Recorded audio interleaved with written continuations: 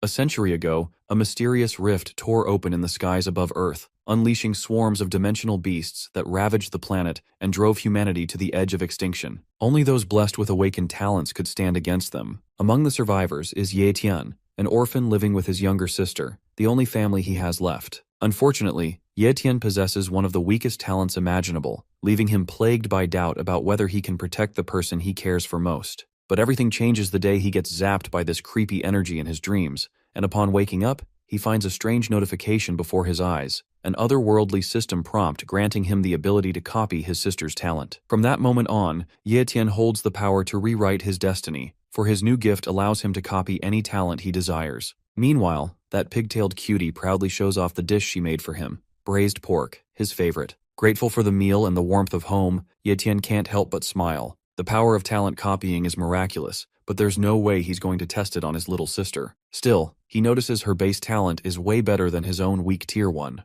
Ye Yu's frost talent is extremely rare, and once it awakens, he's sure she'll absolutely dominate her opponents. He silently hopes their parents can rest easy now. Later, Ye Tian throws on a hoodie and heads out for a walk, ready to test his new ability. Activating his talent sensor, he finds the range is only about 3 meters for now. In a crowd full of low-tier talents, that tiny radius feels frustrating. He's hoping to spot at least a mid-tier talent, but all he's picking up are unimpressive ones. Still, he's also considering checking out the academy soon. Even if he awakened with a low-tier talent, this copying ability might completely change the game for him. One thing's for sure, Ye Tian is set on joining an academy that doesn't judge students based on talent evaluations. That thought sparks an idea, and he decides to apply to Linhai Best 5th Academy. As he walks toward the campus, he sees plenty of students with mid-tier talents passing by, all belonging to this very academy. But Ye Tian doesn't feel discouraged. Deep down, he's confident that his copy talent will take him to heights they haven't even dreamed of achieving. He knows he's going to get stronger, way stronger, in the days to come. 10 days later, at Linhai Base 5th Academy, inside Martial Stadium No. 3,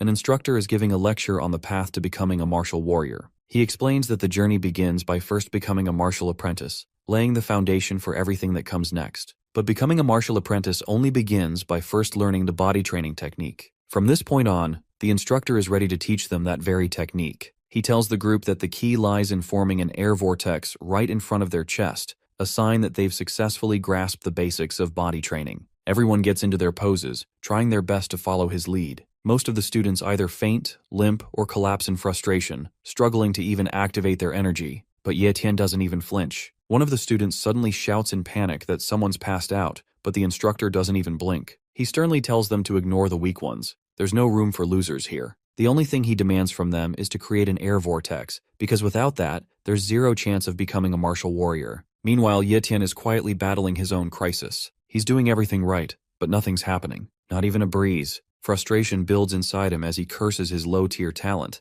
blaming it for his failure to produce even a puff of air. Just as the instructor's patience wears thin, he snaps and calls this class the worst he's ever taught. Everyone's collapsed on the ground, everyone except Ye Tian, who's still standing, even if barely. The instructor scoffs and says he hopes these losers start following the example of Chen Dong and crank up their motivation instead of acting like a bunch of lazy idiots. Later, Ye Tian turns to Zhang Bao and asks who this Chen Dong guy is. Zhang grins and spills the details. Chen Dong is the real deal, not your average student. It took him only half a month to earn his spot as a martial apprentice, and he was so impressive that even the principal took him in for personal discipline. Ye Tian figures Chen Dong must have a way higher tier talent. Then Zhang proudly shows off Chen Dong's autograph, saying that when Chen Dong hits the top, that signature alone could pay his rent for a few months. Ye Tian is left speechless while Pigface stands there puffing out his chest with pride. Suddenly, a wave of excitement breaks out as every student around starts jumping with joy, thrilled to see Chen Dong walking this way. Now the whole crowd is dying for his autograph, and Zhang bolts ahead at full speed, ready to shove everyone out of the way just to score another one. Meanwhile, Ye Tian is checking out Chen Dong, who's kind of a big deal around here with a solid mid-tier ranking. Chen Dong tells everyone he is there to encourage them on behalf of their teacher, and has no intention of becoming a laughingstock in front of his friends. Ye Tian, playing it smart, insisted on shaking his hand, which made the crowd go wild. Zhang races to snag the first handshake, and the rest of the crowd rushes in behind him until it's finally Ye Tian's turn. The guy's got his own little game running. He reaches out, seals the handshake, and Dong casually wishes him good luck. That's when it clicks for Ye Tian. Later on, he stands in front of the status window that reads, "Mid-tier talent copied," and it's ready to fuse now. Even the talent reaper isn't sure how this fusion is going to turn out. The guy still isn't sure why he was zapped by thunder from the inside out before, but he pushes that thought aside to focus on what's in front of him. He goes ahead and selects the fusion option. The moment he does, a sharp pain shoots through his chest, like someone's shoving his heart straight into a meat grinder. Now, this skill thief's brain feels like it's melting, finally realizing that stealing isn't as easy as it sounds. The guy's down on the floor, barely holding on. After a while, the status window lights up, confirming that his cultivation talent has successfully upgraded to mid-tier. Painful as it was, the Reaper figures it's worth it, trading all that agony for a fresh start and a brand new version of himself. Also, the copy talent cooldown is just 30 days. He figures he can keep copying talents again once the time's up, which works out perfectly for him. Now he shifts gears to try out the body training technique. After getting into position, he gives it another go, and right in front of his eyes, a tiny tornado starts to form. Everything flows so smoothly now that he's rocking a mid-tier talent. With this, he starts to see the bigger picture, and becoming an elite martial warrior doesn't seem so far-fetched anymore. In fact, reaching the level of a great martial warrior actually feels possible. A month later, under the light of the moon, a vicious wolf is leaping from rooftop to rooftop. At the same time, a father and daughter are out making dinner plans. Meanwhile, Ye Tian is now a martial apprentice with a long road ahead before he can call himself a true martial warrior. With Chen Dong getting personal training from the principal, Ye Tian figures that guy must be leveling up way faster than he is. In the blink of an eye, the lantern the father is carrying crashes to the ground as the savage wolf pounces on him and kills him instantly. The little girl's cry cuts straight through the silence, and Ye Tian freezes, his face turning pale at the brutal sight. All of a sudden, panic erupts as everyone realizes there's a monster in their midst. Shouts fill the air, people screaming for everyone to run, their voices shaking with fear after witnessing it kill someone. It's Ye Tian's first time seeing a monster up close. Just as the creature closes in on the little girl, Ye Tian musters the courage to pull her out of the way, the wolf hot on their heels. Terror grips him as he realizes the beast is too fast, giving them barely any time to escape. Right then, a heroic figure bursts onto the scene, slamming into the wolf from behind and cracking the road beneath them. The Silver Moon Wolf spins around, snarling at the figure who dared to interrupt its hunt. Standing there is none other than the famous Captain Gale Wolf, apologizing for showing up late. He orders Ye Tian to keep the girl safe while he handles the beast. As Ye Tian catches his breath and holds the girl close, Gale Wolf stands tall, ready to put on a show. Just as the hero clashes with the fearsome wolf, Ye Tian quickly covers the little girl's eyes, shielding her from the brutal scene. Gale Wolf, locked in combat, instantly senses the raw power packed into the beast like it's no ordinary monster. Even after tossing it aside like trash, he can tell its speed is nothing to take lightly. But with a smirk, he reminds the overgrown puppy that he's not fighting alone. Right then, 3 of his teammates drop out of the sky like thunder, landing beside him, ready to finish what he started. As Gale Wolf makes his move, his teammates charge in to back him up, striking the beast deep with their blades. For a moment, they wonder if the pup's finally down for good. But then, the monster lets out a bone-chilling scream, a red aura oozing from its body like steam off boiling blood. One look and the guy knows what's coming. It's entering bloodburst mode. He warns the others to stay sharp because things are about to get a whole lot worse. One of his lackeys rushes over to check on the captain, who's holding up just fine for now. But then, they all spot Wolfie trying to make a break for it, slipping into the shadows. Gale Wolf narrows his eyes, already on the move. There's no way he's letting this pup walk out of here alive. Out of the blue, a surge of purple mana floods the air as a girl drops in right on time, her bow already drawn. Gale Wolf flashes a grin. He'd been waiting for this pretty archer to show up. Then, she loses her arrow, and it whistles through the air, landing clean in the Silver Moon Wolf's neck. Just like that, the beast collapses to the ground, dead on the spot. Gale Wolf laughs out loud, saying the beast is still way too weak to pick a fight with their squad. Another teammate throws a nod of praise to the girl, calling her sniping skills top tier. Meanwhile, Ye Tian quietly checks the monster's status. The status window reveals the Silver Moon Wolf's traits, low-tier blood talent, and novice-tier speed talent. Nothing too impressive on paper, but in the hands of a creature like this, still dangerous enough to throw unprepared fighters into chaos. Even the little girl is left wide-eyed, her jaw dropping at the brutal sight of the wolf's supposed death. But just as things start to settle, Ye Tian catches a subtle movement. One of the wolf's paws is twitching. Something's not right. While the lackeys are cooling off, celebrating in their little victory bubble, and grumbling about how speed-type monsters are always a pain to deal with, they're already making drink plans like it's all over. That's when Gale Wolf's instincts kick in. He senses it. Something's off. Without wasting a second, he calls out to everyone that the monster's still alive. In a burst of rage, the Silver Moon Wolf rises to its feet, howling with fury. Its eyes burn with pure hatred, refusing to go down easily. Monsters like this don't understand defeat. They're terrifying in their tenacity, fighting until the last breath.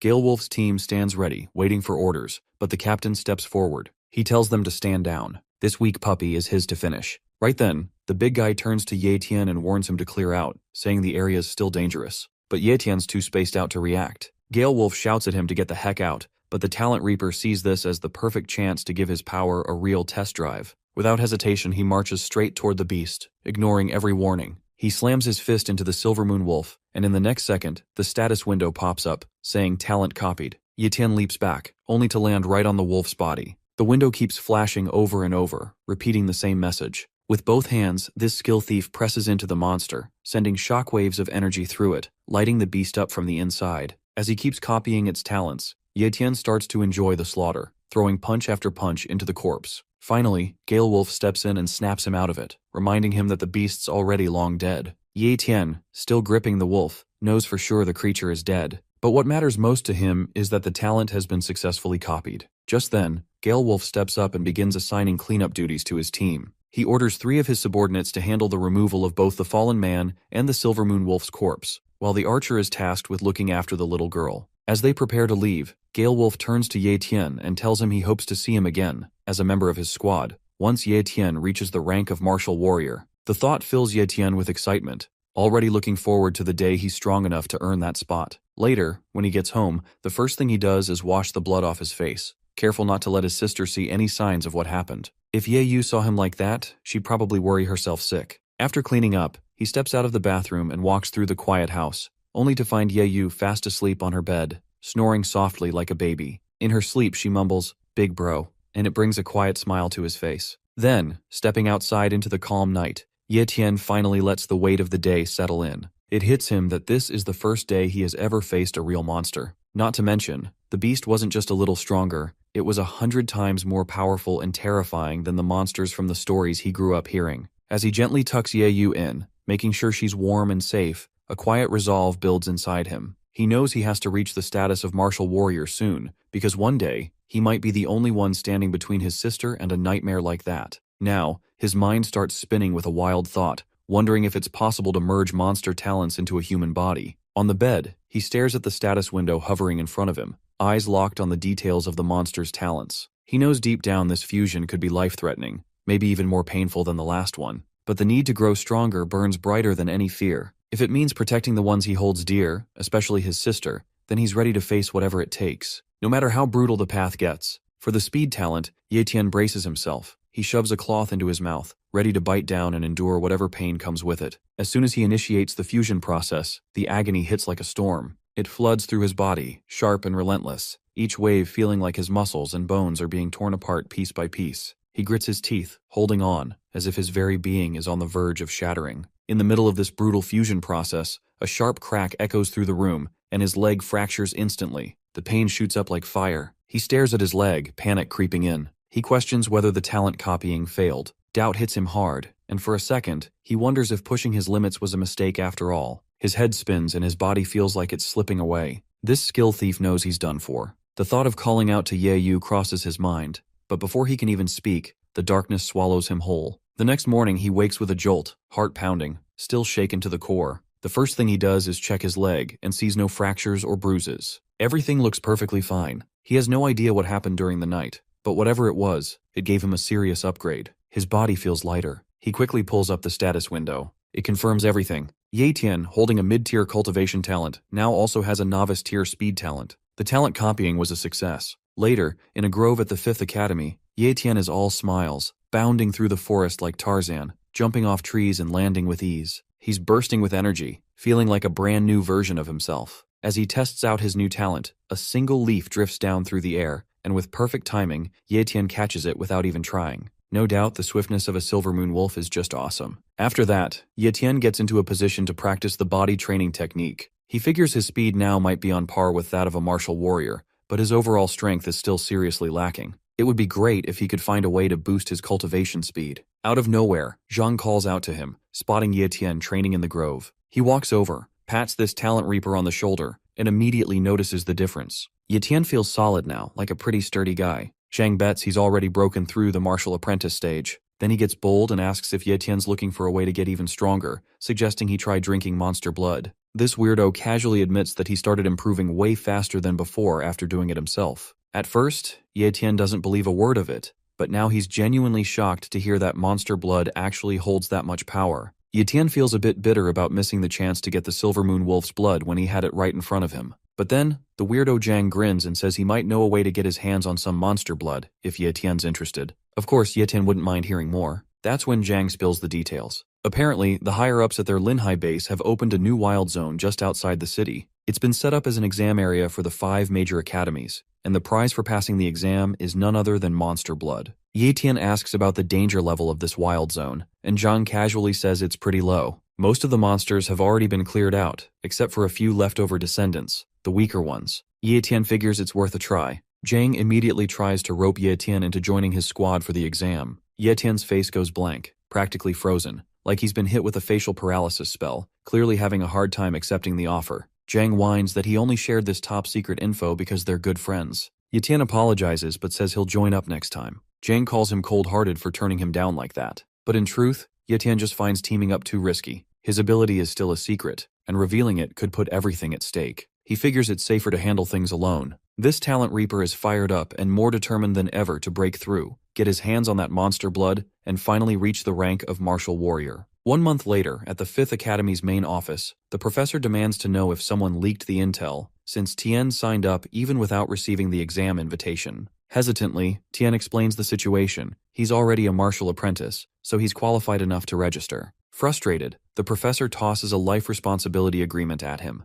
Even though he wants these kids to live a little longer, if Tian wants to take the exam, he has to sign it. Then, with a mix of anger and challenge, the professor tells him to get out if he's afraid to die. Sometime later, Tian steps out of the office with a slight smirk on his face. He's already signed the agreement. After he leaves, the professor scoffs, wondering if students really believe exams like this are meant for them. With a smirk of his own, he mutters that Tian will come to regret this. The next morning, Ye Yu wakes up and calls out for her brother, but the smell of delicious food pulls her toward the breakfast table, where everything's already prepared. She finds a note from Tian saying he'll be back in 3 days because his school has an event. Reading it, Ye Yu wonders what kind of event takes that long and silently hopes for her brother's safety. When Tian arrives at the location, the students from the 5th Academy are buzzing with excitement. There are so many students from all 5 major academies. Meanwhile, Mo Xiaobei, flanked by his bodyguard from the 1st Academy, throws a disdainful glance at the 5th Academy students, calling them scum from the Garbage Academy. His bodyguard playfully suggests he should hunt the monsters and the humans too, just to wipe out the weaklings. Zhang Bao points at Mo Xiaobei and tells Tian that he's one of the strongest from the younger generation of the Mo family. Knowing how arrogant political families can be, Tian quickly figures out that Xiaobei is just another ego-driven guy. Suddenly, a guy with his sword still sheathed walks straight into the 1st Academy's camp, eyes locked on Mo Xiaobei with fierce determination. The students start yelling, demanding to know how he even got into their camp. But the guy, clearly angry, ignores them and challenges Xiaobei to come face him. He says he's here to chop him into pieces. Hearing that, Xiaobei just smirks, making it clear he's ready to beat this guy all over again. Tian, seeing them argue like that, gets curious and wants to know who the guy is. Being the gossip king he is, Zhang Bao tells him that the guy is Li Yunxing, a genius from the 2nd Academy who once got defeated by Mo Xiaobei. The professor of the 1st Academy snaps at the students to stop messing around, reminding them that these people are strong and not to be taken lightly. But Tian doesn't care and starts loudly cheering for Li Yunxing. Li Yunxing looks confused and a little awkward,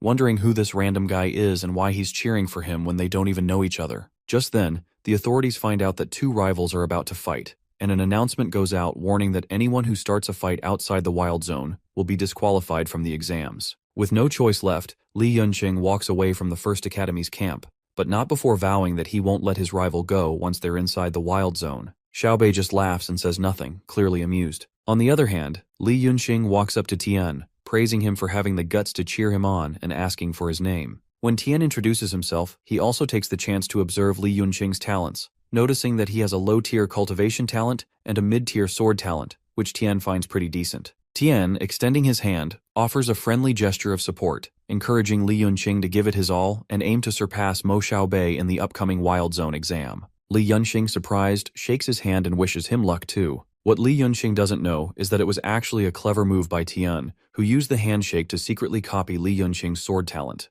The moment the announcement is made that the exam has started, the students from the 1st Academy are called to enter the Wild Zone. Without hesitation, they all rush in. Meanwhile, Li Yunxing heads off to find his team, annoyed that the students have to enter based on their academy's order. As soon as he leaves, Tian hurries to a hidden spot where he can safely fuse the copied talent. When he begins the fusion, a powerful surge of energy runs through his body, causing intense pain. Even though he's gone through this 2 or 3 times before, he's still not completely used to it, though he's getting better at handling the pain. Once the sword talent is fully fused, a strong electric wave bursts out around him. To test the new power, Tian slashes at the nearby trees that have been growing for years, and with a single strike, he cuts them down, leaving him stunned and amazed. His status window updates right after, now showing a mid-tier cultivation talent, a novice-tier speed talent, and a mid-tier sword talent. After a while, an announcement is made that the first 4 academies have entered the Wild Zone, and finally, it's time for the 5th Academy. The students of the 5th Academy, including Zhang Bao and Tian, step forward with confidence, ready to face whatever comes next. Upon entering the Wild Zone, all the students scatter in different directions. Tian moves alone along a path, staying alert and cautious. Suddenly, he senses something trailing behind him. Without wasting a second, he spins around and sees a giant snake rushing toward him. Tian leaps high into the air and in the blink of an eye, strikes the monster down with his sword. The snake crashes to the ground lifeless. As proof of his kill, Tian takes one of its eyeballs and earns his first point. After the fight, Tian realizes these beasts are relatively weak, but according to the exam rules, the more beasts a student kills, the higher their rank will be. Determined to reach the top, Tian makes up his mind to secure first place no matter what. The reward for the top scorer includes 3 mid-tier beast bloods and 100,000 yuan, which is no small prize. Tian knows he has a long road ahead, and to earn these rewards, he must keep hunting. Using his speed talent, he starts jumping from one building to another, pushing forward to find more beasts. That's when he spots his friend Zhang trapped and surrounded by a horde of monsters. Zhang is frozen with fear, trembling and calling for help, completely unable to defend himself. As one of the flanged wolves lunges at him, Tian reacts instantly. He grabs a bow, fires an arrow, and kills the beast with precision.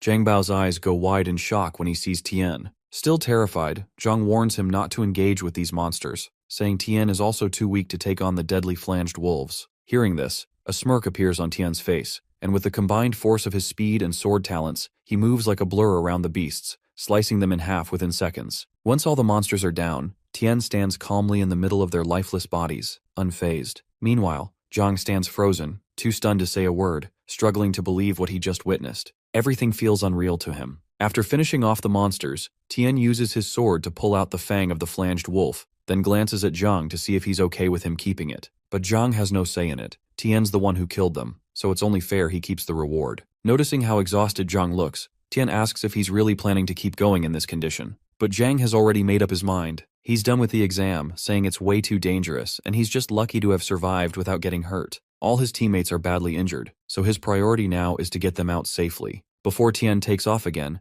Zhang warns him about a rumor going around, the presence of a pseudo-beast in the Wild Zone. Tian doesn't know anything about it, so Zhang explains that he heard a group from the First Academy is hunting a giant spotted snake over 10 meters long. It's not just any snake, it's a pseudo-beast, much stronger and rarer than the usual monsters. Taking it down is worth 500 points, which might be the highest score available. As soon as he hears that, Tian pressures Zhang into telling him the beast's location. Reluctantly, Zhang says it's in the southeast. Without wasting a moment, Tian darts off in that direction, knowing that if he manages to get those 500 points, first place will be his for sure. As Tian reaches the southeast, he spots students in First Academy uniforms lying injured or dead on the ground. He, scanning the area, notices a massive eruption taking place nearby. He follows the source and climbs onto a rooftop where he gets a clear view of a gigantic pseudo-beast wreaking havoc. Most of the First Academy students, including Mo Xiaobei, are engaged in battle with the monster, but it's obvious that the creature is completely out of control. Xiaobei is shouting orders, urging his team to bring the beast down and secure the 500 points. His bodyguard,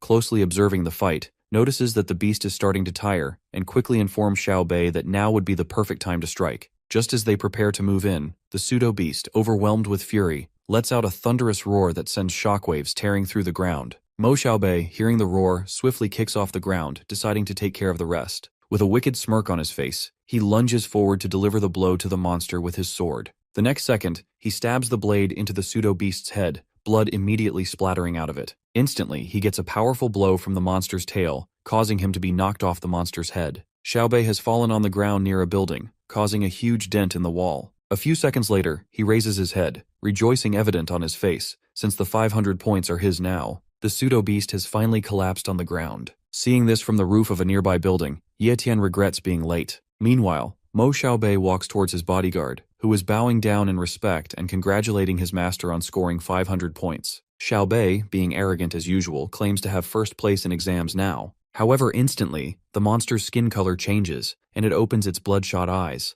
Without wasting a second, it rises from the ground, roaring loudly. The students freak out, but the monster's anger is doubled now. It is causing the students harm. Xiaobei can't believe all his efforts ended up in vain. But before anyone can react further, the monster rises into the sky and escapes, leaving chaos and destruction behind. That's when Xiaobei realizes this wasn't just a pseudo-beast, it was a full-fledged monster. With that in mind, all the surviving students from the other academies, along with Xiaobei and his team, decide to go after it. Monsters are worth a massive 1,000 points, and none of them are willing to let that kind of opportunity slip away. Knowing their earlier attacks already weakened it, Xiaobei understands they need to catch it quickly before someone else finishes the job and claims the reward. If they don't, all their sacrifices and effort will mean nothing. Meanwhile, Ye Tian stands on the rooftop of a building, surrounded by a surge of powerful energy, a confident smile on his face. Thanks to the skills he copied, he knows he's faster than Xiaobei and the others, and he never expected a monster worth 1,000 points to show up so suddenly. Without wasting time, he decides to go all in, pushing his speed and power to the limit. His aura flares stronger than ever, and with unwavering determination in his eyes, he launches himself into the sky. In just a few seconds, he covers a huge distance, racing to catch up and track down the monster. Sometime later, the massive monster crawls toward a crumbling, rubbled building, leaving a trail of thick, purplish mucus behind as it tries to hide. At that exact moment, Ye Tian arrives at the scene, landing smoothly on the ground. He quickly notices that the First Academy students haven't reached the area yet and spots the fresh mucus left by the monster. Without hesitation, he crouches down and touches it, trying to determine how recently the monster passed through. Following the trail, he moves toward the rubbled building and stops just outside, standing still as he senses the presence inside. A greedy smile spreads across his face at the thought of claiming 1,000 points all for himself. As Ye Tian carefully enters the building, he's immediately hit by the strong, pungent stench of the monster. Even though he knows it's close by, he walks forward without fear, his energy beginning to fill the space around him. As he scans the surroundings, his eyes suddenly widen in shock and a drop of cold sweat runs down his forehead. Right in front of him is the massive monster, its mouth wide open as it drinks some kind of liquid dripping from the ceiling. The source is a strange, shiny stone, and the liquid falling from it is clearly not ordinary water. Ye Tian wastes no time and pulls his sword from its sheath, smirking at the thought of earning those 1,000 points first and dealing with the strange liquid later. With burning determination in his eyes, he charges straight at the monster, but the beast senses him and instantly reacts. It leaps high into the air with unexpected speed, catching Ye Tian off guard. As Ye Tian tries to dodge, the monster slams its hand into the ground, sending out a powerful shockwave that throws him back hard. Still, he doesn't give up. He quickly grabs his bow and in the blink of an eye, draws 3 arrows and fires them at the monster. 2 of them hit the creature straight in the eyes, and blood immediately spurts out as the beast howls in pain and agony. He, grasping his sword tightly, rushes towards the monster again and strikes at the monster. The intensity of that stab is so powerful that Ye Tian's hands are shivering from its intensity. Running down the monster's body, he cuts the flesh of the monster with his sword alternately. The monster, writhing in pain, splashes his blood everywhere. Before the huge monster collapses on the ground, Ye Tian has already jumped off its body. As soon as the battle is over, Ye Tian smiles wickedly with a sigh of relief, admitting that there was no way he could have killed it if Mo Xiaobei and his group didn't wear the monster down first. His focus then shifts towards the liquid, wondering what it is. Though towards him, it doesn't matter since a monster was after this. It must mean that it is some kind of treasure. Without putting any more logic, he collects the dropping liquid in his flask, deciding to examine it later. Additionally, Ye Tian removed one of the eyeballs of the monster with his sword as proof that it had been killed, and since the blood of the heart of a monster is extremely valuable, he collected it too in another flask. As the drops filled the stone-filled half of the flask, Ye Tian thought it was more than enough. One last time he looks at the stone on the ceiling. A thought comes into his mind to not let this thing be a center of attention for Mo Xiaobei. So without any second thoughts, he quickly cuts off the rock hanging from the roof, putting it in the bag. With that, Ye Tian decides to leave, satisfied that with all these things, he will definitely be placed first. Meanwhile, sometime later, the students of the First Academy arrive at the scene and find the monster lying dead.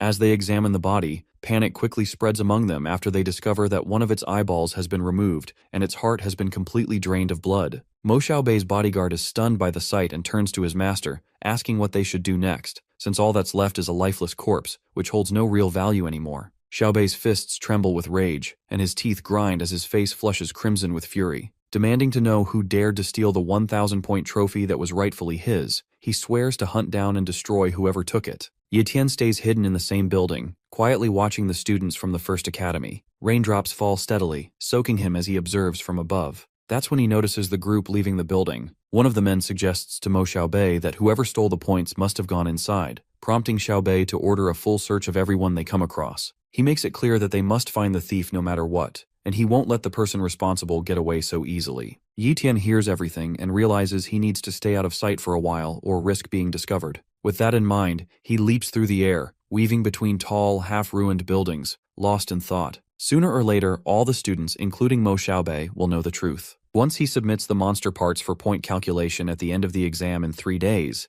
it will be clear that he was the one who defeated the monster worth 1,000 points. Until then, he decides to stay low and focus on getting even stronger. Just then, Ye Tian spots a place that looks safer for shelter and lands there. He opens his bag and studies the monster's blood, wondering how much stronger he might become by drinking it. Without a second thought, he gulps it down. The taste is absolutely disgusting, but for Ye Tian, gaining strength to protect his sister is worth any price. As he thinks about her, far away at her school, Ye Yu wonders how her brother is doing. Back with Ye Tian, a powerful surge of energy surrounds him, and his cultivation speed begins to rise almost 4 times faster than normal. That's when he realizes why Chen Dong and the others were growing stronger so quickly. With just 2.5 days left, he knows he must cultivate as hard as he can. 3 days later, the examiner from the academy starts recording everyone's points. Li Yunxing steps up confidently, a proud look on his face, and asks the examiner to announce his score. He has 195 points, which he considers a solid result. Many students are impressed, nodding in approval, until Mo Xiaobei and his bodyguard arrive. With a smug grin, Xiaobei mocks the others for celebrating such low scores.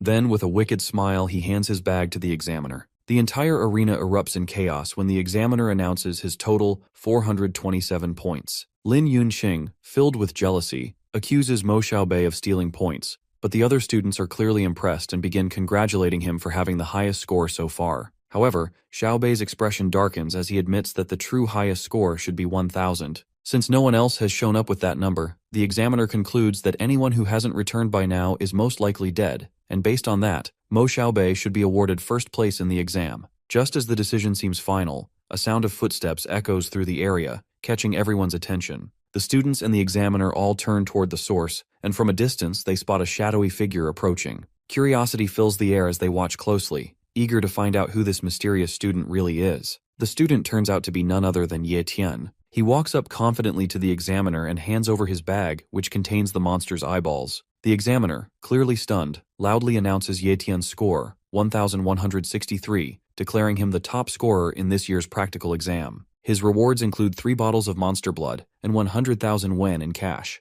Ye Tian's friends cheer for him with excitement, while Li Yunxing stands there in disbelief, wondering how this kid managed to pull off such a victory. Meanwhile, Mo Xiaobei grits his teeth, realizing he has been publicly overshadowed. What stings even more is finding out the person who beat him is from the 5th Academy. With quiet fury in his eyes, he signals his bodyguard to dig up everything there is to know about Ye Tian. Despite the tension, Zhang Bao beams with pride, flexing in front of the 1st Academy students and bragging that his friend just did something legendary. On the other hand, the professor of the 5th Academy doesn't share the same joy. He looks concerned, knowing Ye Tian has now offended a family as powerful as the Mo clan, and fears that this victory might cost him his life. Later on, the top 3 participants, Ye Tian, Xiaobei, and Lin Yunxing, finish getting their photos taken, officially marking the end of the practical examination, followed by the prize distribution. As they stand together on the podium, Xiaobei throws a backhanded compliment at Ye Tian, praising him for having the guts to steal from him. But before the tension escalates, Lin Yunxing steps in and defends Ye Tian, pointing out that just like Xiaobei, Ye Tian earned his points through his own skill. Still clinging to his pride, Xiaobei claims he's the strongest,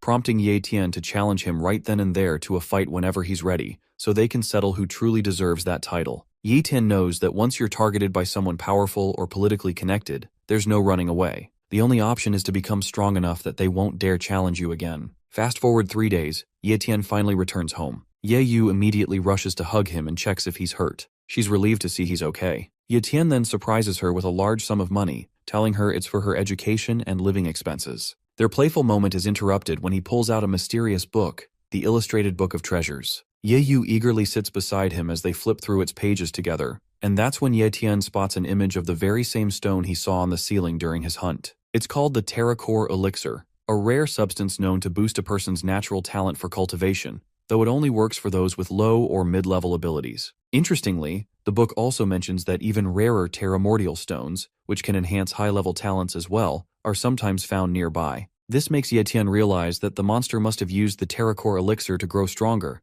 and now he's accidentally taken this incredibly rare treasure without even knowing its true value. His thoughts are interrupted when Ye Yu hands him the Terracore elixir, now stored in a small flask. But Ye Tian no longer needs it, so he simply smirks and tells Ye Yu to drink it instead, saying it's her turn to become stronger. Ye Yu is completely shocked. Both siblings are sitting in the lounge, but none of this makes sense to her. She refuses to drink the elixir, arguing that she hasn't even awakened her talent yet, and it might end up being wasted. When they check her status window, it shows cultivation talent as low tier, and her first talent as novice tier, still unawakened. Since her talent is low tier, there should definitely be some improvement after drinking the Terracore elixir, though Ye Tian has no idea how big that improvement might be. Still, Ye Yu suggests they sell it instead, saying that something this valuable would fetch a huge price. Ignoring what he calls her dumb suggestion, Ye Tian flips through the book again and learns that the location where the elixir was found might have also held a rare terramordial stone. Realizing he destroyed the place, he starts to regret it. Now, if word gets out, potential buyers might not believe he doesn't have the stone and could even come after him for it. Ye Yu is stunned, calling it a complete waste. Not wanting to waste the elixir too, Ye Tian quickly picks it up and, before she can protest, opens her mouth and forces her to drink it. Ye Yu grunts and coughs, but then a warm, comfortable feeling spreads through her.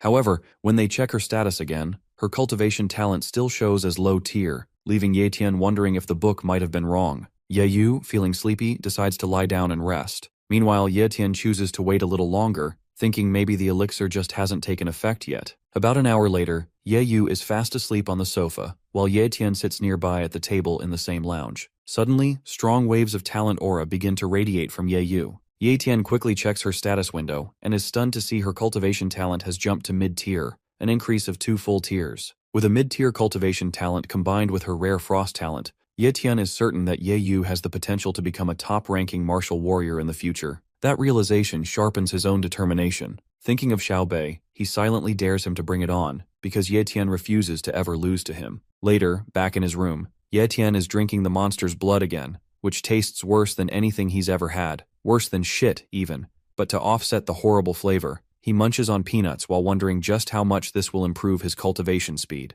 To his surprise, the speed is now increasing at 8 times the normal rate. He's amazed at how effective mid-rank monster blood really is. If he had enough of it, he's confident he could break through to the martial warrior realm within a month. Unfortunately, he only has 2 bottles left, which leaves him wondering what his next move should be. 10 days later, deep in the woods of the 5th Academy, Ye Tian is calmly meditating, his powers quietly circulating, when Zhang Bao comes rushing toward him in a panic. Out of breath and full of fear, Zhang tells him that Mo Xiaobei has gone into seclusion and is trying to break through to the martial warrior realm. Zhang is shocked to see that Ye Tian doesn't even flinch. Instead of being worried, Ye Tian actually feels disappointed that Xiaobei hasn't challenged him yet. He already looked into Xiaobei's talent and knows that his cultivation is mid-tier as well, so it'll likely take him about a month to make the breakthrough. Zhang tries to make him see how serious this is, reminding him that Xiaobei comes from a wealthy and powerful family, and that just 3 bottles of monster blood won't be enough to beat someone like that. Getting dramatic, Zhang promises to collect Ye Tian's corpse as a loyal friend, and even vows to take good care of Ye Yu.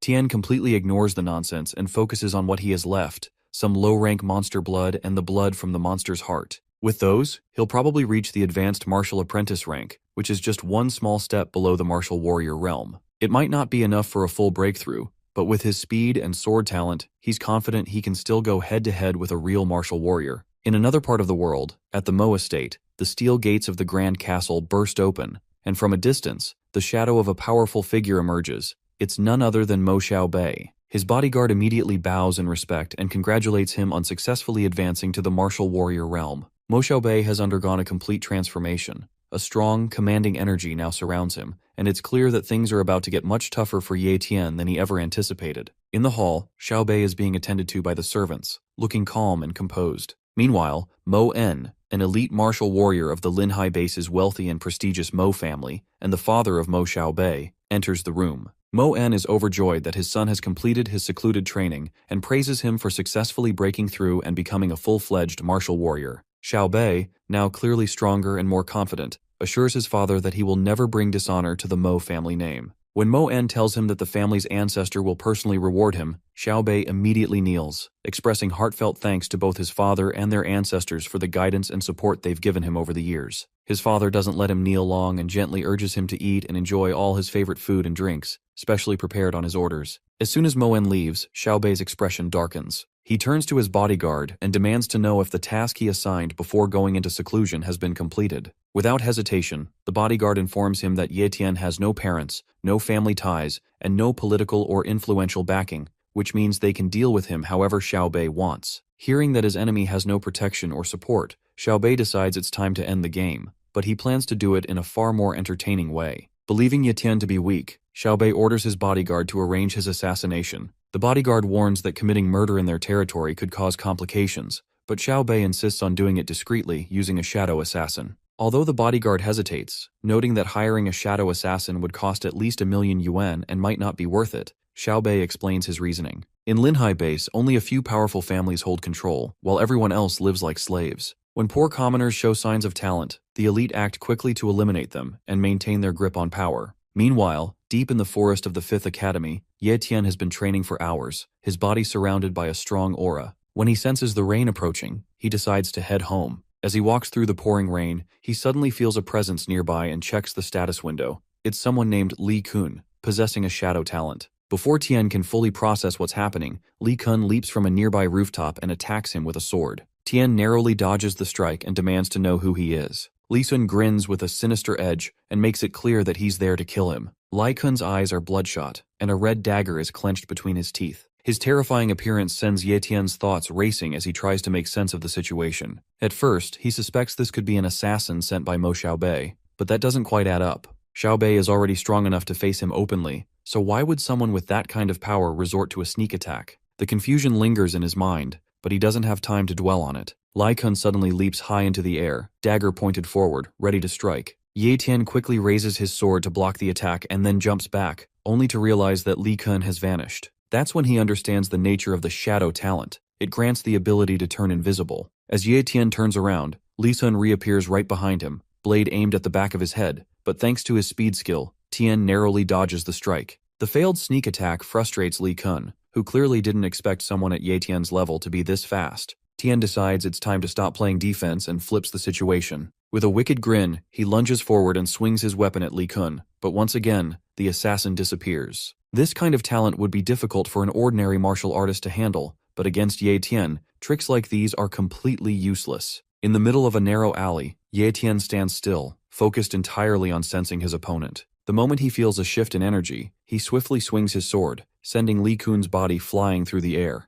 Blood gushes from Li Kun's mouth as he crashes to the ground, stunned and disbelieving. He can't comprehend how Ye Tian, who isn't even an elite martial warrior, could see through his shadow talent. Driven by curiosity and desperation, he demands an explanation. But Ye Tian remains calm, slowly walking toward him, and instead of answering, turns the question back on him, saying that if Li Kun really wants to know, he must first reveal his own identity. Smirking, Li Kun tries to reach for his weapon and taunts that he'll only reveal the answer when Tian is taking his last breath. In a flash, he attacks again. Ye Tian leaps into the air to dodge the strike, and the moment his feet touch the ground, he launches forward with incredible speed, piercing his sword straight through Li Kun's body. Standing behind him, Ye Tian demands once more to know who hired him. With a dying laugh, Li Kun praises Tian as the strongest martial artist he's ever fought, and with his final breath, he confesses that it was Mo Xiao Bei. Tian crouches beside the fallen body, reaching toward the streams of dark energy leaking out, and copies Li Kun's shadow talent. As the power transfers, a surge of energy rushes through Ye Tian's body, and his status window confirms the successful copy. Now, it shows a mid-tier cultivation talent and blade talent, with both his speed and shadow talents ranked at the novice tier. Rain continues to pour from the sky,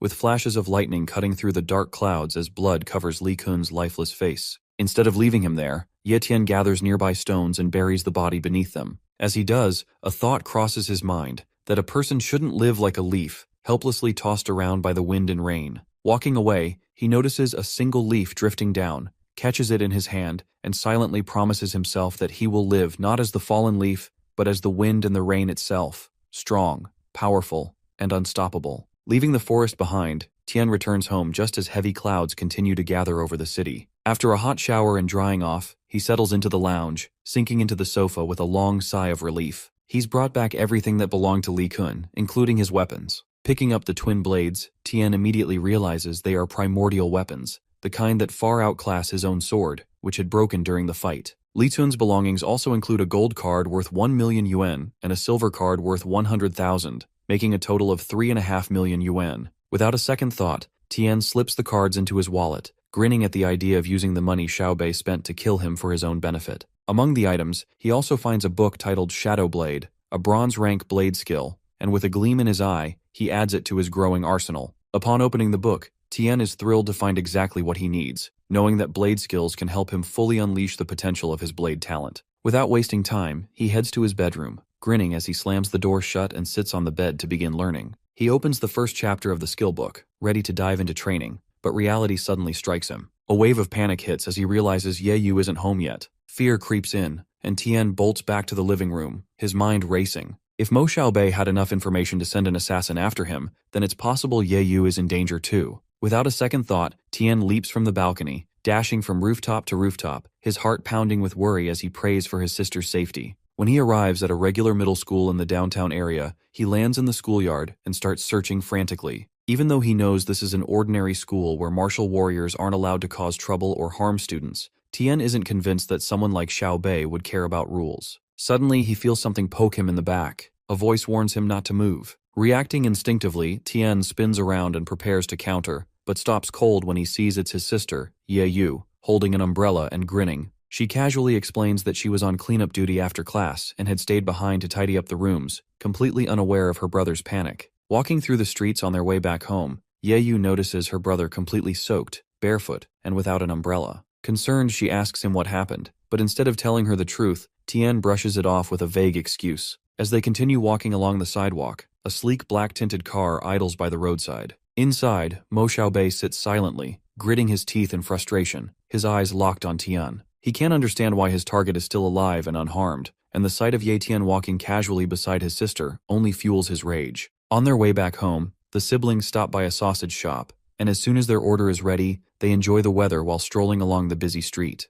Tian casually asks Ye Yu what she'd like for dinner, mentioning that he'll be cooking tonight. After thinking for a moment, she requests his signature dish, boiled meat slices. Meanwhile, the same black-tinted car from earlier is still following them, but this time Tian notices it and realizes they're being stalked. Without letting Ye Yu suspect anything, they safely return to their apartment, though Tian keeps an eye on the car still parked outside. Inside, Ye Yu calls him to help set the table for dinner. 3 days pass, the sky's clear, but the stalking continues. Ye Yu is back in class, fully focused on her studies, while Tian watches over her from a nearby rooftop, determined to protect her. That same black-tinted car is parked outside her school, and the thought of his enemy targeting his sister fills him with anger. When the car finally drives away, Tian immediately decides to follow it, hoping it will lead him to some answers. Summoning magic around himself, Tian leaps swiftly from one building to another and arrives at the location where the black car has stopped near a construction site. Landing quietly on top of a construction crane for a better view, he watches as someone steps out of the car and walks into the building. When Tian gets a proper look, he immediately recognizes the man as his enemy. Inside the building,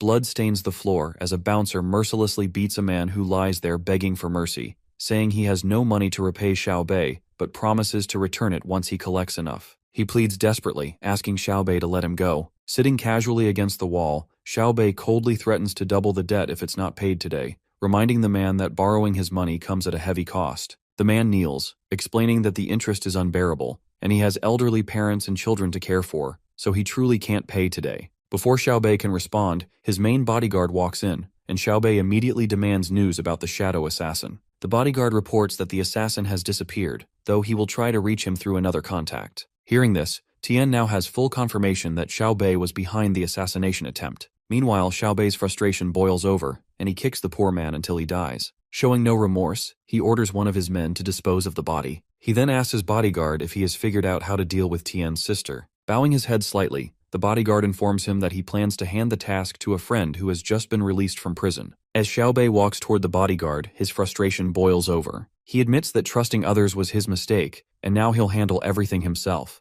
Without another word, he throws a punch that knocks the bodyguard to the ground instantly, coldly calling it punishment for failing his duty. Seizing the moment, Tian summons his primordial weapon and launches himself forward to strike Xiao Bei from behind. Just in time, Xiao Bei turns around, and for a split second, fear flashes across his face. A streak of the blade slices through the air. Although Xiaobei dodges slightly to the side, blood bursts from the cut as Tian's blade finds its mark. Tian stands firm, a wicked grin stretching across his face. The body hits the ground, and the remaining guards gather around in shock, realizing their master has been killed. Frowning, Xiaobei's closest bodyguard assumes the killer used the shadow assassin's skill to hide the body and suspects it might be Li Kun. But after a brief moment of eerie silence, Ye Tian steps out from the shadows, his blades spread wide. As soon as they see him, most of the bodyguards flee in fear, leaving only the main one behind. He stands his ground and confronts Tian, demanding to know how he got the shadow talent. Tian doesn't answer and keeps walking toward him. The man yells louder, insisting he's looked into Tian's background and knows he's just low-tier trash. He demands again to know how someone like him could take down the young master with a single strike, and where Li Kun is. Ignoring every word, Tian leaps into the air and slashes down with precision, slicing the man's throat with ease. Calmly, he wipes the blood from his blades using a handkerchief marked with the shadow assassin's symbol and tosses it onto the bodies. Before walking away, he glances back and says coldly that he's not some clueless sheep they can slaughter, so they've only got themselves to blame for picking the wrong guy. 1 hour later, Mo Wen and his team arrive at the scene, his eyes burning with rage and fury, focused only on finding the person responsible for his son's death. During the investigation, one of his men discovers the handkerchief Ye Tian had left behind, marked with the symbol of a shadow assassin. This confirms their suspicion that a shadow assassin was behind the deaths of Xiaobei and his men. Just then, Elder Mo, the Grand Elder of the Linhai Base's prestigious Mo family and one of its few great martial warriors, enters the site. Upon seeing him, Mo Wen falls to his knees, sobbing and wailing over the loss of his son, the prodigy of the Mo family. In contrast, Elder Mo remains calm and composed, asking Mo Wen to stand and speak properly. But Mo Wen, overwhelmed by grief, continues crying, unable to compose himself. He mourns that his son had the potential to become a truly great martial warrior, perhaps the one who would have elevated their family to a new level of greatness. Struggling through his sorrow, he informs the Grand Elder that Xiaobei had just broken through to the martial warrior realm and recently attended his celebratory banquet, only to meet such a brutal end. The Grand Elder agrees that Xiaobei had immense potential and could have become the second great martial warrior in the family after him, acknowledging that this tragedy has completely shifted the course of their family's future. That being said, Mo En hands the Grand Elder the handkerchief found at the crime scene, begging him not to let his son's murder go in vain and to avenge Xiaobei. As the Grand Elder examines the handkerchief, he immediately recognizes that it belongs to a shadow assassin and assumes that one of the families who hold grudges against them must be behind it, as only they would have the means and motive to discreetly hire such a dangerous killer to eliminate someone so influential. However, as he lifts the handkerchief for a closer look, his eyes narrow in surprise, he spots faint traces of Iron Fang, a detail that instantly startles him. Back at school, Zhang Bao is ranting to Tian about the strength of the Iron Fang base, which is evidently stronger than their Linhai base. He briefly explains that the Mo family's Grand Elder suspects there are families in the Linhai base secretly colluding with the Iron Fang base, possibly aiming to eliminate the younger generation's elites, and then take over the entire Linhai base.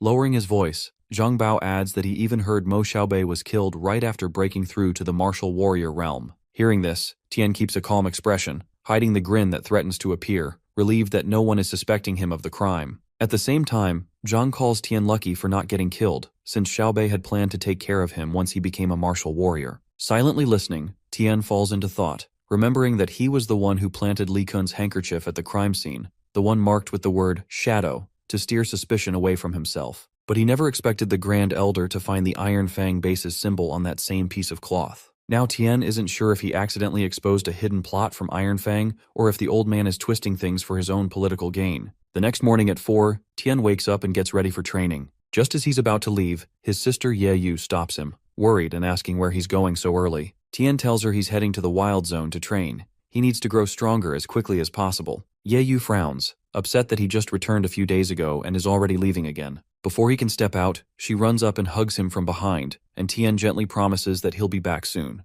Upon arriving at the Wild Zone, Tian scans the area carefully. Rumors say that high-level monsters roam here, but with his current strength, he knows better than to venture too deep. For now, he sticks to the outer edge, where the lower-level monsters lurk, playing it safe while still pushing himself to grow stronger. With a determined grin, Tian tells himself that this time, he'll become a martial warrior no matter what. Just as he begins his hunt, the ground suddenly starts to shake, and panic flashes across his face as he wonders if it's an earthquake. But when he turns around, he spots the source, an armored ox with a weak-tier bloodline talent and a low-tier defense talent. Tian studies its status window and hums to himself, calmly analyzing the situation and wondering whether the monster has seen him. The answer comes quickly as the ox charges straight at him. Instead of dodging or retreating, Tian tosses his bag to the ground and lunges forward to meet it head-on. Leaping into the air, he summons his primordial dagger and strikes, but the monster activates its defense talent, creating a shield around itself that blocks the attack from all sides. The ox roars, sending out a powerful shockwave that blasts Tian backward and slams him into a nearby rock. Despite the hit, Tian stands up with a wicked smile, praising the monster's talent and declaring that it will soon be his. Holding both primordial daggers, he moves forward again with confidence while the monster waits in place, roaring with intensity as it prepares for the next strike. The monster struck the ground with its hoof, its eyes burning with red fire as it opened its mouth and charged forward. Raising his dagger, Tian smirked and vowed to himself that he would make the low-tier defense talent his. Without hesitation, he lunged forward and leapt onto the ox's massive body. Once above its head, Tian recalled that most monsters tend to have the same weak spot. Gripping his weapons tightly, he drove the daggers into the protective field around the ox. He poured all his strength into breaking through, but the barrier held firm. Then, his dagger struck the same point again, and a crack appeared in the shield, but the dagger shattered in the process. Tian hadn't expected a monster with a low-tier defense talent to be this tough. Just as he refocused on the ox, it swung its fist and sent him flying. Gritting his teeth, Tian tried to regain control, but he was hurled into a cluster of rocks, raising a cloud of dust around him. Still, he refused to give up. Clutching his other dagger, he stood up with even more determination to claim the talent. The more pain he felt, the more he desired the ability. Suddenly, a notification popped up in front of him, revealing that the talent copying cooldown was 16 days. Ignoring the detail for now, Tian picked up one of the broken daggers and reflected. Judging by its abilities, the armored ox should fall somewhere between the Silver Moon Wolf and the Viper. Since the ox had a large body, if he could pinpoint its weak spot and launch precise surprise attacks, he knew he still had a real shot at victory. Using the shadow talent, Tian darts forward, circling the monster several times. The tip of his dagger strikes the protective barrier repeatedly, but it still can't pierce through. While the shadow talent is working in his favor, keeping the monster unaware of his attacks, his blade talent is proving useless against the solid defense shield. Frustration boils inside him as he struggles to find any weak spot. He starts to wonder if this defense talent has any gaps at all, but after a closer look he notices something. The barrier appears noticeably thinner around the monster's butt. Scratching his cheek and a little unsure, Tian mutters to himself that maybe this is the weak point.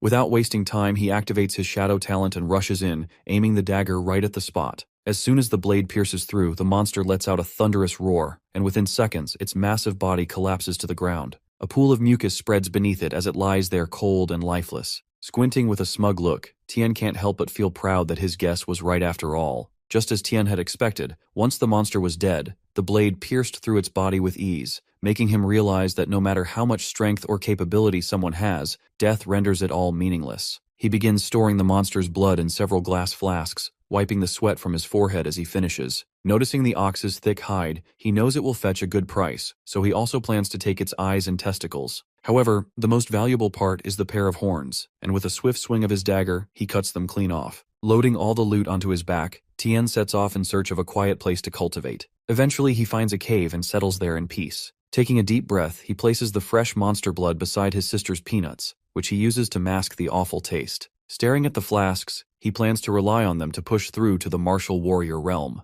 Picking up one of the bottles, he gulps down the blood and quickly chews peanuts afterward. Instantly, a powerful wave of energy surrounds him, and his cultivation begins. 20 days later, inside the cave, Tian lets out a long breath, but then his eyes suddenly ignite with blue flames, and a piercing scream bursts from his mouth as lightning surges through the entire cave. The ground outside shakes from the aftershocks of his transformation. Two girls stand near the cave. One of them, wearing a red cloak, finds it amusing that someone would choose to break through to the martial warrior realm in such a barren and isolated place. Meanwhile, the other girl, dressed in a black cloak with the martial pavilion symbol on it, remains quiet but offers a faint smile, clearly intrigued by what she's sensing. Back inside the cave, Tian feels a powerful surge of energy and instantly recognizes it as the martial warrior realm. His mind quickly shifts to the armored ox he defeated, remembering that the talent copying cooldown was 16 days and realizing it has now been 20. He rushes back to the spot where he left the ox, hoping to copy its defense talent. However, upon arrival, he finds only the skeleton remains, making it impossible to copy the talent. Frustrated, he regrets cutting the monster into so many pieces. On the other side, the red-cloaked girl wonders if Tian might have been the one who killed the monster. The girl in black shakes her head and disagrees, pointing out that the creature had been dead for days, while Tian only just broke through to the martial warrior realm. She adds that it would have been impossible for a martial apprentice to defeat such a monster, but still quietly praises his courage for even daring to scavenge in such a dangerous mountain. Before heading back home, Tien takes off his clothes to go for a swim, having spent 20 days in the wild zone. Seeing this, both girls quickly freak out and, completely embarrassed, decide to leave. Later, at the Linhai base's martial marketplace, Tien explores the area and is impressed by how massive the market is. As he continues walking, he spots a shop in front of him called the Martial Pavilion, the same one the girls from earlier were associated with. The girl in the red cloak nudges her friend in the black cloak, pointing out that he's the guy they saw earlier. Feeling a strange sense of familiarity, Tien turns toward the girls, and when he locks eyes with the girl in black, something clicks. Shocked, he asks if she's Ye Yu, his sister. When Tien calls out to the girl, mistaking her for his sister, he quickly gets embarrassed. But when he glances at her status window, his eyes widen in shock. This girl is an absolute genius. Her name is Yui Ling, and she possesses a high-tier cultivation talent, a mid-tier sword talent, and a low-tier speed talent. The girl in the red cloak, Xiao Yu, gets furious at Tien for calling her friend his sister and for praising her despite being, in her words, a scrounger. This leaves Tien confused, wondering if he still smells bad even after taking a bath. Wei Ling calmly warns Xiao Yu not to speak recklessly. Lowering her voice, she whispers something to Xiao Yu and tells her to act accordingly before walking away. Instantly, Xiao Yu's entire demeanor changes. She bows respectfully and apologizes for her earlier rudeness, explaining that her lady, Yui Ling, has corrected her. She further adds that Yui Ling had to leave first due to important matters. Grabbing Tien's arm, she assumes he is here to sell supplies and insists that, because of their earlier behavior, they will double the price for anything he wants to sell. Two volunteers take his bag full of loot and lead him to a private room. Inside, the place is filled with rare and high-quality items, proving that this is the martial marketplace's biggest shop. One of the girls offers him tea and, before stepping out, informs him that the value of the armored ox's horns and leather comes to 20,000 yuan. As promised, they will double it, making it 40,000.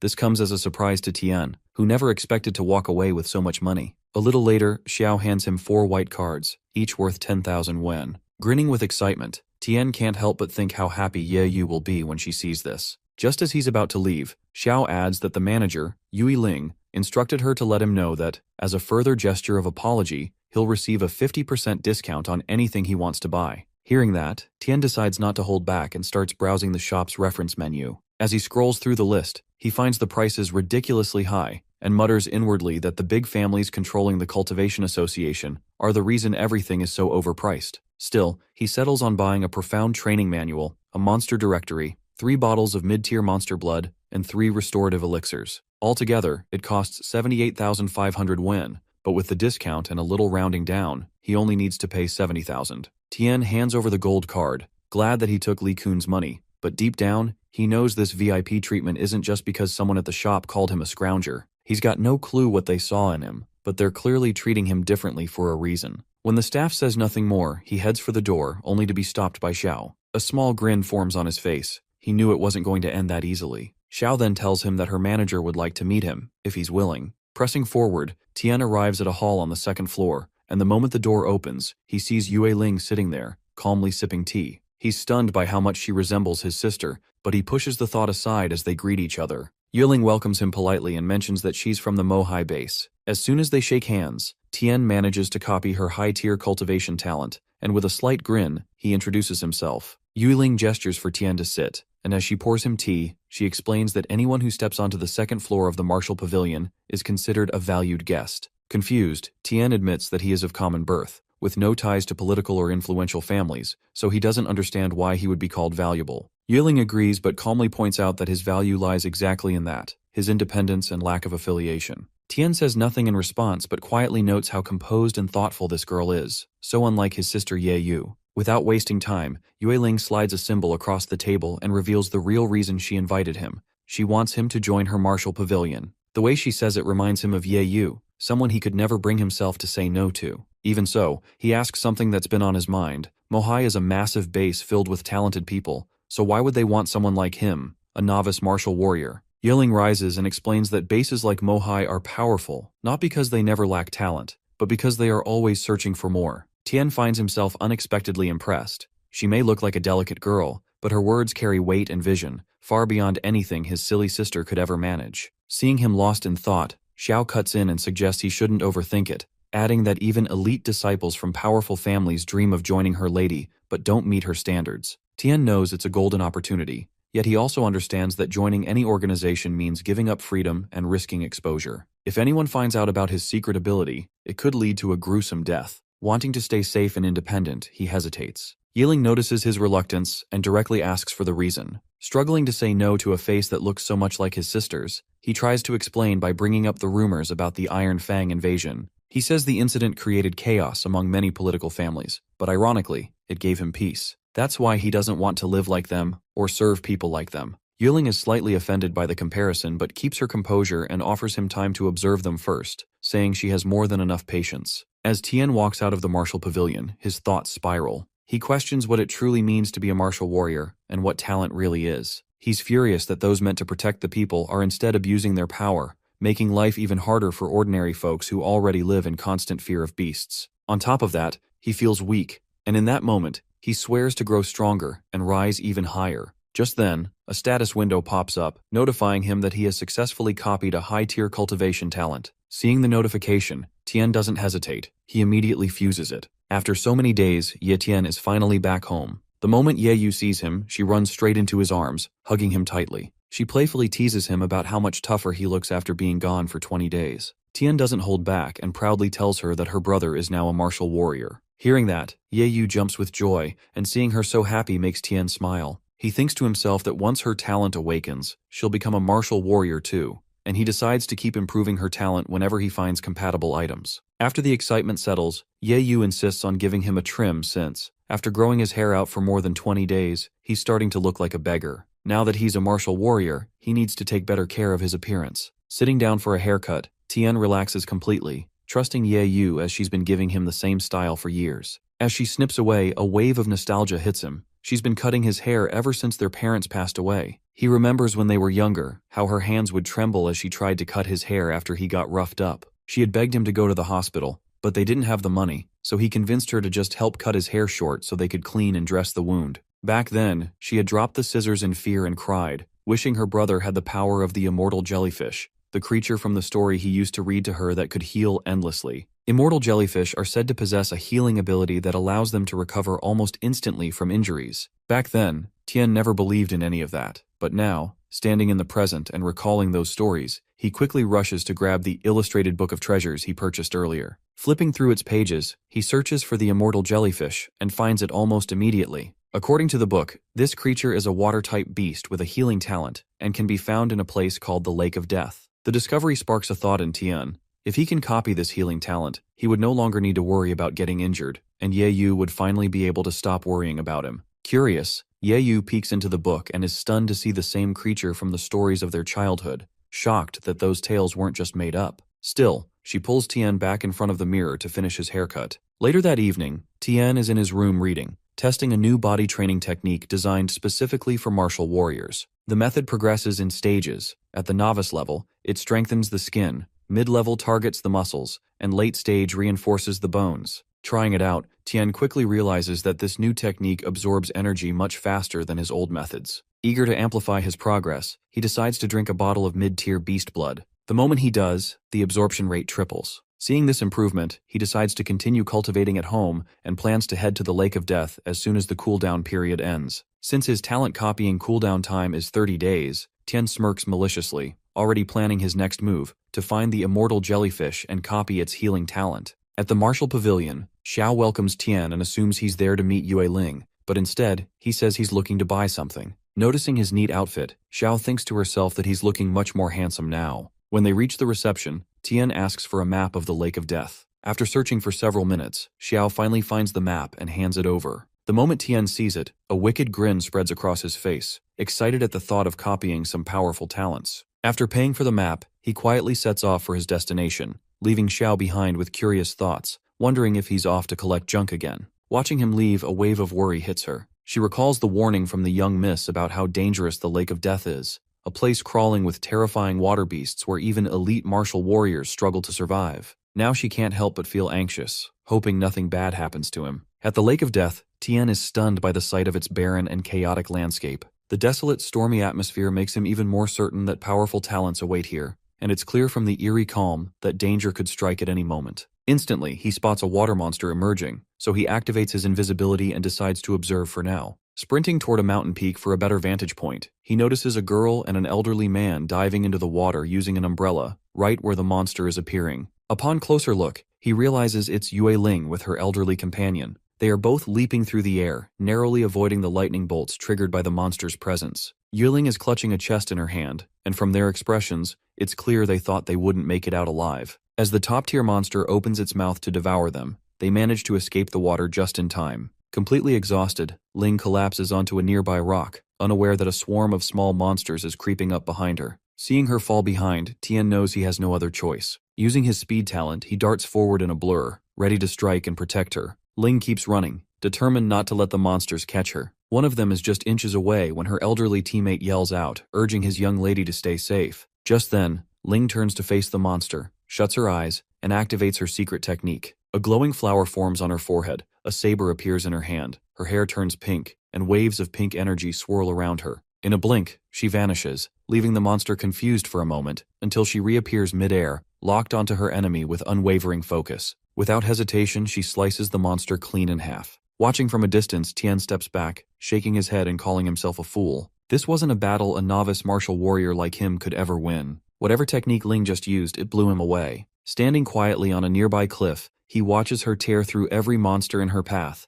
cutting them down effortlessly with her saber. At that moment, any doubts he had about her strength vanish. She is clearly an elite martial warrior at the peak of her realm. With her secret technique activated, she is nearly on par with a legendary warrior. Dozens of monsters lie dead around her, and even 10 people like Tian wouldn't stand a chance against her. Suddenly, the lake monster rises again, and the elderly man is caught, his leg trapped in its massive jaws. As the creature prepares to devour him, he calls out to Ling, urging her to escape. He warns that her secret technique is about to wear off, and if she doesn't make it out alive, then the deaths of their 10 fallen comrades will have been in vain, especially since the treasure they recovered is so important. Hearing all of this, Tian is stunned by the revelation that 10 people died underwater, and wonders what kind of treasure is worth taking such a massive risk. With no better option, Ling leaps from the dangerous cliff to the one where Tian is standing, safely away from the monster. She notices the flower on her forehead fading, signaling that her technique is wearing off. Exhausted, she collapses to the ground with the treasure beside her.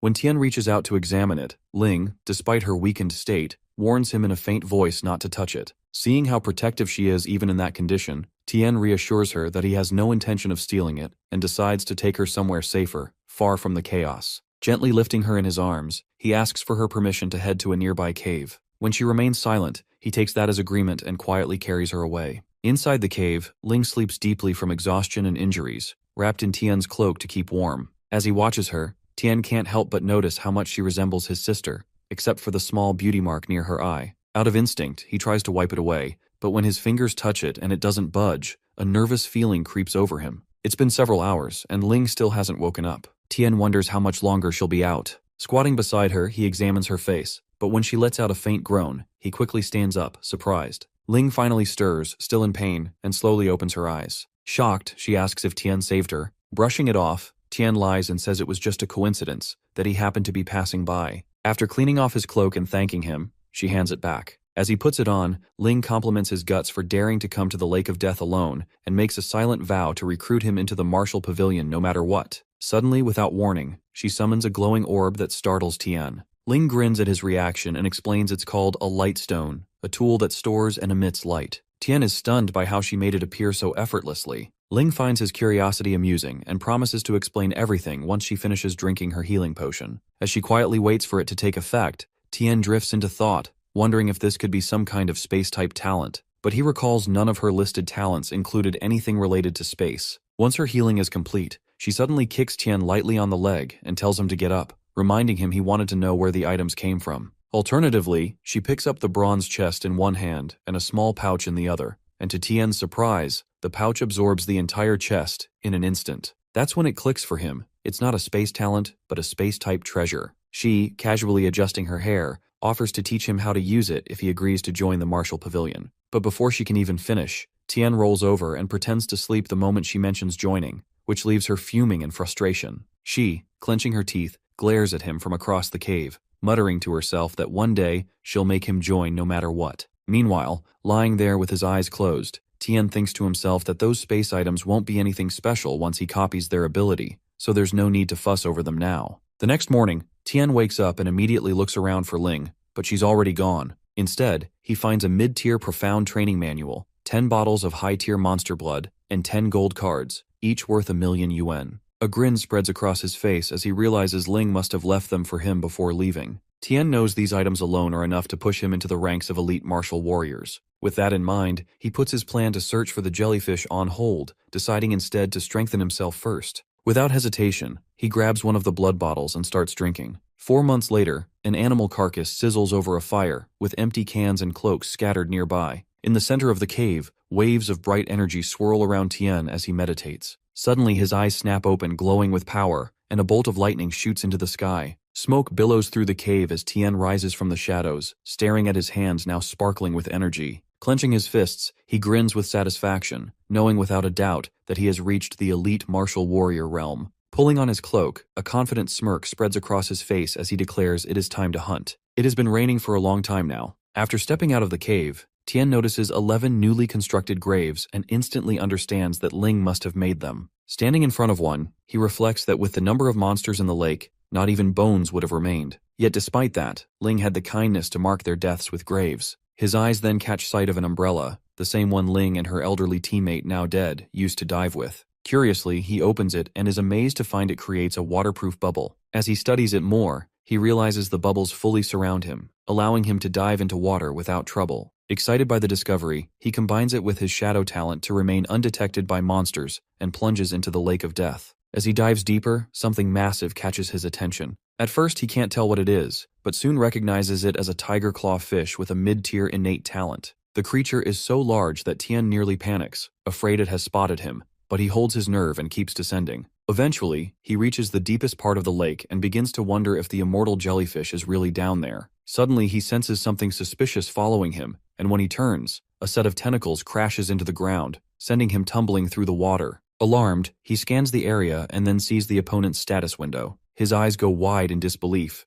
It's the immortal jellyfish he has been searching for all this time, possessing a novice-tier innate talent and an apex-tier healing talent. Just as the jellyfish's tentacle is about to strike the bubble, Tian summons his dagger and swings it with force, managing to slice the tentacle clean off. The monster howls in pain, but it quickly regenerates, thanks to its apex healing talent. As the restored tentacle lashes toward him again, Tian pulls an unexpected move. He reaches out, touches it, and instantly copies the apex healing talent. Before he can react further, the tentacle hurls him deeper into the lake with such force that it shatters the bulletproof umbrella, making it difficult for him to breathe. Gasping for air, he spots swarms of jellyfish closing in on him. Knowing he now has the healing talent but still outnumbered, Tian decides it's smarter to retreat than face a deadly swarm in such dangerous conditions. Yi Tian races through the forest, pushing his speed and strength talents to the limit. Danger still lingers behind him, but he finally breaks free from whatever was chasing him. Breathing heavily, he slows down and glances back to make sure he's truly safe. With the threat behind him, it's time to focus on why he came here. Clearing his mind, he prepares to copy a new talent. A familiar screen appears, confirming that the apex tier healing talent has been successfully copied. Without hesitation, Yi Tian agrees to fuse it, and his body jolts as the new power merges with his own. Pain flickers through him, but it's nothing he hasn't faced before. After copying so many talents, his body has adapted to the strain, and the process now feels almost routine. With another powerful skill added to his collection, he's steadily growing stronger, and his journey is far from over. The fusion completes successfully, and his status window updates. His cultivation talent remains high tier. His sword and shadow talents are unchanged, and now his healing talent is upgraded to apex tier. This time, the fusion is smooth, and unlike before, there are no painful side effects. His body has clearly grown used to it. To test his new healing ability, Yi Tian takes out a drop of venom from the immortal jellyfish. The poison is so deadly that even a tiny amount could kill a normal person, but he lets a drop touch his skin anyway. The venom begins working immediately, but Yi Tian quickly activates his healing talent, and the wound vanishes as if it never existed. He's impressed by how powerful the healing is, yet it also makes him realize something important. Most of the talents he currently has are support-based, like healing and defense. While they help him survive, they aren't enough to win against powerful enemies. If he wants to grow stronger and take on tougher opponents, he needs to copy an attack-type talent next. Later, back at home, Yi Tian sits quietly as Ye Yu trims his hair. He's flipping through a beast encyclopedia, scanning the pages for something worthwhile. He reads about the aggressive bear and the flame bird, but neither impresses him. They're just average. Suddenly, Ye Yu gets annoyed and scolds him for disappearing without telling her anything, calling him horrible for making her worry. Ye Tian offers a small smile and apologizes, knowing she's right. As she continues cutting his hair, Ye Tian suddenly freezes. Something in the book grabs his full attention, the mighty ant. He reads the entry carefully. Even though this beast is low tier, it's always found in groups, and when they attack together, even top martial warriors struggle to survive. Ye Tian's eyes light up. This is exactly what he's been looking for. It's not about raw power alone, it's about teamwork, coordination, and overwhelming force. Now he knows what to hunt next. Ye Tian enters the martial pavilion and is greeted by a polite voice welcoming him inside. Behind the counter, a familiar girl recognizes him and smiles, surprised to see Ye Tian again after some time. She casually asks what he's looking for today, and without wasting a moment, Ye Tian replies that he needs a complete mighty ant body. At first, Xiao seems a little confused,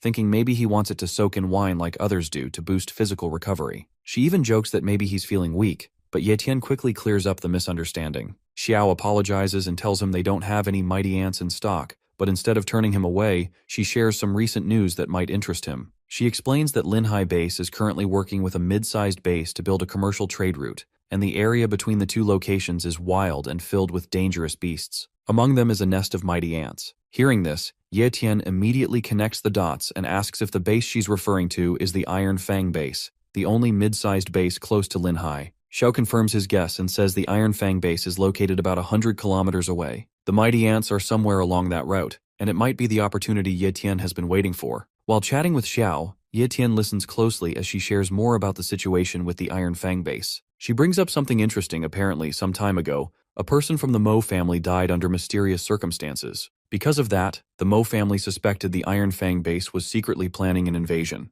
Ye Tian raises an eyebrow, but Xiao continues and explains that the Mo family went to investigate the matter directly. Surprisingly, the Iron Fang base managed to resolve the misunderstanding peacefully, at least on the surface. In fact, it was only because of the Mo family's involvement that the Iron Fang base and the Lin family were able to reach an agreement to build a commercial trade route. That bit of information gets Ye Tian thinking, if the Mo family had a hand in this, then there's a good chance they were involved in something shady, because the timing and connections feel off. Ye Tian doesn't say much, but it's clear that suspicion is building in his mind. Just then, Xiao finds what she's been looking for and hands Ye Tian a small item. It's a token. She explains that the token is required to participate in special events, and it was originally meant for their young miss, but apparently, plans must have changed. Before Ye Tian can ask more, Xiao adds with a proud smirk that their martial pavilion is part of a large base, and they have no plans to lower themselves by working under a mid-sized base like the Iron Fang, clearly unimpressed by the Iron Fang's ambitions. The two bases are working together to build a trade route, but the path is filled with dangerous beasts, so they've decided to send out a team of martial warriors to clear the area. For Ye Tian, this is the perfect opportunity because he's been looking for a mighty ant, and joining this mission might help him find one. In the Linhai base, the Lin family holds absolute power, and even the once powerful Mo family is now treated like nothing more than loyal subjects.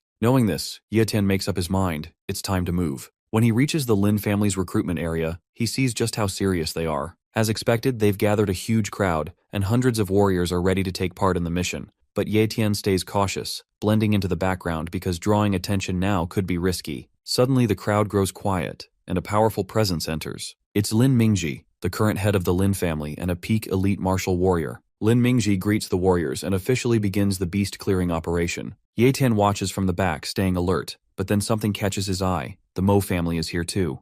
Lin Mingji steps forward and addresses the crowd with a powerful voice. He explains that everyone knows how small the Linhai base is, and because of that, resources are limited, and not everyone can get what they need to grow stronger through cultivation. That's why this collaboration with a mid-sized base is such a big deal. If the operation succeeds, the benefits will be huge not just for the Lin family, but for everyone involved. Still, Lin Mingji doesn't sugarcoat the situation, and reminds everyone that clearing out the monsters along the trade route won't be easy. There's real danger, and some might not make it back. Even so, he promises that the rewards for this mission will be greater than anything offered in past hunts. The warriors in the crowd start to feel the excitement. For many of them, this could be their chance to make a name for themselves or gain something valuable enough to change their future. The crowd breaks into loud cheers, voices echoing through the base as everyone shouts praises for the Lin family. Amid the excitement, Ye Tian watches from a distance and notices Captain Galewolf, wondering if he still remembers him. But before he can think too much about it, Lin Mingji speaks again with strong conviction,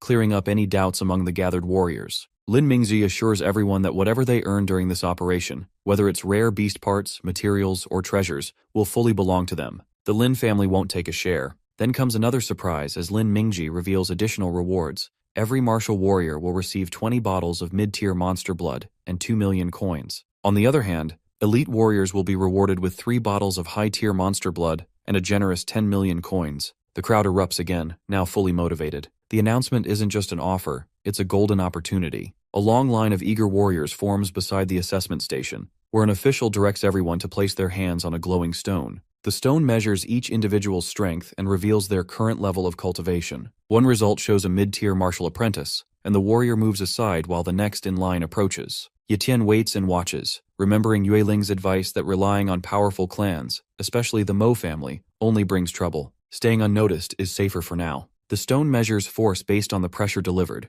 so if Ye Tian applies only part of his real power, the reading will drop to a lower rank and avoid unwanted attention. When his turn comes, Ye Tian steps forward and calmly rests his hand on the stone, ready to mask his true strength, making sure to limit his power. Ye Tian wants the result to show a late-stage martial warrior, just enough to participate without drawing too much attention. The stone glows briefly and displays the result, late-stage martial warrior. The crowd around Ye Tian stirs, and people glance over, surprised to see someone so young already at that level. Some assume he must be from a powerful family, given the talent needed to reach that stage so early. Ye Tian stays composed but thinks he might have revealed a bit too much. Even though he held back, the attention is already growing. Nearby warriors talk among themselves, comparing their own progress. One complains about still being stuck in the mid-stage, while another jokes about how real geniuses always show up young, leaving the rest of them struggling to move forward. Not far from the assessment area, Captain Galewolf watches the scene. His squad is still short one member, and after seeing Ye Tian's display, he considers adding him to the team. The crowd buzzes with excitement as Ye Tian approaches, and despite his strength, he heads straight for Captain Galewolf's group. Many others hoped he would join one of the stronger or more elite squads, but Ye Tian makes his choice without hesitation. Galewolf immediately recognizes him and recalls the young martial apprentice who once saved a little girl from the jaws of a silver moon wolf. The memory sticks with him, but what surprises him even more is that the same boy has now reached the level of a late-stage martial warrior in less than a year. Ye Tian downplays his progress, calling it pure luck, and keeps his tone humble as he asks to join Galewolf's team for the upcoming operation. The captain doesn't hesitate for a second and welcomes Ye Tian into the group with open arms, clearly proud and excited to have him back. Ye Tian stands among his new teammates in Galewolf's squad, fully prepared for the mission. He politely asks them to look out for him during the operation, and the group welcomes him warmly, especially glad to have another late-stage martial warrior on their side. His presence lifts their morale, making them feel more confident that the hunt might go more smoothly than expected. Up ahead, Galewolf gathers the team and points toward the mission zone, explaining that only weak-tier monsters are expected in the area. Still, he firmly reminds everyone to stay alert and avoid rushing in recklessly, as safety always comes first. Just as they begin to move out, Ye Tian suddenly senses something rushing toward them at high speed. The team stiffens, ready for battle, but Galewolf quickly reassures them, suggesting it's probably the first wave of monsters and nothing they can't handle. He quickly assigns positions, he'll lead at the front, Ye Tian will cover the rear, and the rest will hold the middle and flanks. With everything set, Ye Tian sharpens his focus, and calmly tells the group that whatever's coming, they can leave it to him. Ye Tian and his group stand close to the building, facing the 2 red animals that growl and prepare to attack. Indeed, tension builds as both sides get ready for the fight. One of Ye Tian's teammates shouts for the battle to begin, and Ye Tian agrees, his eyes fixed on the enemies ahead. In an instant, the red animals rush forward. Also, their movements are wild and fast, but Ye Tian quickly pulls out his sword and meets their attack head-on. Ye Tian blocks the first strike and kills one red animal. Without wasting time, Ye Tian rushes toward the other red beast, and then, with strong force, Ye Tian lifts his leg high and kicks one of the other animals, sending it flying backward. Ye Tian holds his sword tight, jumps forward, and drives the blade deep into the creature's body. The sword goes all the way in, and the red animal lets out a loud cry before falling to the ground, lifeless. After the battle, Ye Tian and Captain Galewolf stand among the fallen beasts. The fight ends quickly, but clearly shows everyone's skill. Galewolf proudly mentions that he managed to take down 3 enemies, while Ye Tian just smiles, keeping to himself that he purposely held back so his full strength wouldn't attract attention. Another team member laughs and jokes that Ye Tian is already impressive for his age, teasing Galewolf by saying, maybe it's time for the captain to stop showing off. Galewolf plays along, pretending to be offended before laughing with the group. Then, someone brings up a more serious observation that the wolves didn't wait to ambush them inside the valley, which would have trapped the team and given the wolves a much better chance at winning. The group goes quiet, sensing something's not right, because if the wolves didn't follow their usual strategy, maybe they were rushed or forced into the fight. After that, one of the members takes a careful look around and suddenly realizes something important, that the wolves may have intended to attack in the valley, but something else might have stopped them. Moreover, he suggests that this might not actually be wolf territory, and that stronger beasts in the area could have driven them out. Hearing this, the team starts to grasp the real danger, and a younger member nervously points out that there are only 5 of them deep in this city, but one of the team members quickly steps in to reassure everyone and reminds them that they have a solid team made up of 3 mid-stage and 2 late-stage martial warriors, which is more than enough to stay confident and hold their ground. To ease the tension, Gale Wolf reveals a small device about the Lin family's walkie-talkie and explains that each captain has been given one in case of emergencies. If something goes wrong, Gale Wolf can quickly call for backup. With that assurance, the team regains their confidence. As they carefully move forward through the city, Captain Gale Wolf suddenly raises his hand, signaling everyone to stop because he senses movement. Something is right above them, to which Ye Tian quickly checks its identity using his talent window and sees it's a fire-breathing lizard, a low-tier beast with a novice-level innate talent, and low-tier fire talent starts bursting flames towards the group.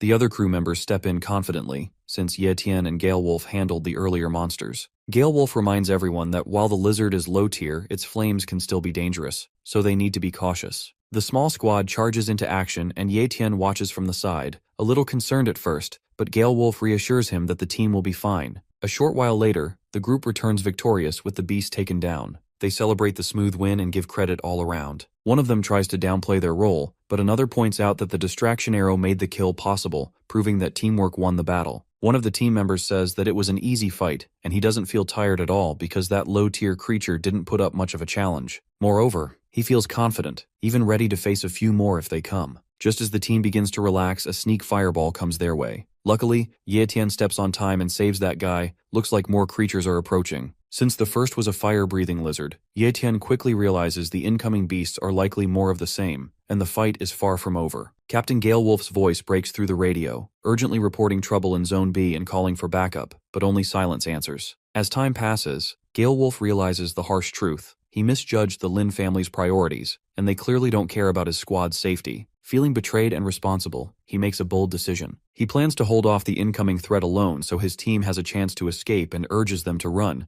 but his comrades refuse. They call themselves brothers and stand their ground, unwilling to leave him behind. Despite their loyalty, Gale Wolf insists and orders them to go for their own safety. He yells at them to escape, calling them foolish for standing still when danger is closing in, fully aware that staying could get them all killed. One man panics and bolts off on his own. Another crew member notices and clenches his fists, silently vowing that if he survives this, he'll make that coward pay. Gale Wolf then turns to Ye Tian, recognizing his potential and strength. He tells Ye Tian to take the 2 younger teammates and get out while they still have a chance, saying that losing someone as gifted as Ye Tian would be a waste. The rest of the team agrees and urges him not to throw away his future by staying behind in a fight that can't be won. Ye Tian quietly pretends he's going to follow their advice, but instead of running away, he suddenly charges forward, and a burst of powerful aura explodes from him, freezing everyone in shock. That strength, the unmistakable aura of an elite martial warrior, leaves the team stunned. No one expected that Ye Tian had been hiding his true power all along. Deep down, Ye Tian knows he never intended to show his full strength, but if he kept it hidden now, the entire Gale Wolf team could die. Gale Wolf could easily escape alone if he wanted to, but he's choosing to stay and protect everyone else. Witnessing that courage, Ye Tian realizes he can't turn his back. He steps forward, not to escape but to fight. As he looks ahead, Ye Tian questions whether hiding his strength and staying silent makes him any better than the selfish people in the Mo family. But there's no time to dwell on that. Even if exposing his true power causes trouble later, it's a risk he's willing to take. He believes in Captain Gale Wolf's sense of fairness and trusts the captain won't treat him poorly for stepping up when it truly matters. As Ye Tian fully unleashes his strength, a wave of raw power rushes through the air. Gale Wolf watches in disbelief. What Ye Tian shows is the kind of speed and power only an elite martial warrior can possess. It's not just impressive, it shakes everyone who sees it.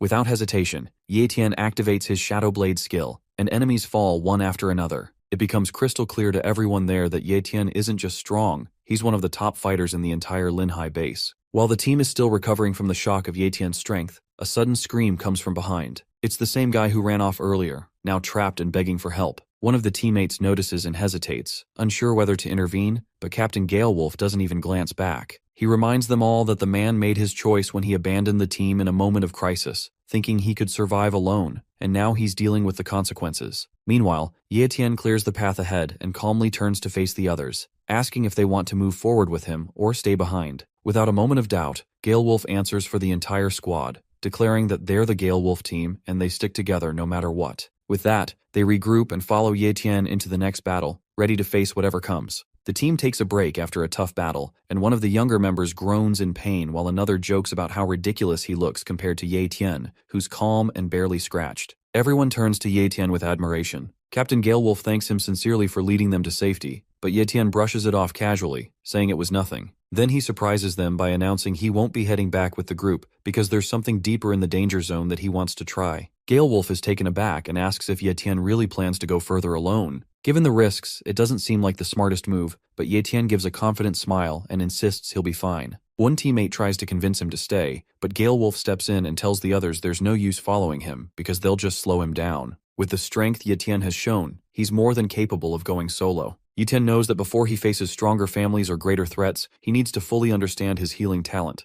Deep down, he feels the urge to test its true limits, not in theory, but in real battle. As he moves deeper into the wild zone, the air grows thick with a sharp, unpleasant. He frowns, realizing he's probably reached a beast's nest. Stepping forward, Ye Tian feels like something is off. That's where the ground starts to shiver, and suddenly a hand pops out of a monster that punches Ye Tian, but he immediately gets a hold of himself. It appears Ye Tian has spotted the King of Lizards, exactly what he was hoping for. A perfect challenge to push his healing powers to the edge and see how they hold up in a real fight. The lizard immediately breathes fire, and it burns Ye Tian or his shirt, at least as he seems rather excited for this opportunity. Meanwhile, not far behind, the Galewolf team catches sight of the battle. Captain Galewolf spots the familiar figure going head-to-head with a massive creature. It's Ye Tian. Facing the fire-breathing King of Lizards without hesitation, Ye Tian charges forward with calm determination. He knows this isn't just a fight, it's a chance to truly test the limits of his body and healing talent. Instead of ending it quickly, Ye Tian deliberately stretches the battle, choosing to withstand constant damage to see if the beast's flames can break him or if his healing will outlast the assault. Explosions of fire rage across the battlefield, lighting up the area in relentless bursts for nearly an hour. From a distance, the Galewolf team watches anxiously. One of the members quietly wonders if Ye Tian is even alive. Captain Galewolf, though clearly worried, admits there's nothing they can do. The intensity of the fight is far beyond their level. Finally, as the flames begin to fade, Ye Tian walks out from the scorched ground, calm and steady, standing over the fallen beast. He looks down at the creature and quietly mutters to himself that he's won this gamble, and more importantly, his healing talent has passed the test. The healing talent Ye Tian just tested has proven powerful, but it drains a lot of stamina. Feeling completely exhausted, he glances at the body of the mid-tier beast he defeated and decides to use its monster blood to quickly restore his strength. Back at a safe distance, the Galewolf team sees the flames have finally died down, and one of them asks if it's over. Just then, Ye Tian walks out of the smoke, alive and steady. A wave of relief hits the team as they spot him. Ye Tian looks a little surprised to see them still there and reminds Captain Galewolf that he told them to return earlier. Galewolf scratches the back of his head and explains they stayed because they were worried, even if they couldn't help much, and they didn't want to abandon him. A female team member rushes over and notices Ye Tian's clothes have been burned away by the flames. She offers him an extra pair and apologizes that they might be too big. Ye Tian thanks her sincerely and puts them on without complaint. Then they all turn their attention to the battlefield rewards because there's a huge pile of beast corpses lying around. One of the crew members asks what to do with the loot, and Galewolf immediately says they'll follow Ye Tian's lead since he did all the work. But Ye Tian insists that because they stayed and didn't run away, and now that the danger is over, they should take the rewards back to base together. The team laughs at that, and one of them jokes that even though the beasts didn't kill them, hauling all these heavy bodies back might be what finally does them in. The moment Ye Tian refuses to carry the defeated beasts back, Captain Galewolf looks puzzled and asks where he's heading instead. Ye Tian simply says he's going to the area where the mighty ants live, and that instantly grabs the captain's attention because Galewolf knows how dangerous that place is. He explains that while a single mighty ant might seem weak on its own, everything changes inside their nest. They live in massive groups and attack together with overwhelming force, and even powerful warriors struggle to survive once surrounded. Galewolf warns that going there alone is basically a suicide mission. Despite the warning, Ye Tian remains confident and determined to move forward. Soon he arrives near the ant nest and sees the area is already packed with people. Powerful groups from different bases have gathered. Ye Tian spots members of both the Mo family and the Lin family among the crowd, and then his eyes land on an old man standing with a strong presence. Ye Tian wonders which family the man belongs to, and it turns out he's Elder Qing, a respected warrior from the Iron Fang base. Seeing so many powerful figures gathered in one place, Ye Tian realizes that this mighty ant mission isn't just dangerous, it's become a major event, drawing serious attention. Now, it's his turn to step into the mix and make his move. Elder Qing's sharp senses quickly pick up that someone is watching from nearby, and his tone shifts as he commands his men to capture the spy. Ye Tian, hiding in the shadows, doesn't flinch. He already knows that sooner or later, he'll have to get involved with these powerful groups, and getting caught might even help him gather more information. The guards rush forward and surround him. Elder Qing steps forward, demanding to know who Ye Tian is and why he was watching from a distance. Without showing any fear, Ye Tian calmly explains that he's from Linhai Base, and came because he heard there was an important mission and wanted to help. Impressed but still cautious, Elder Qing tells his men to stand down. Confusion spreads among the gathered warriors as none of the powerful families recognize him. One after another, they all deny knowing Ye Tian or claiming him as their own, which only deepens the mystery. Elder Qing studies him more carefully, realizing that it's rare to find a young elite warrior with such talent and no powerful family name backing him. His abilities are clear, but his unknown background raises even more questions. As Elder Qing begins questioning Ye Tian's identity, the Lin family's leader quickly steps in and confidently claims that Ye Tian is one of their own, brushing off all doubts. It's a clever move, seeing the strength Ye Tian displayed, and he clearly doesn't want to risk letting such talent slip away. Ye Tian watches the scene unfold without surprise, having already expected that once they realized he was an elite martial warrior, someone would try to recruit him on the spot. The Lin family just happened to be the fastest to act. Without making a scene, Ye Tian plays along and blends into the group, keeping things simple. The Lin family head looks pleased with himself, thinking he got lucky by gaining a powerful new ally without having to lift a finger. To him, this is a win. Meanwhile, high above the scene, two girls are watching from a hidden spot. Xiao is clearly annoyed and finds it amusing that the Lin family is trying to claim Ye Tian as some prize. Beside her, Yue Ling agrees, feeling that Ye Tian doesn't belong in a second-rate clan like the Lin family. In her eyes, someone with Ye Tian's potential should be standing at the top, somewhere like the martial pavilion. Now that Ye Tian's identity as an elite martial warrior is out in the open, he knows things won't be as simple going forward since hiding his true power is no longer an option. Still, with the strength he currently holds, Ye Tian isn't worried because he's confident he can handle whatever comes his way. Just then, a voice calls out to halt, and one of the martial warriors reports to Elder Qing that the formation is complete and everything is ready for the operation. Elder Qing turns his gaze toward the distance, his eyes settling on a cluster of rough, raised soil peaks, and he immediately recognizes them as the entrance to the mighty ant's nest. Yuten watches in silence, knowing this is exactly what he came for, and now he's finally standing at the place he's been chasing all this time. Elder Qing tells the warrior to return to his position, and without hesitation, the man obeys. Without wasting another moment, Elder Qing raises his hand and orders everyone to move back. The warriors quickly retreat, unsure of what he's about to do. With sharp focus, Elder Qing activates the formation, and a powerful surge of energy explodes outward as he commands it to break. Suddenly, flames pour down from the sky in a fierce and deadly attack known as Flame Shower. The scene is intense as massive bursts of fire crash down like a storm, engulfing the entire nest in flames. From a distance, one of the warriors watches in awe,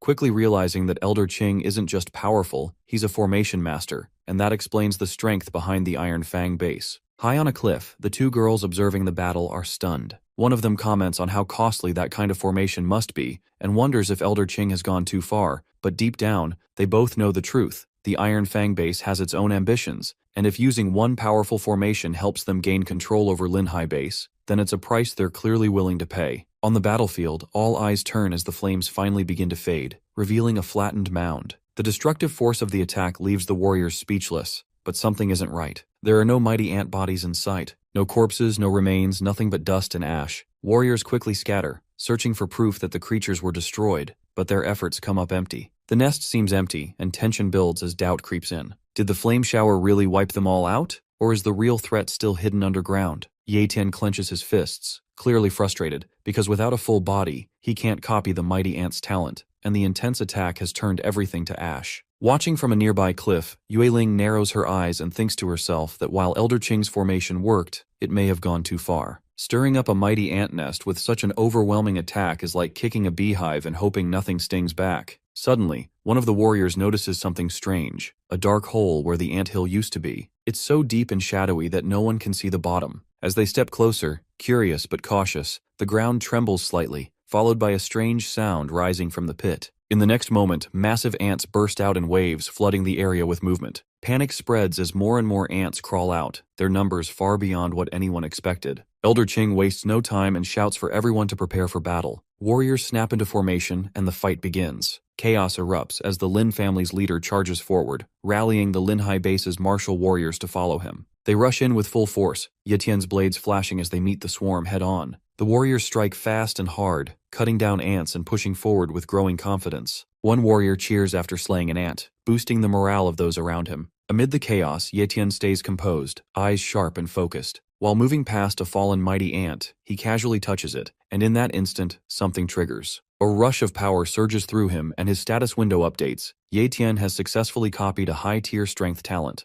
Feeling the difference in his body, stronger and sharper, amid the chaos of battle, Ye Tian copies the high-tier strength talent. A message appears in his mind, asking if he wants to fuse it. But with enemies all around and danger closing in, Ye Tian knows this isn't the right moment. Fusing a talent requires full concentration, and the battlefield is anything but safe. Without hesitation, he activates his speed talent, and his body becomes a blur. His sword darkens with energy as he channels Shadow Blade, then unleashes his next move, Shadow Assassin. He vanishes into near invisibility, cutting through enemies with silent precision. One by one, the mighty ants drop before they can even react. Suddenly, the air shifts as a heavy pressure settles over the battlefield. It's thick and suffocating, shaking the ground beneath everyone's feet. All eyes turn to the center, where a massive high-tier mighty ant appears. Its terrifying aura spreads in every direction, freezing even the bravest warriors in place. Fear begins to ripple through the crowd, and commands to retreat echo across the battlefield. Some warriors don't hesitate. They turn and run, shouting for others to follow. The scene quickly descends into chaos as footsteps thunder and weapons are abandoned, while others in the distance struggle to catch up, yelling desperately not to be left behind. Above them, Yue Ling watches from a higher point and scoffs at how quickly everyone is fleeing, calling them a bunch of losers. She stays calm and composed, clearly unimpressed. While her companion Xiao worries about Ye Tian still being inside, Yue Ling remains confident and reminds her that Ye Tian will be fine because she believes in him. The battlefield sinks into panic as warriors start blaming each other, their frustration growing louder with every second. They expected someone strong to step up against the high-tier monster, but no one did.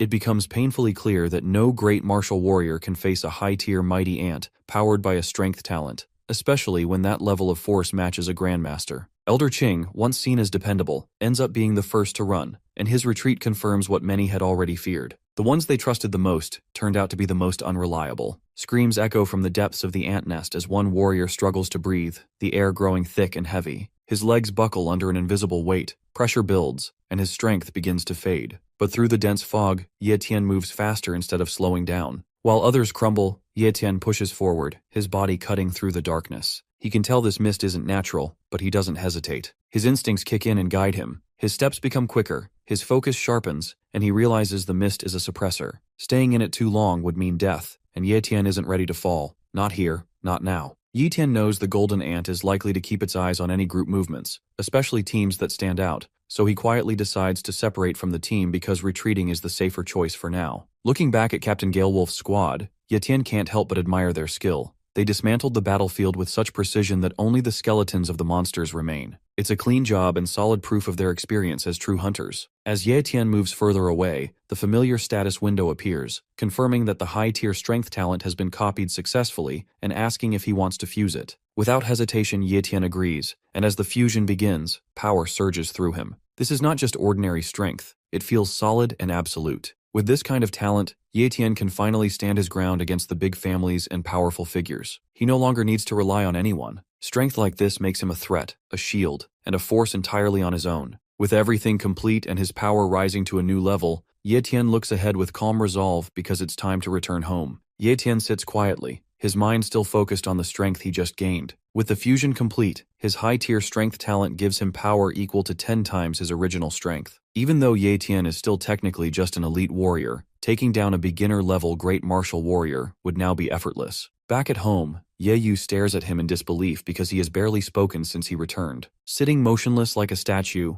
Ye Tian looks more like some wise ancient master than her own brother. Ye Yu starts talking to him, trying to get a reaction. First, she accuses him of acting distant, then teases him for pretending to be deaf and mute. When none of that works, she decides to get even. With a mischievous smirk, Ye Yu adds an unreasonable amount of salt to the food she prepares for Ye Tian, declaring that he asked for it. Moments later, she calls out that dinner is ready, and Ye Tian finally snaps out of his thoughts and walks over. He sees the table covered with a surprising variety of dishes, and Ye Yu proudly tells him she made it all just for her brother because he's been working hard and deserves a feast. Ye Tian smiles and promises to eat everything she made. He's just about to enjoy his meal when there's a knock at the door. Before he can react, Ye Yu grumbles from behind, telling him to at least try the food before rushing off. But Ye Tian heads to the door and opens it, surprised to see Captain Galewolf standing outside. Galewolf greets him casually and steps inside, explaining that he's come to deliver Ye Tian's share of the mission rewards. He pulls out a thick bundle, showing just how much Ye Tian earned, but when Ye Tian tries to politely refuse, saying it wasn't necessary, Gale Wolf shakes his head and insists, because everyone's getting their share, and Ye Tian deserves just as much. Accepting it, Ye Tian steps aside and invites the captain to stay for a meal. Gale Wolf's eyes light up at the sight of the dishes, and without hesitation, he agrees. He sits down, and his expression turns to pure joy as he admits between bites that it's been ages since he had such tasty homemade food. Meanwhile,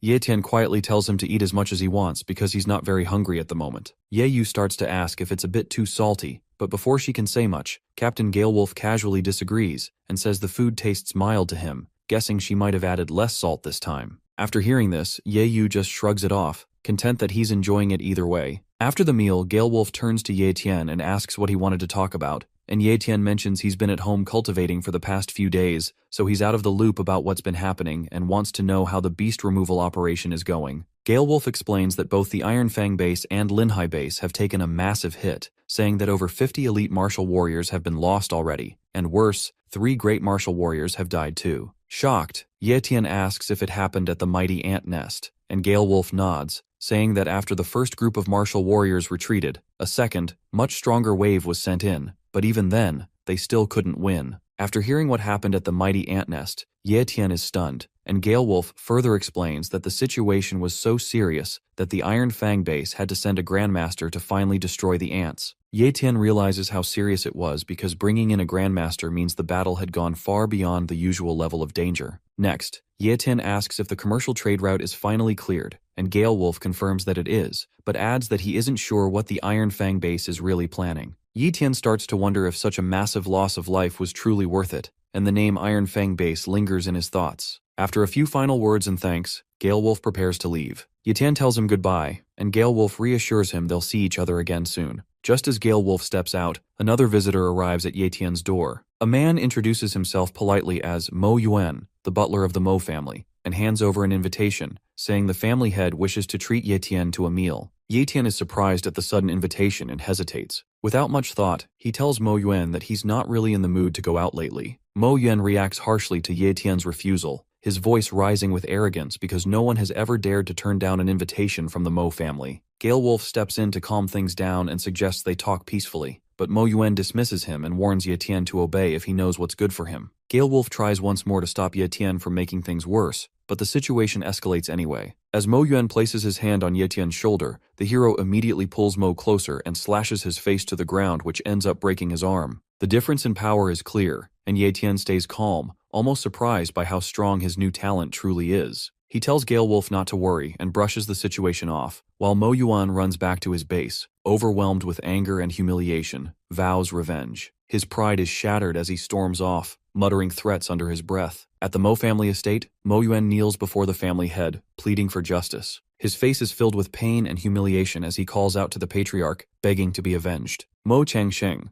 the elite warrior and current head of the Mo family, looks down at him coldly and reminds him that he was sent to deliver an invitation, not to cause trouble. Mo Yuan quickly defends himself, insisting he was polite, respectful, and only did what he was told. He claims that Ye Tian turned hostile the moment he heard the name Mo family, and not only injured him without reason but also ripped apart the invitation that had been personally handwritten by Mo Kangsheng. Hearing this, Changsheng's expression shifts. His pride clearly wounded, he becomes furious that Ye Tian would reject the invitation and dare to destroy a letter bearing his name. He shouts in anger, unable to believe anyone would ignore the Mo family's authority. Just then, a weak cough breaks through the tension. Chang Qing, the former patriarch and Kangsheng's father, sits nearby, pale and frail. Changsheng rushes to his side and urges him to take his medicine. Changqing admits that during the battle with the mighty ants, he used a forbidden technique just to survive. Though it saved his life, it left his body severely damaged. He coughs again, more violently, and finally confesses the truth, that his core is injured beyond recovery. Changsheng tries to comfort him and tells him to stay hopeful, but Changqing simply shakes his head and reminds his son that he knows his own body better than anyone else, and there's no denying the damage is permanent. Changqing speaks with a heavy heart, knowing that his death would leave the Mo family without a great warrior to protect it. The future of the family without someone strong enough to lead seems dark and uncertain. Mo Changsheng, still burning with frustration, wonders if Ye Tian is simply waiting for the Lin family to reach out first, and if that's the case, then the Mo family must act faster because they can't afford to lose such a rare talent to their rivals. Changqing's expression turns cold. Since a kind invitation has failed, they'll now take Ye Tian by force. Still, Kang Sheng raises a concern that Ye Tian isn't one of them. His surname is Ye and he's an outsider. Even if they capture him, how could they ever trust that he'll truly serve the Mo family? Changqing already has a plan for that too. He holds up a small bottle and reveals a chilling truth. The elixir inside can erase a person's will, making them fully obedient. It was meant to be used secretly at the feast they had planned for Ye Tian, but now they'll have to use it sooner. Changqing hands the bottle to Kang Sheng with a stern warning to store it safely. Changqing stares at it, understanding the full weight of what they're about to do, because this isn't just a power move, it's a violation of someone's soul. Changqing says the plan is clear now. First, they'll erase Ye Tian's will, and then they'll give him a fake identity that makes him part of the Mo family. Publicly, they'll declare him an illegitimate child of Changqing, which justifies changing his surname to Mo. That way, no one would question his position or loyalty. Changqing stares at his father, an illegitimate child, but before the thought grows into doubt, Changqing quickly reassures him and tells his son not to overthink it, because it doesn't matter if Ye Tian is his child or Kang Sheng's. The important part is that his name carries the Mo legacy. Changqing tries to hide his discomfort, worried more about his father's honor than his own, but Changqing brushes it off, insisting that time is short, and the more they delay, the greater the risk of Ye Tian's siding with someone else. Without further hesitation, Kang Sheng accepts the order and says he'll take 10 great elders with him and carry out the mission personally. With their combined strength, he's confident that capturing Ye Tian, who he still sees as just a young warrior, will be easy. The Mo family's plan goes into action. One of their operatives sneaks into Ye Tian's house, moving quietly and sending back a message that he's in. Their goal is simple but ruthless, to capture Ye Tian's younger sister to force him into submission. Outside, a team is stationed and ready to strike at a moment's notice. Everything seems to be going according to plan, and the target is located. The signal is given to move now, but the moment they close in, a voice echoes through the room, and Ye Tian appears. Ye Tian's been expecting them all along. The ambushers don't realize it yet, but they've walked right into a trap. In a tense moment, Mo En urgently speaks through a communication device, asking if anyone has caught Ye Yu. His voice sounds worried as he keeps calling for the second elder, hoping for a quick reply. Finally, a response comes, but it's from Ye Tian, who calmly says that he has captured Ye Yu and is bringing him back right away. For a second, it sounds like everything is under control, but then Mo En grows suspicious and asks who the person is, because something feels off. Other members quickly check Ye Yu's body and freeze in shock when they realize he's not breathing. The truth spreads fast. Something is terribly wrong. Mo En yells for everyone to stay alert, realizing now that the person who claimed to have caught Ye Yu must have called for backup. Inside the massive Linhai base, Mo En starts to question who could possibly challenge the powerful Mo family here, aside from himself. Suspicion builds as he scans the area, trying to locate whoever is hiding in the shadows. Before anyone can react, a second person is silently taken down. The panic deepens when they realize this isn't just some ambush, it's someone using Shadow Assassin. The group is hit with fear, and orders are shouted for everyone to spread out and stay alert. At that moment, Ye Tian activates his speed talent, and his movement becomes almost impossible to track, vanishing and reappearing in an instant. Mo En is stunned by the unbelievable speed in front of him. Someone tries to catch Ye Tian's position and sees what looks like an opening, but the moment he acts, Ye Tian is already gone again. His speed leaves everyone confused as their attacks are always one step too late. Darkness spreads across the area as Ye Tian uses Shadow Blade and starts to wipe every single enemy out there. Mo En tries to contact the team above for a status update, and the fearful reply confirms that Ye Tian has shown up.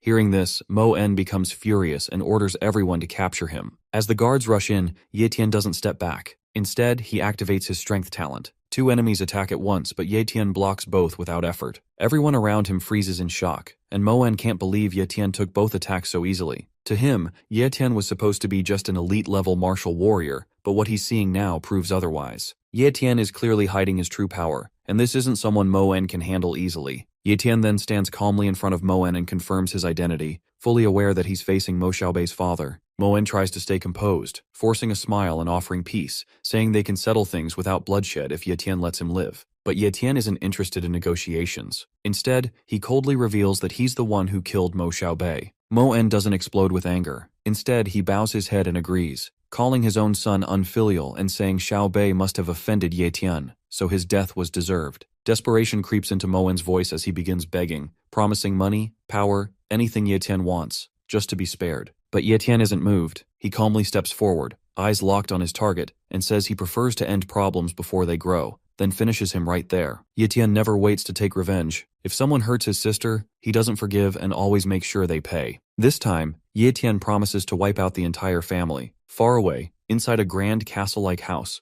An elder wonders why the 10 great elders haven't returned yet. His son tries to comfort him, saying there's no need to worry because with the 10 elders guarding the Linhai base, nothing bad should happen. But just then, the sky flashes and a glowing sword flies toward their home. Ye Tian has arrived, and he's not here to talk. Guards panic and shout, demanding to know who dares to attack their base. Ye Tian appears through the smoke and reminds them with cold clarity that they're the ones who sent people to take his life, and now they have the nerve to ask who he is. He finds it laughable because he's not here for questions. He's here to destroy them all. Fear spreads as Kang Sheng stares at Ye Tian and his voice trembles as he realizes who it is. Chang Sheng demands to know why Ye Tian is here and what happened to the 10 great elders. Ye Tian answers without hesitation that he will meet the elders soon, just not in this world, but in hell. Before Kang Sheng can react, Ye Tian launches an immediate attack which slices through his chest. Seeing his son dead in an instant, Kang Sheng's father screams, calling Ye Tian a monster as his son lies lifeless before him, and his pain quickly turns into fury. He charges up a powerful move, one of their secret arts that Ye Tian recognizes. He's used it before, to escape the deadly mighty ants, but Ye Tian doesn't flinch. He's seen this trick already. The elder's voice cracks with anger as he screams at Ye Tian, furious that his son is dead and blaming Ye Tian entirely. In his rage, his clothes start to rip and the old man immediately rushes towards Ye Tian. Successfully, he lands a combo of punches that damages and pushes Ye Tian back. The old man in his Hulk form shouts that not even Ye Tian's ashes would be enough to calm his hatred, and swears to see him dead no matter what. Suddenly, alarms ring across Linhai base and a loud warning spreads that an assassin has broken in. Guards rush through the halls, shouting to protect the patriarch, but Ye Tian remains calm, finding it amusing that they're only reacting now, after he's already killed the family head. He mocks the Mo family, calling them clueless and slow, then watches as the command is given to kill him immediately. A wave of guards charges in, but before they can attack, a dark figure cuts through the crowd, a shadow assassin appears, and panic spreads fast as the guards get knocked within seconds. The elder stares in disbelief, shocked that Ye Tian is fighting like a top-level warrior and struggling to understand how someone so young could hold this much power. Meanwhile, Ye Tian keeps his focus locked on the elder, studying the hidden technique he's using and wondering how long it can keep him alive. The elder's fury grows with each passing second, and a battle continues with swords. But far from the battlefield, another young leader watches the fight quietly. Seeing Ye Tian's strength, he wonders if the Mo family brought in outside help. His guard Elder Z offers to step in, but the young master shakes his head. He prefers to wait and watch how this plays out on its own. Chang Qing shouts in frustration, shocked by Ye Tian's incredible speed, because every strike he throws is blocked with ease. Ye Tian dodges again, and Chang Qing starts to realize this fight isn't going his way. The old man begins to panic as maintaining the secret art is draining his energy fast, while Ye Tian doesn't even look tired. As the pressure builds, Chang Qing considers calling for help from the Lin family while his technique still holds. Ye Tian stays calm, mocking him and urging him to keep going. In desperation, Chang Qing throws a smoke bomb and disappears into the haze, hoping to buy time or escape, but Ye Tian stays right on his tail. No matter how fast the old man moves, he can't shake him off, because Ye Tian's high-tier speed talent keeps him close and matching every step. Chang Qing curses under his breath, realizing he hasn't made any distance at all. With no choice left, he turns to face Ye Tian again. Ye Tian smirks and steps forward, ready to continue the fight, because whether the old man runs or turns back, Ye Tian is more than happy to keep going and finish what was started. Chang Qing feels his strength fading as his secret art reaches its limit as he trips and falls down. He knows this is the end for him and for the Mo family. Ye Tian prepares to strike the final blow, declaring it is time for him to meet his end. Desperate, Chang Qing drops to his knees and begs for his life, offering Ye Tian a priceless treasure and claiming it is the most valuable thing he owns. Even though Ye Tian gets the deja vu vibe, he is half amused and half suspicious, so he agrees to take a look. Chang Qing spawns some sort of magic ball and asks him to accept it, but as he smirks, Ye Tian immediately falls back. That's when the ball explodes and launches poisonous needles towards Ye Tian. Even though he manages to dodge it, Ye Tian still ends up making a minor cut on his face. The poison hidden within the item reveals just how far the Mo family is willing to go. As Chang Qing laughs, thinking he has finally won and the lethal poison will kill him, Ye Tian calmly activates his healing talent and recovers instantly. Chang Qing stares in disbelief, unable to understand how Ye Tian has so many powerful abilities. Ye Tian simply smirks and sends him off with a cold farewell by shooting the same needle right through the old man's chest, leaving the old man to meet his end in the afterlife. Ye Yu wonders why her brother hasn't returned yet, while Captain Gale Wolf grumbles about feeling like her babysitter. Just then, Ye Tian shows up, catching the captain mid-complaint. The moment Gale Wolf sees him, his face lights up with relief. Ye Tian thanks him for looking after his sister, and the captain curiously asks if everything has been handled. With a calm nod, Ye Tian confirms that it's done, and that from this moment on, the Mo family no longer exists in the Linhai base. Gale Wolf reacts with surprise at how ruthless that sounds, though he's clearly impressed. Ye Tian checks to make sure Ye Yu is safe and that no assassins have gotten to her, and he's relieved to hear she's resting peacefully after being given a tranquilizer. With that settled, they decide to leave the cold rooftop and head back inside. As they walk, Ye Tian shares that he wants Ye Yu to begin cultivating. The idea catches Gale Wolf off guard, but Ye Tian asks if there's any way for regular people to improve their strength quickly. Gale Wolf laughs a little and explains that there's no shortcut like that. Real improvement only comes through heavy financial investment, which is exactly what powerful families rely on. Ye Tian is surprised by how simple the truth is. Before parting ways, the captain suggests Ye Tian go check on Ye Yu, who's resting in the bedroom upstairs. Ye Tian nods and heads up to see her. The moment she sees him, Ye Yu runs into his arms, overwhelmed with relief. She had been terrified he might not return, but now that he's back, she clings to him, her emotions pouring out. Ye Tian gently assures her there's nothing to fear and promises he'll always stay by her side. Though still emotional, Ye Yu questions whether he means it, but he gives her his word without hesitation. Meanwhile, whispers begin to spread about what happened. News of the powerful Mo family being completely wiped out shocks everyone nearby. People start to wonder just how strong Ye Tian really is, realizing he's far more powerful than they ever imagined. Excitement stirs as the Lin family arrives. Lin Mingji, the young master, walks in confidently beside the powerful warrior Lin Ze, and their presence draws immediate attention. A servant rushes off to inform a lady about the guests, while others whisper about the Mo family's downfall. Quiet talk circulates about how unexpected the Mo patriarch's death was. He had once been feared and respected,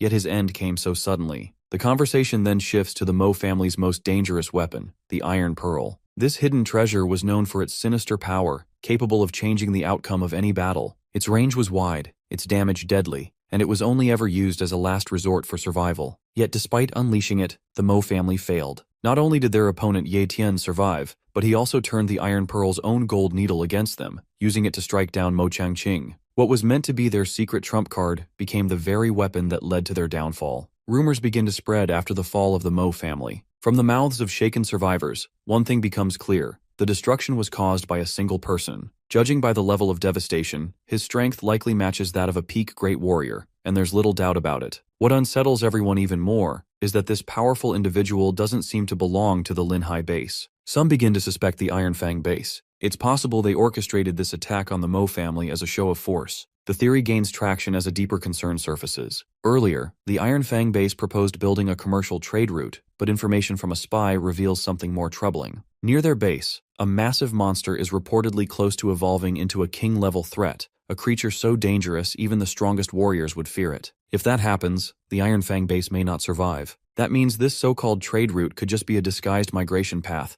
an escape plan in case their base falls. If both bases, Linhai and Iron Fang, end up merging, it won't be a simple union. Leadership and influence will likely split between two factions, one representing the old power structure and the other bringing in new strength. At that point, even the Lin family won't be able to fully speak for itself. It will just become a symbol controlled by whichever side takes the lead. Seeing an opportunity in the Iron Fang base's sudden show of force, the Lin family decides to act swiftly and use the situation to their advantage. Orders are issued, and Elder Z is quick to respond. He plans to personally deliver letters to all major families, inviting them to claim and make use of the Mo family's abandoned resources. Meanwhile, Ye Tian reveals a large stash of powerful elixirs. The sheer number shocks everyone, and Captain Gale Wolf believes they are worth more than entire estates. Ye Yu, overwhelmed by the value, questions her brother's decision and urges him to return them before getting scammed, but Ye Tian confidently assures everyone that the elixirs are real and incredibly valuable. To prove it, he hands one to Ye Yu. After taking it, she lights up in surprise, immediately feeling its effects. The mood shifts, and any doubts quickly fade as the true power of the elixirs becomes undeniable. Ye Tian prepares to leave once more, this time setting his sights on the Thousand-Leaf Forest. He explains that something important is waiting for him there. With monsters becoming more dangerous,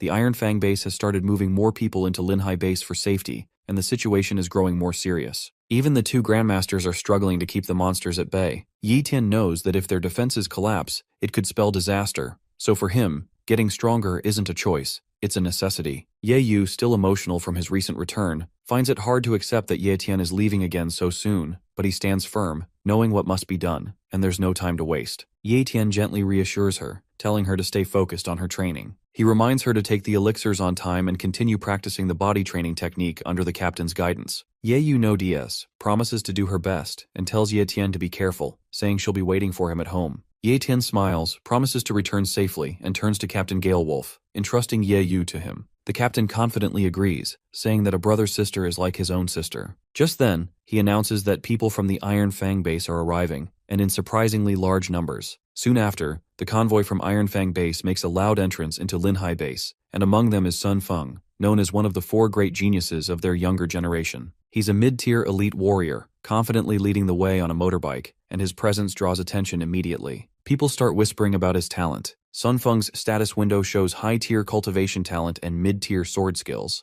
and that combination alone puts him above most others his age. Back nearby, Ye Yu coughs from the dust stirred up by the convoy, and grows annoyed by how flashy the entrance is because it all feels like too much. Ye Tian shares her unease, admitting that something about this situation gives him a bad feeling. Still, he stays calm and tells them it's time for him to head out. Ye Yu, worried but understanding, tells him to be safe. After that, Ye Tian turns away, ready to face whatever comes outside Linhai base. He steps into the thousand-leaf forest, scanning the surroundings. The place looks dry and lifeless at first glance, nothing like what its name suggests, but Ye Tian stays alert, looking for signs of the creature he's after. Soon, he notices a massive footprint on the ground. Judging by its size and depth, it likely belongs to a black wolf panther, a beast known for its incredible speed, and finding it could help Ye Tian improve his own speed talent. Just then, a powerful wave of energy ripples through the air. It's intense and clearly coming from a nearby clash between monsters. Sensing a rare opportunity, Ye Tian quickly moves toward the source. As Ye Tian arrives, he sees 2 gold dragon panthers in front of him, a rare mutated breed far stronger than the black wolf panthers. They are so fast that their movements blur, clearly possessing apex tier speed talent, exactly what Ye Tian is after. Their opponent is just as surprising, a massive gorilla radiating pure strength. Its aura suggests it is a high-tier monster with fighting power equal to a peak great warrior. Despite their speed, the 2 panthers struggle against the gorilla's brute force. Ye Tian watches closely, weighing his options, knowing that copying a talent in the middle of a fight this intense won't be easy. One wrong move could draw attention or worse, put him in serious danger. Soon, Ye Tian sees a small golden panther running toward him. It is just a baby, shining like gold, and suddenly it speaks in his mind. The little one says it wants to be his servant and offers Ye Tian its light of spirit to form a bond. Ye Tian checks its stats.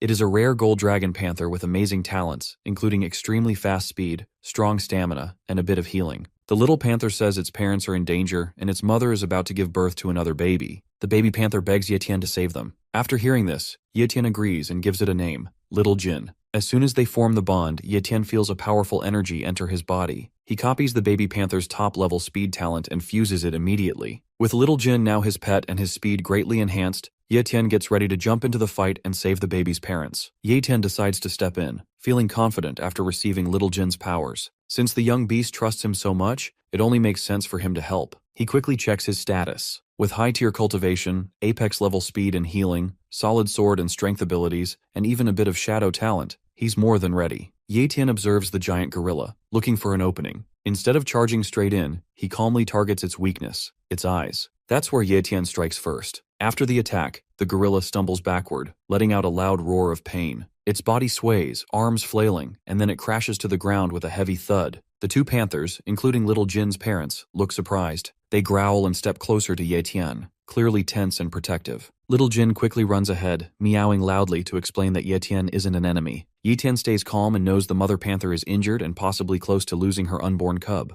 Gently, he takes out a healing pill and places it near her, speaking softly and assuring her it's safe and meant to help. Little Jin meows again, and after a brief pause, the panther cautiously takes the pill. A soft meow escapes her after swallowing it, more peaceful now, as if she understands. Ye Tian watches closely, hoping the medicine starts working soon. Little Jin then tells Ye Tian that her father also needs help, and Ye Tian immediately understands, offering the father a healing pill as well. Little Jin thanks Ye Tian with a happy smile. Suddenly the injured gorilla begins to move, trying to escape, but Ye Tian notices the panthers aren't letting it get away. With so much speed and strength on their side, there's no way the 3 apex-tier speed talents can't bring down this high-tier monster. Little Jin proudly jumps in and reminds Ye Tian that it's not just 3 fighters, she's learning to fight too and wants to help. Ye Tian smiles and agrees, saying she's right and it's 4 now. Moving ahead, Ye Tian dashes forward, surprised by how fast his new apex-tier speed talent really is. It's almost too fast to control, but he adjusts quickly and stays focused. He then switches to his strength talent, landing a full power blow on the gorilla. Meanwhile, the panthers start biting off the gorilla's tough skin. That's when Ye Tian charges up and punches the hell out of the gorilla. Surprisingly, the gorilla immediately stands firm and tries to attack Ye Tian, but he dodges. Even with that powerful hit, the beast doesn't die because its body is incredibly tough. There, we see little Jin in his insane mode.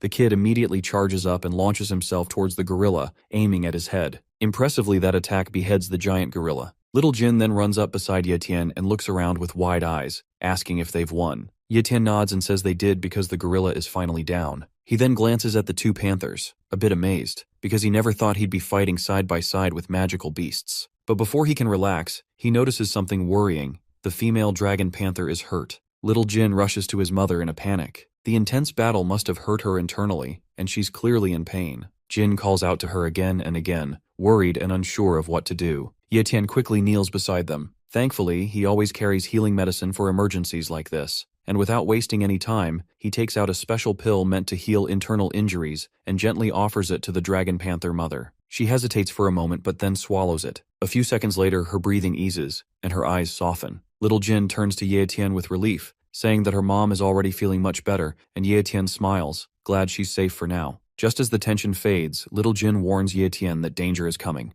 A group of black wolf panthers appears. They are the ones who brought the gorilla here on purpose. It's clear they want to take over the forest and push out Jin's parents to become the new leaders. Watching them closely, Ye Tian sees their aggressive posture and knows they're here to challenge for control, but he's not going to let that happen. He steps forward and says no, he won't allow them to take the forest by force. Without waiting, Ye Tian jumps into battle. The fight is quick and intense, but in the end, Ye Tian wins and the black wolf panthers retreat, unable to match his strength. After the fight, Ye Tian lifts Little Jin and tells all the forest creatures that from now on, Jin will be their new leader, and the others quietly accept this without resistance. Even though Jin's mother is still weak, she walks over and insists on thanking Ye Tian, offering him a special gift to show her gratitude. Ye Tian is surprised because he didn't expect anything in return. As he and Little Jin walk through the forest, Ye Tian starts to wonder how much farther they need to go. Little Jin excitedly points ahead, saying the destination is just inside the nearby cave. When they reach the spot, Ye Tian notices something glowing. It's a spiritual herb resting on a stone. Jin explains that this is the gift her mother promised. However, the fruit isn't ready yet and needs 30 more days to fully ripen. Ye Tian nods, curious about its powers and looking forward to discovering what it can do once it's ready. Just then, sounds echo from deeper inside the cave. Ye Tian encourages Jin's mother to push, as it's the moment of birth. A small cry rings out, and the baby panther is born, healthy and strong. Seeing this, Ye Tian beams with pride and declares that a new ruler has just been born into their forest. A month passes, and the moment Ye Tian has been waiting for finally arrives. As he approaches the spiritual herb, a sweet, rich scent fills the air. He can tell right away that it's ripe. Excited, Little Jin urges him to eat it quickly, jumping around with anticipation. Ye Tian laughs, amused by Jin's energy, and takes a bite of the glowing fruit. Suddenly, something strange happens. Ye Tian starts to feel weird and he immediately passes out. Later as he wakes up, Ye Tian's head hurts, and a surge of power rushes in. He grabs his head, feeling a strange new awareness growing inside him. It's not just any power. Ye Tian realizes he's gained a mental ability, a skill usually only accessible to powerful martial warriors. Yet here he is, still at elite warrior level, and already able to control it with ease. Ye Tian closes his eyes for a moment, focusing as his talent detection range expands instantly, allowing him to sense talents from up to 50 meters away. Even more shocking, he discovers that he can now copy talents without even touching anyone. Just sensing them through the air is enough. Later, Ye Tian sees a message asking if he wants to fuse the mid-tier endurance talent. He thinks about it for a moment but decides against it because endurance isn't that helpful right now, and his main focus is improving his cultivation talent. With everything settled, Ye Tian gets ready to head home. This trip gave him a lot of power, growth, and even something unexpected. He smiles, feeling satisfied. As he prepares to leave, Ye Tian turns to the panther family and thanks them for the spiritual fruit because it helped him greatly.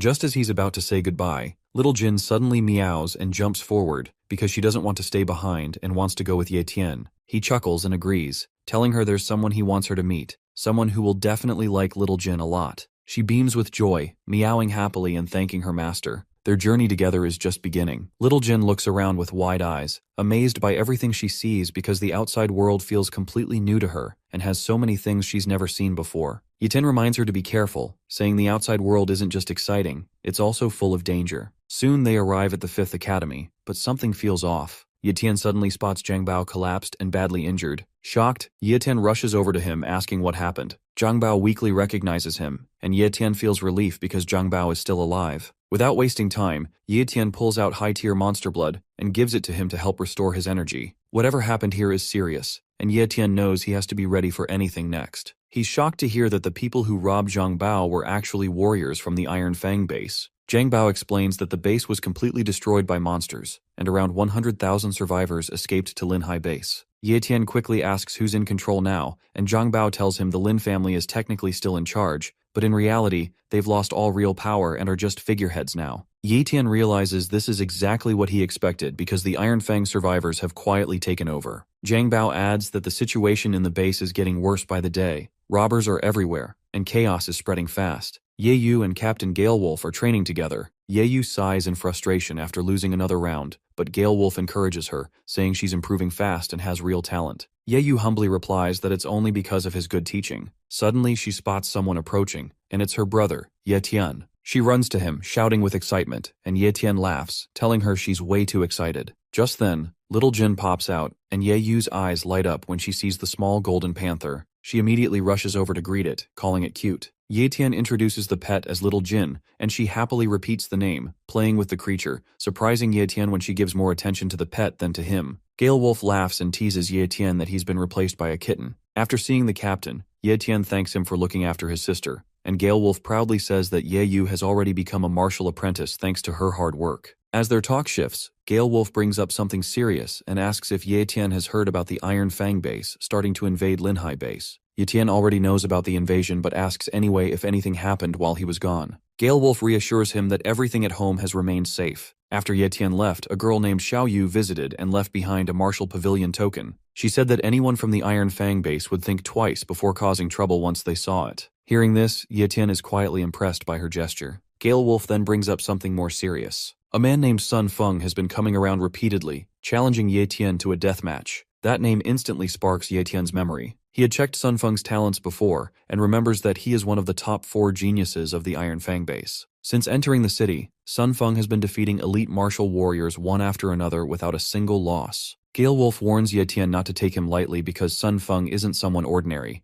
but Ye Tian, rather than being alarmed, stays calm, and the situation only sharpens his focus. In fact, he finds the challenge intriguing. Sun Feng arrives on his motorcycle, parking it with a loud screech that turns heads, and without wasting time he confirms Ye Tian's identity, saying he's been waiting for this moment. Ye Tian simply nods. After that, Sun Feng announces the reason for his visit. He challenges Ye Tian to a duel, set for 10 o'clock the next morning at Minghui Plaza. The terms are clear, a battle with a bronze rank blade skill on the line. Sun Feng leans forward slightly and dares Ye Tian to show up. As Sun Feng speaks, Ye Tian activates his hidden ability. A wave of energy brushes past him, and he successfully copies Sun Feng's high-tier cultivation talent without anyone noticing. With a small smile, Ye Tian responds confidently and accepts the challenge without hesitation, making it clear that he's not afraid. After hearing this, Sun Feng gives a turn to leave, his bike engine roaring as he speeds away. Ye Tian watches him disappear into the distance, ready for what's coming. Someone behind Ye Tian calls out in frustration, warning him that his decision was way too impulsive, and he is convinced that with Sun Feng's power, Ye Tian doesn't stand a chance. But Ye Tian stays calm and quietly replies that the outcome isn't so certain. Moving ahead, his status window appears again, and his abilities are already impressive. High-tier cultivation talent, apex-tier speed, mid-tier sword skill, novice-level shadow skill, apex-tier healing, and high-tier strength. But Ye Tian isn't done yet, and since he already has one high-tier cultivation talent, he decides to stack another one, aiming for something even stronger. With full confidence, Ye Tian chooses to copy the talent again. The moment he confirms, his cultivation talent upgrades to apex tier. Now, with his stats reaching incredible levels, Ye Tian smiles slightly because the thought of tomorrow's duel doesn't worry him at all anymore. In fact, he's actually looking forward to it. At Minghui Plaza, a crowd starts to gather, and everyone's talking about the duel as Sun Feng picks yet another new dueling spot, just like he always does. So far, he hasn't lost a single match. People in the crowd gossip about his next opponent, and most don't even recognize the name. Some assume Ye Tian is just an unknown kid, while others vaguely remember hearing about him but still dismiss him as a nobody. They wonder why someone like Sun Feng would even bother challenging someone so ordinary. A few suspect that Ye Tian isn't the real target at all, that it's the Lin family's influence. Every time Sun Feng wins, he damages a family's merit monument, and today seems no different. He's not just fighting individuals, he's chipping away at the reputation of the powerful families in Linhai base. A huge crowd surrounds the plaza, with all eyes locked on the stage. Ye Yu stares in shock at the size of the gathering and whispers that it's noisier and more crowded than she expected.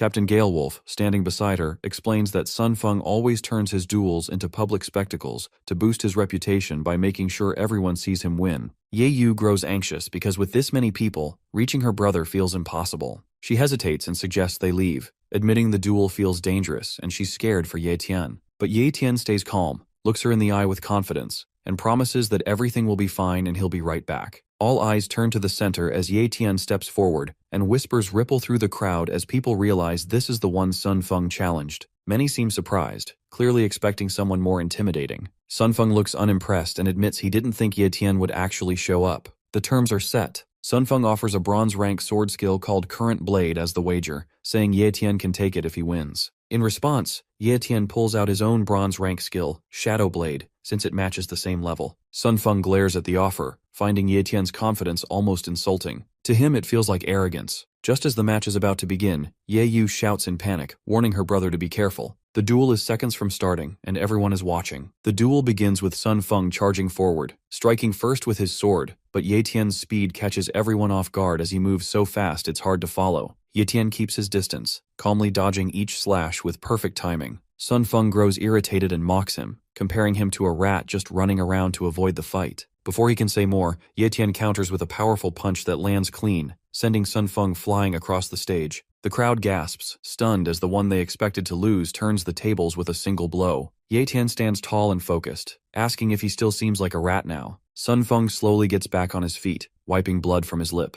The smirk fades from his face, replaced by determination, and he admits Ye Tian is stronger than expected, but promises that this time he won't hold back and the real fight starts now. As the crowd watches in silence, Sun Feng roars with anger and unleashes Wind Slash, a fast and powerful sword move aimed straight at Ye Tian, also slicing a portion of the Lin family's merit monument in the background. Shocked voices rise from the crowd, outraged that he dared to damage a symbol of honor just to win. But Ye Tian doesn't flinch. With incredible precision, he dodges the incoming attack with ease, and his calm expression never changes. Seeing this, Sun Feng's frustration grows as he struggles to understand how Ye Tian is still completely untouched. Then Ye Tian casually admits something that makes the entire crowd stir. He wasn't even taking the duel seriously. He reveals that he dragged out the fight just to observe and learn Wind Slash, and that was all he wanted. Ye Tian makes it clear that Sun Feng was never seen as a real threat, just a stepping stone to gain something useful. For Ye Tian, the duel wasn't a test of strength, but a simple demonstration. Furious, Sun Feng charges forward with one final desperate strike, but in a flash, Ye Tian ends the battle with a single clean move. He basically breaks his sword with a mere punch and slashes Sun Feng's face to the ground, and it's over. Ye Tian turns away without another word, because to him, the fight wasn't even worth the effort. The crowd erupts into cheers the moment Sun Feng hits the ground.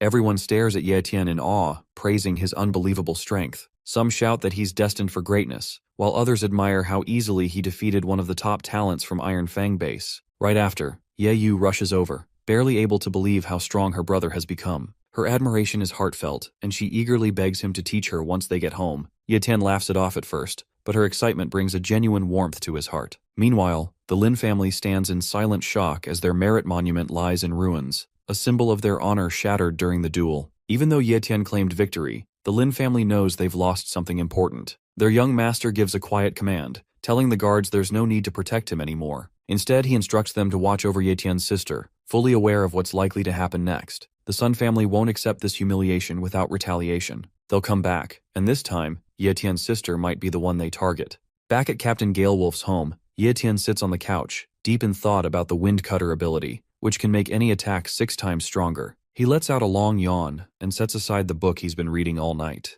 Getting up, he walks over to the window and opens his status window, only to realize that there are still 30 days left before he can copy another ability. Ye Tian mutters a curse under his breath but quickly calms himself, knowing there's no choice but to wait out the cooldown. Once it's over, he can move forward with his plan to copy Sun Feng's superior-level swordsmanship talent. Doing so would instantly boost him by 2 levels, pushing him into the Grandmaster rank. Ye Tian nods to himself, reminding that any martial artist aiming to stay on top needs that level of power. Meanwhile, in a quiet back alley, Ye Yu is practicing her swordsmanship against a training dummy, her strikes sharp and focused. Captain Galewolf stands at a distance, watching in silence. He's lost in thought, worried that even though the competition is over, the Sun family, with all their influence, won't let things slide. If they do seek revenge, he fears for Ye Yu's safety. After a while, Ye Yu, tired and breathless, stops and takes a long drink from her water bottle. She notices the captain staring and asks why he's looking at her like that. Snapped out of his thoughts, Galewolf blushes slightly, realizing he was lost in his worries, and tells her to come over. As Ye Yu walks up to him, curious, he hands her a cross-shaped amulet and quietly asks her never to take it off. Yu Ye looks at the cross-shaped amulet and finds it beautiful as she asks her captain what it is. He tells her it's an amulet and insists that she must never take it off. Yu Ye nods seriously and promises to protect it no matter what. Meanwhile, a woman with a confident stride jogs down the sidewalk, turning the corner of the house. As she spots Yu Ye and the captain, she calls out to him and says she has some news. The captain asks if it's something new about the Sun family. She reports that members of the Sun family were seen in the market today, busy buying up properties. The captain's expression shifts to surprise, and he mutters that if they're buying property, it means their momentum has slowed, and they likely won't act until they've fully settled in. At the same time, an old man in a wide-brimmed hat is seen throwing trash into a bin. His aura is grim, and the shadow from his hat covers his face. A month passes, and that same old man is seen again, tossing garbage into another bin just as Ye Tian exits a nearby building. Ye Tian walks down the street casually, munching on some snacks, when he passes by the man. Suddenly, Ye Tian's spiritual pressure flares slightly, causing the old man to sweat nervously. He struggles to understand how someone like Ye Tian can already control spiritual energy,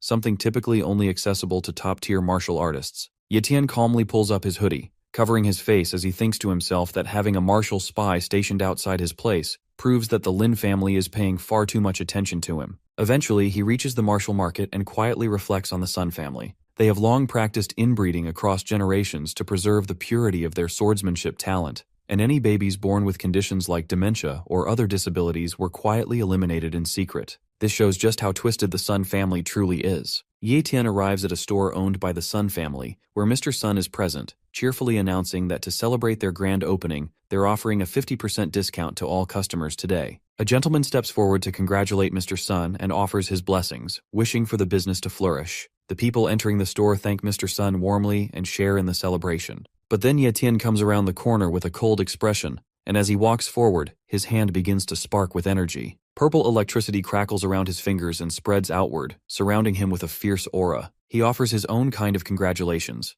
not for the store's opening, but for what he calls Mr. Sun's last day to live. Without hesitation, Ye Tian copies Mr. Sun's ability, and in that moment, his swordsmanship talent upgrades to the superior level. After absorbing Mr. Sun's ability, Ye Tian heads to the graveyard where his parents are buried. He brings a bouquet of flowers and sits quietly at their graves, speaking to them with a gentle tone. He tells them that he and his sister Ye Yu will soon be leaving the Seaward base, and before departing, he wanted to visit them one last time to say goodbye. With a small smile, he adds that they would be proud of him if they could see how far he's come. Suddenly, he senses something rapidly approaching. In a flash, a figure appears, standing silently on a nearby tombstone. It's an assassin, clearly sent to kill him, and his killing intent fills the air. Ye Tian instantly reacts, summoning his blade and turning to meet the threat. The assassin lunges with his own weapon, and their blades clash in a shower of sparks. The assassin remarks that Ye Tian must really be something if he managed to defeat Sun Feng. Ye Tian, irritated, realizes who he's facing. It's one of the Sun family's lapdogs. He tells the man that he's been expecting him for some time.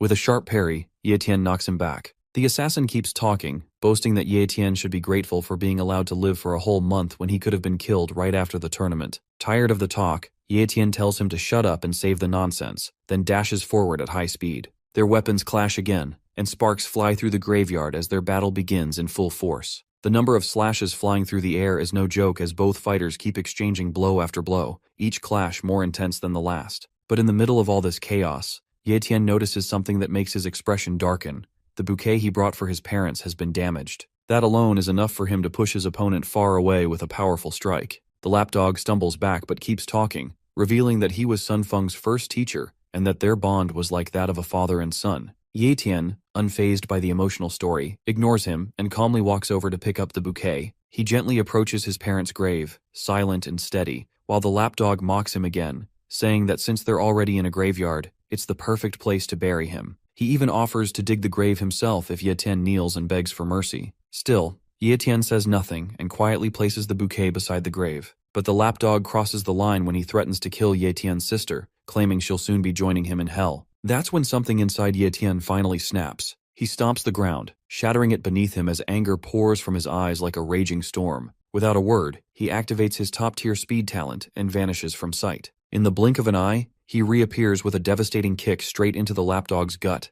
sending him flying. Ye Tian doesn't stop there. He dashes forward, grabs the man midair by his hoodie, and hurls him toward a nearby mountain. The lapdog crashes violently, the impact kicking up dust and rocks as his body lies motionless, barely able to grip his weapon. He hears footsteps drawing closer, his blurred vision catching Ye Tian's figure approaching. In that moment, he finally understands that Ye Tian is already at the level of a grandmaster, though his pride still struggles to accept it. But none of it matters now, as his eyes close for the last time and his story ends right there. Ye Tian sits beside the lifeless body, his expression calm as he picks up the weapon known as Sword Veil, a rare swordsmanship manual hidden within the lapdog's blade. As he examines the weapon, he quickly notices that its stats far surpass those of the sword he had been using. Without hesitation, he switches them out, securing the stronger weapon for himself. Looking around, Ye Tian realizes that night has fallen, and the sky is already cloaked in darkness. Knowing he's stayed out too long, he quickly makes his way down the mountain, fully aware that if he's late again, he'll be facing a battle he can't win, his sister, waiting at home with questions and complaints that no sword can parry. Ye Tian returns to the city and encounters the old man again, who is sweeping the street.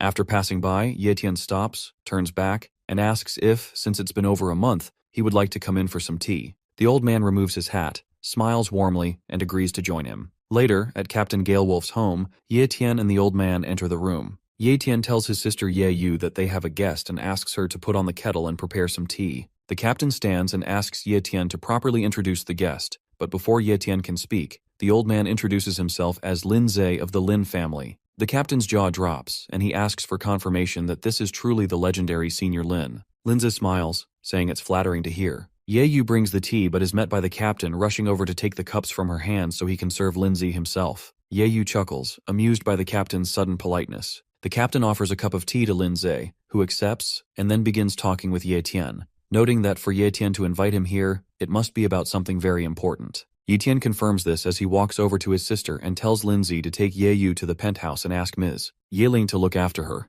Lin Zhe sips his tea, thinking to himself that he hadn't expected Ye Tian to have any connection to the penthouse. He notices the amulet Ye Yu is wearing, given to her by the captain, and recognizes it as a token of the penthouse. Lin Zhe sets his cup down and responds, promising to take Ye Yu to Ms. Yu. Ye Tian glances at the captain, considering how to repay him before leaving the seaward base. The captain jokes that it seems Lin Zhe didn't like the tea, so he'll make him a fresh cup. Meanwhile, Ye Tian introduces the captain to Lin Zhe, explaining that his name is Zhang Feng, a close and loyal friend of his who is brave and has great potential if he works for the Lin family. The captain is shocked to hear Zhang Feng will be working for the Lin family, finding it hard to believe. However, Lin Zhe agrees and tells Ye Tian that the Lin family is open to any outstanding person, and starting today, Zhang Feng will become his disciple. Ye Tian gently nudges Zhang Feng and tells him to meet his new master. Zhang Feng falls to his knees and bows deeply to Lin Zhe, thanking him for accepting him as a disciple. Lin Zhe tells him to get up, thinking to himself that doing these two small favors will help him build a good relationship with Ye Tian, which will be great for his family. Meanwhile, Ye Yu grows suspicious of Ye Tian and asks about his true goal, since he keeps asking others to look after her. Ye Tian replies that he has some things to handle, nothing serious. But Ye Yu, sharp as a knife, calls him out for lying and says it's more than just some stuff, and he can't hide it from her. Ye Tian nervously insists it really is just some things he needs to deal with, and promises he'll join her as soon as it's done. In the meantime, Xiao Jin will protect her, the same cat who is living the best time of his life. Ye Yu finally gives up and says she understands that he won't listen, so she won't waste her time. She tells Ye Tian to stay safe and not take on things beyond his level. Ye Tian smiles and accepts her advice. Meanwhile, two guards stand outside a building, talking quietly to each other. They talk about how pointless it is to have guards outside the Sun Group at night, since no one has the guts to attack them. But this turns out to be a bad night for those two guards when Ye Tian appears from a distance and heads straight toward them. One guard tells Ye Tian to leave because he's not welcome here, but Ye Tian keeps coming, lightning crackling around him. In an instant, he thrusts both guards along with the door into the building. One guard, barely conscious, asks Ye Tian what he's doing there, and Ye Tian coolly replies that he's there to get rid of some garbage. Meanwhile, a scared henchman runs back to his boss, telling him someone has broken into the group and beaten up their men. The boss grins and says he thought only cowards filled the seaward base, but it seems someone with a death wish has finally shown up. A group of henchmen rush toward Ye Tian, ready to take him down, but Ye Tian quickly demonstrates his power by kicking one of them so hard that he crashes into the others, knocking them over like bowling pins. With lightning-fast speed, Ye Tian dashes forward and eliminates the remaining henchmen with such ease that they seem like nothing. Meanwhile, the boss begins to walk slowly toward him. As everyone else lies defeated, the room falls silent, with only the sound of the boss's footsteps echoing across the floor. The boss breaks the silence and asks Ye Tian for his name, impressed that someone dared to take out so many of his men. Ye Tian replies while holding one of the henchmen by the collar, pointing straight at the boss, making it clear he's next. The boss lets out a cold sigh and says Ye Tian has some nerve walking into his place, then gives a command for the elders to kill him. Suddenly, a group of people leap down from above and ambush Ye Tian. Just as Ye Tian pulls out his newly acquired knife, one elder uses a control talent to bind his hands behind his back, instantly immobilizing him. The others step forward and surround him. Now facing 5 elders, Ye Tian meets Scarface, Eye Patch, Redhead, Jason, and the 5th unnamed one. Scarface speaks up first, saying they had waited for days expecting a real threat, only to be disappointed that a boy was the one who dared to attack them. The elder who used his technique to bind Ye Tian speaks up, saying he has no interest in wasting energy on a commoner, but Ye Tian should feel honored to die inside his escape-proof net array. The boss thanks the elders for their efforts in capturing Ye Tian and tells them they can take anything of value from him as a reward. Suddenly, Scarface's expression changes as he notices the blade Ye Tian is holding and instantly recognizes it as belonging to the lapdog. He slaps Ye Tian across the face, grabs him by the hair, and demands to know what happened to Elder Qing Ho. He adds that Qing Ho was supposed to be with Mr. Sun Feng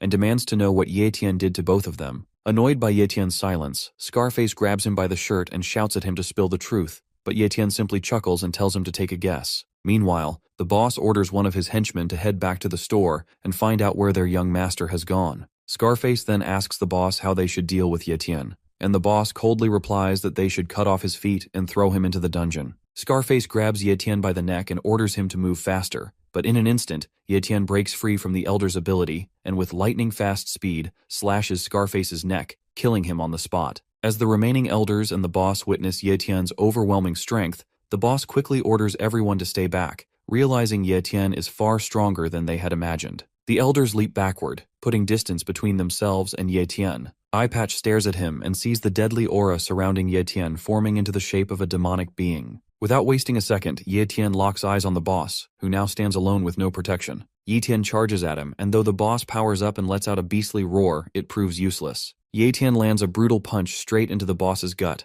forcing blood to burst from his mouth. He follows it up with a fierce kick to the face that sends the boss crashing into a wall. The wall shakes from the impact as the boss struggles to his feet, coughing blood, and realizing he can't face Ye Tian alone, he yells for the elders to attack together. Jason is the first to respond, confident that his massive muscular frame can overpower Ye Tian. He locks hands with him, and the two begin pushing against each other, the pressure creating a crater beneath them as lightning crackles in every direction. Thinking Ye Tian is immobilized again, the elder with the chain ability moves in for a sneak attack from behind, but Ye Tian senses his presence, and without wasting even a split second, kicks both Jason and the elder in the face, sending them flying and shattering the elder's teeth. Standing tall at the center, Ye Tian calmly tells the elder that using the same trick twice won't work. However, the elder proves to be cunning, having planted a trap under Ye Tian's feet, which suddenly locks him in place. This gives Eye Patch the perfect opening as she begins gathering the souls of the fallen henchmen and summons 2 vicious dark dragons. Despite his power, Ye Tian immediately senses that the spell is a serious threat. He breaks free from the trap and bolts, but the dragons are far faster than he expected and appear right in front of him. Caught off guard by their speed, Ye Tian stares in disbelief as one of the dragons opens its massive mouth and swallows him whole. The attack escalates into a devastating blast known as the Death Aura Explosion. Miss Yue watches the huge explosion in the distance, wondering who could be causing such chaos. Just then, her maid interrupts and tells her that Lin Zi from the Lin family has arrived to see her. Yueling asks what he wants this time and tells the maid to send him away, but the maid explains that he's here with Ye Tian's sister for some reason. This piques Yueling's curiosity. Meanwhile, Ye Yu and Lin Zi wait somewhere as a lady offers them tea, and Lin Zi thanks her politely. Back at the fight, as the smoke clears from the explosion, Ye Tian's body falls from the sky, crashing into the ground and creating a crater, looking lifeless. The elder praises Eye Patch's ability, claiming that not even a grandmaster could survive her Death Aura explosion. The boss appears, coughing, and thanks Eye Patch, which makes her grin arrogantly as she stands by the crater. The elder asks the boss what to do next since Ye Tian is barely alive and badly wounded, and the boss orders them to kill him immediately. Suddenly, a blade flies through the air, stabbing the elder near his heart and pinning him against the wall. Ye Tian regains consciousness, smiles, and uses healing magic to mend all his wounds while Eye Patch, Jason, and the boss watch in shock as the elder's lifeless body swings against the wall. Everyone is shocked, unable to grasp what just happened. Then Jason realizes Ye Tian is still alive and warns the others, but before he can act, a hand strikes him, slamming his head into the ground hard enough to shatter his mask and kill him instantly. Ye Tian wastes no time, calling his knife back and swiftly slicing Eye Patch's neck clean through. As the elders fall one by one, the boss collapses backward in fear. Desperate, he grabs his axe and launches one final attack at Ye Tian, but Ye Tian stands firm, and only a spray of blood appears before the boss's lifeless body hits the ground, blood dripping from Ye Tian's blade. At that moment, the young master of the Sun family, Mr. Sun Feng, appears around the corner, seeing his father's dead body and screaming out in shock, while Ye Tian turns, smirking as he locks eyes with him. Ye Tian looks at Mr. Sun Feng and says it's a good thing he showed up, because he can deal with him right now as well. He steps on his father's body while speaking, which makes Mr. Sun Feng lose his temper completely. Fueled by rage, Sun Feng lunges at Ye Tian, throwing a powerful punch, but Ye Tian effortlessly dodges it. Using his power talent, Ye Tian buffs himself and counters with a brutal punch to Sun Feng's gut, causing him to drop to his hands and tremble in pain. Sun Feng slams his hand on the ground in frustration, realizing Ye Tian is far stronger than him, almost like a monster. His fighting spirit breaks, and he apologizes to his father for being weak. Ye Tian grabs him by the hair, warning that if he's already given up, he'll send him straight to hell. Just as Ye Tian readies his knife to end Sun Feng's miserable life, a thunderbolt crashes down nearby. Ye Tian jumps back onto a pole, narrowly dodging the strike. A mysterious figure appears, floating in the stormy sky amidst roaring clouds and fierce lightning. Ye Tian senses the immense power radiating from this figure and rates it at Grandmaster level. The newcomer is revealed to be none other than Grandmaster Mr. Yao Ye. Yao Ye tells Ye Tian that it is cruel to have killed so many of them. Sun Feng, seeing this Grandmaster of his family appear before him, starts pleading with Yao Ye, begging him to kill Ye Tian and bring him to justice for killing his father. Ye Tian, now furious, looks down at Sun Feng and thinks he should have taken the chance to finish him off when he had it. After hearing Sun Feng's complaints, Yao Ye launches an attack on Ye Tian, throwing lightning at the pole where Ye Tian stands, but Ye Tian dodges and leaps onto a building. Yao Ye continues to unleash lightning attacks, but Ye Tian keeps evading them. Confident in his power, Yao Ye tells Ye Tian to give up because he is no match for a Grandmaster. Sun Feng realizes the destructive power of a Grandmaster is no joke and could destroy the whole city, so he plans to escape to somewhere safe. However, Ye Tian blocks his path with a menacing smile and rushes toward him. At that moment, Yao Ye hurls another lightning bolt. Ye Tian dodges it, but it strikes Sun Feng, almost turning him to ash. Luckily, Sun Feng survives and shouts at Yao Ye that he is not his enemy. Yao Ye jokes that after all these years his eyesight must have gotten weak. While they argue, Ye Tian suddenly appears above Yao Ye and delivers a heavy punch, but Yao Ye is protected by a powerful ability called Elemental Energy Shield, and the punch doesn't even land. Yao Ye electrifies the surroundings, sending multiple lightning bolts that shock Ye Tian and knock him to the ground. Despite the barrage, Ye Tian manages to get back up, laughing as he praises his opponent's power, saying it's time to get serious because if he wants to win, he'll need his full strength. The two stand face to face, their powers clashing fiercely. Ye Tian opens his status window to check Yao Ye's skill set and notices he has only one skill. He chuckles and calls him an ordinary Grandmaster, warning that if he gets hurt in this battle, he won't be held responsible. Sun Feng, hearing this, complains again to Yao Ye about Ye Tian's arrogance and how he's humiliating their base, urging Yao Ye to kill him. Ye Tian thinks to himself that he should have killed Sun Feng already to stop the nuisance. Yao Ye agrees with Sun Feng and suddenly attacks Ye Tian, who barely dodges with a backflip. Yao Ye compliments Ye Tian's agility, saying it's rare to see someone dodge his sudden strike. Ye Tian appears behind him, teasing that Yao Ye is flattering him, then delivers a kick to Yao's cheek from the side. At first it seems to have no effect and Yao Ye calls him weak. But when Ye Tian activates his power talent, that kick becomes so strong it sends Yao Ye flying into a building. Surprised, Yao Ye asks how Ye Tian got so powerful in such a short time. As he gets up, he admits Ye Tian isn't just any martial artist. Just as Yao Ye is about to leave the hole in the building, Ye Tian throws a car in his path. Yao Ye dodges it and uses his spiritual power to stagger Ye Tian, landing a hard blow to his face. He then grabs Ye Tian by the foot and slams him into the ground. Building up energy, Yao Ye powers up his fierce skill, Thunder Kindling, unleashing it on Ye Tian. The attack is so intense that the whole area and sky fill with lightning bolts and thunder. The blast of lightning leaves a huge crater on the ground. Standing inside the crater is Yao Ye, while Ye Tian lies unconscious on the ground. Yao Ye looks down and says it seems like it's over now. Sun Feng laughs with joy and runs over to congratulate Yao Ye, but the battle has clearly taken its toll on Yao Ye, who suddenly pukes blood, realizing he's injured as well. He tells Sun Feng that he's leaving things in his hands and will go see a nurse to get checked. He pushes Sun Feng aside, who can only mutter "yes, sir," trembling with fear of the Grandmaster. Yet, once Yao Ye is out of sight, Sun Feng gets cocky again. He spits on Ye Tian and stomps his body repeatedly, ranting that Ye Tian used to claim he was number one but lost to them. He threatens to chop up Ye Tian's corpse and feed it to the dogs. But just then, Ye Tian regains consciousness, grabs Sun Feng by the neck, and lifts him up, daring him to repeat those words, though Sun Feng is too scared to say a thing. Just then, Ye Tian calls his blade back to him. Sun Feng, realizing his end is near, screams for help one last time, but it's too late. Ye Tian cuts open his neck, putting an end to his miserable life. The scream catches the attention of Grandmaster Yao Ye, who looks back to see Ye Tian using his healing talent. One by one, Ye Tian's wounds start to close, and soon his body is as good as new. Yao Ye is left in disbelief, wondering how Ye Tian's wounds healed so quickly, like the penthouse jellyfish, and demands to know what he really is. Ye Tian shrugs it off, calling himself nothing more than an ordinary guy with a low-level talent. He then activates his wind slashes and unleashes a barrage of slashing orbs toward Yao Ye. Yao Ye recognizes the skill as belonging to the Sun family, but the sheer number of orbs overwhelms him. Every attack hits hard, damaging his body and tearing off his shirt. Clearly furious, Yao Ye calls Ye Tian a bastard and swears to kill him even if it costs his life. But before he can act, Ye Tian delivers a powerful punch to the back of his head, slamming him into the ground. Ye Tian says he's just paying Yao Ye back for what he did earlier. Now trembling from Ye Tian's strength, Yao Ye struggles to get up from the ground.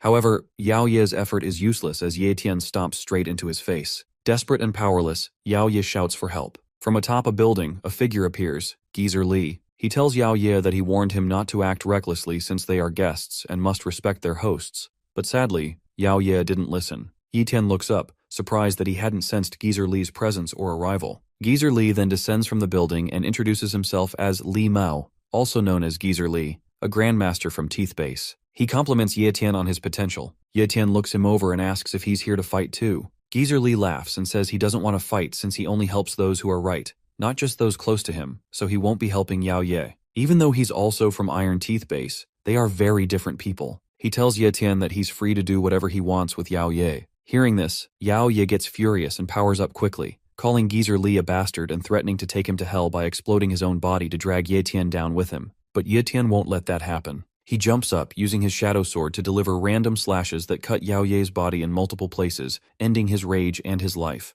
Geezer Li applauds and praises Ye Tian, saying he didn't expect a martial elite to take down a grandmaster. Ye Tian then asks Geezer Li to stop beating around the bush and get to the point. Geezer Li laughs and says it seems Ye Tian isn't very patient. He explains that Yao Ye and his followers were radicals in their base, pushing for a violent invasion of Seaward Base, which goes against what Geezer Li stands for. He wants everyone to coexist as equals. Geezer shows off his super speed as he zooms past Ye Tian, who barely catches a glimpse of him. Geezer keeps talking, saying that since Ye Tian has already taken out everyone in the Sun family, he hopes Ye Tian will stop the killing and forgive them. He suggests that both bases should team up from now on for a better future. Ye Tian chuckles softly and tells Geezer Li that if he wants to cooperate, he should talk to the Lin family because they run things here and make the decisions. Geezer asks if Ye Tian has ever thought about ruling the base himself, but Ye Tian says he does not like trouble, and besides, he is busy. Geezer tries to stop him, but Ye Tian ignores him, taking a huge leap and launching into the sky like a rocket, leaving a trail of electricity behind.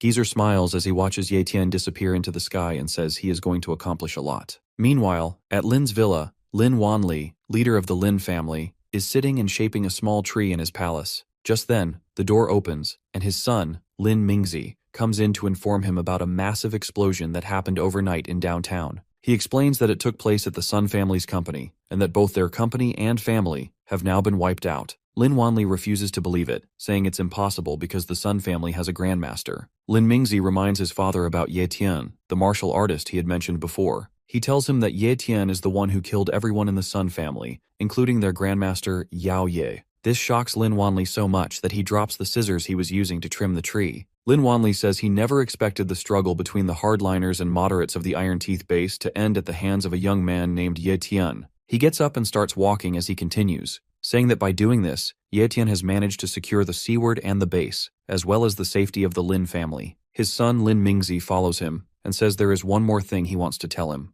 The master of the Iron Teeth base, Li Mao, also known as Geezer Li, has arranged a meeting with them this morning, and is currently waiting for him in the tea room. Lin Wanli replies that they really did not give him any time to think and agrees to meet with Li Mao. He then directs his son to carry out his orders to all factions, telling him that every faction in the Seaward base must ensure Ye Tian and his family's safety. If Ye Tian intends to build his own power, all factions must support him wholeheartedly. In simple terms, no one should do anything to upset Ye Tian under any circumstances. Meanwhile, at the penthouse, Yu Ye sits on a chair, thinking about what his brother Ye Tian must be doing. Just then, The waitress comes over to offer the captain another cup of tea. The captain replies that they have been drinking tea all night and asks about the whereabouts of the boss. The waitress says she is sorry but has no idea where the boss might be right now. The captain mentions that he has been here a few times before for trades, but he has never met the lady of the penthouse. Rumors say she is a stunning beauty. He asks his master if they should wait or leave. Linza, his master, tells him to be patient and stay calm as he sips his tea. He also says the captain has met the lady of the house before, and that even Yu Ye has met her as well. Just then, the boss arrives and the waitress apologizes for the wait, letting everyone know she is here. It is Yue Ling. As she approaches the group and looks at Yu Ye, she is shocked. The captain is even more shocked as he looks from Yu Ye to Yue Ling and realizes they look exactly the same. The waitress also looks confused, wondering if they really are twins. Linza says it has been a long time since he last saw Miss Yue and then introduces Yu Ye to her. He tells her that Yu Ye is Ye Tian's sister and that Ye Tian asked him to bring her to the penthouse for refuge. Yue Ling interrupts and says she already knows what happened last night at the seaward base. She looks at Yu Ye and thinks to herself that Ye Tian's sister looks exactly like her. She remembers how Ye Tian used to save her all the time and hopes he doesn't see her as his sister. An embarrassing moment flashes through her mind when Ye Tian hugged her, and she feels awkward realizing she looks just like his sister. She then walks over to Yu Ye and says she can be her big sister. Later at the market, Ye Tian returns and spots Yue Ling standing there waiting for him. He asks what she is doing there, and she replies that she is waiting for his grand arrival since he is now the big shot at the seaward base, and she wouldn't dare to ignore him. Ye Tian uses his ability to assess Yue Ling's powers, and discovers she has been promoted from high level to top level. He guesses it must have something to do with the treasure in the Death Lake. He keeps looking at her with a smile on his face. Feeling embarrassed by Ye Tian's constant staring, Yue Ling calls him out. She grabs his shirt and tells him it is rude to stare at girls for too long. Ye Tian snaps back to reality, apologizes, and says he was just lost in thought with no intention of staring. She lets go of his shirt and says she's too kind to argue with him. Then she suggests they take a walk before night falls. Ye Tian agrees, and they stroll through the market, talking. Yue Ling mentions that Linze was talking about his family training people for Ye Tian, and asks what he thinks about that. Ye Tian says he's not interested. She asks why and then what his plan is, if he plans to keep cultivating on his own. Ye Tian replies that he wants to leave the seaward base soon and head toward Demon Sea Base. Yue Ling looks confused and seems sad to hear that. When Ye Tian asks what's wrong, she just looks down and says nothing. She stands still watching him walk ahead, wondering why he wants to leave. Ye Tian looks back and asks why she is just standing there since she was the one who suggested the walk. Yue Ling huffs and starts walking with him again. Night falls, and Ye Tian finally returns to the Lin family mansion, where his sister greets him with a big hug. However, Ye Tian scolds Yu Ye, telling her to behave more like a lady since she's no longer a child. She feels embarrassed and says she just missed her brother so much. Ye Tian thanks everyone for taking care of his sister while he was away. Linzi tells him it was no big deal and that he is welcome. Yue Ling, standing a little distance away by the door, tells her maid to go fetch Elder Yue because she needs to talk to him about something. She speaks with Elder Yue in a separate room. Elder Yue asks if she has really made up her mind, and she confirms that she has, and that now she will leave everything in his hands. The next morning, Ye Tian is ready to leave with his sister. They stand by a car as Lindsay asks if he is really going to give up the chance to build his own team if he stays here. Ye Tian chuckles and says yes, he is going, and thanks Lindsay for the car. Linzo says young men should always aim high, and that if he were a bit younger, he would definitely tag along with Ye Tian. The captain looks around and asks about Miss Yue since she is a good friend of Ye Tian's, but is nowhere to be found. Ye Tian looks around but doesn't see her anywhere, then says he doesn't have time to wait for her to say goodbye. He prepares to leave and says his goodbyes, while the captain tells Ye Yu to keep cultivating and not to slack off. Just then, Yue Ling arrives and tells them to stop. She and her maid head toward the car. She sits in the front seat and tells Ye Tian to get in already. Ye Tian asks if they are both coming, and Yue Ling replies, "Isn't it obvious? Why else would they be sitting inside the car?" Ye Tian asks Ye Yu to sit in the back seat and then turns to Yue Ling, asking why she suddenly decided to come along. She replies that she just wanted to. Ye Tian smiles and says she can simply admit that she wanted to go out with him to train. There's no need for an excuse. Yue Ling blushes and says she just happens to be going to the same place and only needs a ride, so that's why she's coming with him. Then, they start driving away, bidding farewell to the seaward base. They continue riding in the car while the maid calls the cat naughty for not coming to her. Ye Yu explains that the cat just met her and doesn't know her yet. Yue Ling then tells Ye Tian there will be a test in the secret land of the Demon Sea Base and asks if he is interested. Ye Tian says he doesn't know about the secret land and asks her to explain. The maid chimes in, surprised that he became a martial master without knowing about it. She explains that the secret land is a subspace on Earth that came into existence during the catastrophe 100 years ago. Martial artists often enter the secret land through space cracks to hunt for treasures,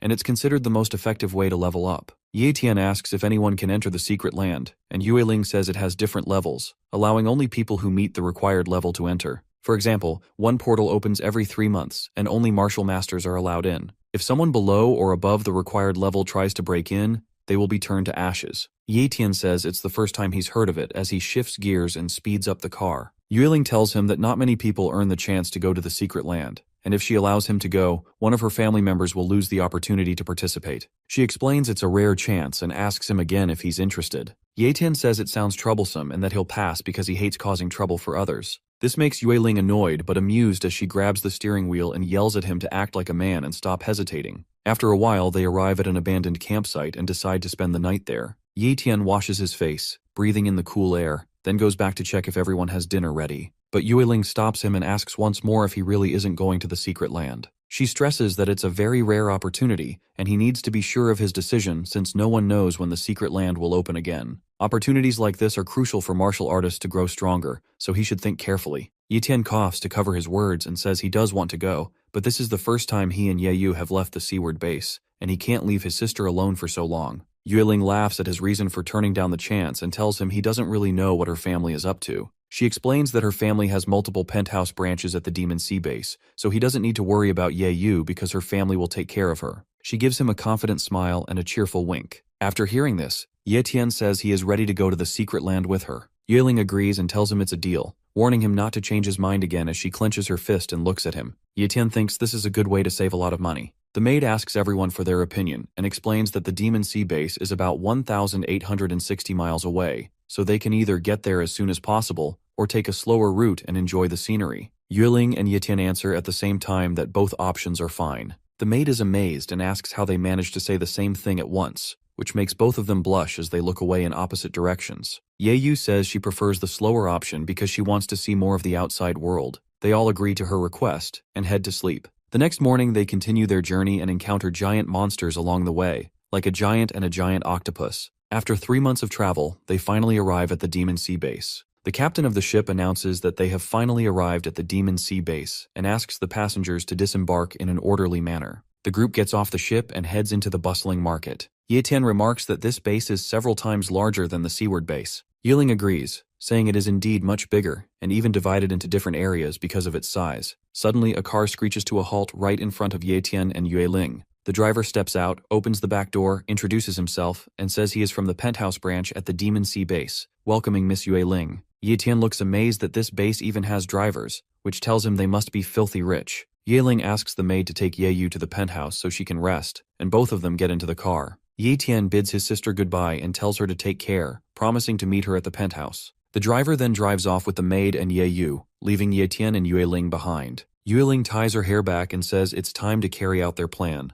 They head toward a place where a huge crowd has gathered, and a chopper flies overhead. They see many common martial artists, most there just for fun since there aren't enough martial masters. Suddenly, an old man notices a space crack appearing in the sky and shouts about it as a small hole opens up overhead. Ye Tian looks at the hole in the sky and says it's too tiny for any human to fit through. Yue Ling tells him to be patient because someone will arrive soon to expand it. After a while, a man floats down from the sky, causing everyone's jaws to drop. It's Emperor Yun Ho, a powerful emperor-level martial artist from the Yun family of the Demon Sea base. Yue Ling explains to Ye Tian that he is an emperor level, which means he has the power to levitate in midair. Ye Tian thinks to himself that an emperor level must be any rank beyond a grandmaster. It surprises him to see an emperor-level martial artist here at the Demon Sea base. Curious, he wonders how Yun Ho will expand the tiny hole in the sky. Yun Ho pulls his hand out of his pocket and smiles menacingly as his finger begins to spark with electricity. Suddenly, a huge flaming finger appears above Yun Ho as he pushes it right into the center of the tiny hole in the sky.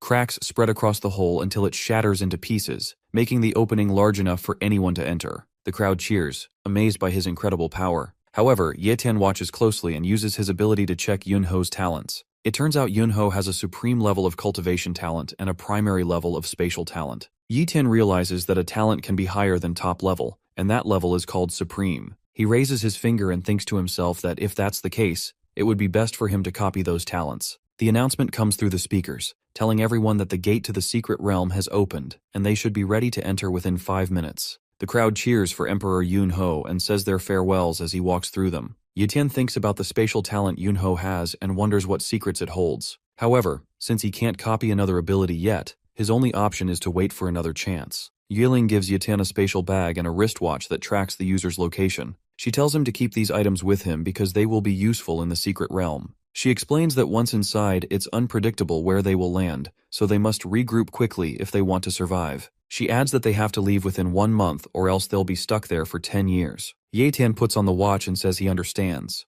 Just then, Yue Chao approaches from behind and mocks Ye Tian, calling him the weakling sister Ling invited to the secret realm. He tells Yue Ling that Ye Tian doesn't seem strong enough to be a martial master and might be tricking her. Yue Ling tells Yue Chao to show some respect since Ye Tian is her friend, but Yue Chao says this nobody from a small place took away his brother's spot, so he can't respect him. Ye Chao taps Ye Tian on the back, calls him a wimp, and walks away after warning him not to cross paths with him in the secret realm. Ye Tian, with a poker face, asks Yue Ling if Yue Chao has always been this bold. The announcer then declares the gate officially open and wishes everyone a fruitful journey. Multiple martial artists leap into the hole, and Yue Ling and Ye Tian get ready and follow. As they travel through the gate, Ye Tian's sister silently prays for his safe return. Once inside the secret realm, only Ye Tian is visible because, as Yue Ling said, they have spawned in different locations. Ye Tian falls to the ground after landing but quickly gets up, taking in the eerie blood moon and strange atmosphere around him. He begins walking toward a castle ahead and steps on a flower. He picks it up and realizes it's a 100-year ginseng. Looking around, he sees many more of them, which shocks him. Ye Tian smiles happily as he declares that he is rich now. He pulls out his spatial bag and begins gathering all the ginseng around him. With one smooth sweep, every ginseng plant on the ground is sucked into his bag. He thinks to himself that if Ye Yu, that money grubber, were here, she would definitely faint seeing how much ginseng he's collected. After finishing, he continues walking toward the castle. Along the way, he finds the corpse of a martial hunter and figures the person was attacked just as they entered the secret realm. He reminds himself to stay cautious here, or he might end up the same way. Suddenly his watch starts beeping and shows Yue Ling's location. She's under attack by a horde of enemies. Understanding she's in danger, Ye Tian rushes toward the spot on the watch as fast as he can. Meanwhile, Yue Ling is on her knees, looking up at the goblin monsters swarming her while thinking about Ye Tian. The big-headed dwarf-like goblins ready their weapons and charge to attack. Ye Tian arrives outside another castle, which looks like the same one Yue Ling is in. She gets to her feet, readies her sword, and breaks the club of one goblin, but it doesn't help much because another goblin attacks her from behind. This makes her drop her sword and shiver in pain as she sinks to her knees, looking up at the goblin who just attacked her. Terror spreads across her face as the goblin raises his club, ready to finish her off. She closes her eyes and calls out to Ye Tian in her mind. Just then, Ye Tian arrives and kicks the goblin square in the face, breaking his teeth and sending him flying. Standing protectively in front of Yue Ling, he tells her to rest easy and leave everything to him. Drawing his weapon, he rushes at the remaining goblins and slashes them apart. One goblin tries to sneak up behind Ye Tian, thinking he is clever, but is met with a powerful punch to the jaw that breaks it and sends him flying as well. Ye Tian continues taking down the goblins while Yue Ling watches, thinking that with Ye Tian here, her father's wish from all those years ago might finally be fulfilled. After finishing off the last of the goblins and securing the area, Ye Tian returns to Yue Ling and asks how, if her power is enough to kill these weak demons, they managed to harm her so badly. She explains that it wasn't the goblins but a powerful enchanted python that caused her trouble. This python was a high-level magic beast gifted with deadly eye techniques. She gets up and explains that she managed to escape the python by using a secret technique, but right after that, she was ambushed by the goblins. She tells Ye Tian that the secret realm is full of precious treasures, but it also comes with great risks. She warns him that this is just the beginning and that even bigger challenges lie ahead. Yue Ling takes out a health potion and drinks it, then sits down to meditate and heal herself. Ye Tian notices how much she knows about the secret realm and asks if she also knows where the most precious treasure is hidden. He inquires about the location of some heaven and earth treasures as well. While continuing to meditate, Yue Ling tells Ye Tian that the most valuable treasure in the secret realm is the primordial chi stone vein, but that treasure has already been targeted by the Yun family. Ye Tian asks if that is the same Yun family Yun Ho belongs to, and if she is after the same treasure as them. She denies it, saying she is after the treasure her father left behind, which surprises Ye Tian and makes him ask about that treasure. She explains that 20 years ago, her father entered a secret realm and discovered an incredibly rare heaven and earth treasure, but it was guarded by a beast with teleportation abilities, so he couldn't obtain it. She goes on to say that according to her father, the beast has middle-level spatial magic and is a very dangerous magic beast. Ye Tian thinks it over because even Yun Ho only has a primary level of spatial talent, but this monster possesses middle-level talent, which is a must-have for Ye Tian. He bites his lower lip and shivers with excitement while Yue Ling finishes healing herself. She stretches to loosen up and prepare for what's coming next. Once she's ready, she tells Ye Tian she's good to go. Ye Tian asks about the treasure those women have been so obsessed with, and since he's now her partner, Yue Ling decides to share the secret with him. She explains that the treasure is called the Heavenly Soul Flower, a heaven and earth treasure that can elevate a person's cultivation talent to the very top level. Simply put, it's a flower that can create a genius. One Heavenly Soul Flower is enough to make someone a top grandmaster, powerful enough to dominate places like Linhai Base. She adds that this flower isn't just something she needs. Ye Tian and Ye Yu need it too. Since Ye Tian has already surpassed the top level of cultivation, he doesn't need it, but Ye Yu definitely does. Ye Tian asks how many of those flowers there are. Yiling replies that 20 years ago, there were 10 of them, but since it's been that long, some might have been lost, or maybe even grown. She tells Ye Tian that one of the biggest taboos in treasure hunting partnerships is unevenly dividing the rewards, so she's willing to split everything evenly with him. In return, she expects Ye Tian to give his all when it comes to killing that beast. Ye Tian agrees, and they seal the deal with a high five. After a while, they start heading toward the treasure with Yue Ling leading the way. Ye Tian asks if she really knows where it is, and she tells him not to worry and just follow her. Ye Tian thinks to himself that even though heaven and earth treasures are valuable, his priority is the spatial magic. He asks Yue Ling if his father has been hunting that monster for 20 years, then maybe he must have had a plan. Yue Ling agrees and hands him a device called a formation plate, forged by a formation maker her father hired for a large sum. The pattern on it is called the air band formation, which significantly reduces the effects of teleportation. Ye Tian remarks that it seems even teleportation can be countered, and Yue Ling confirms that it definitely can. She goes on to explain that every force in this world has a counterforce.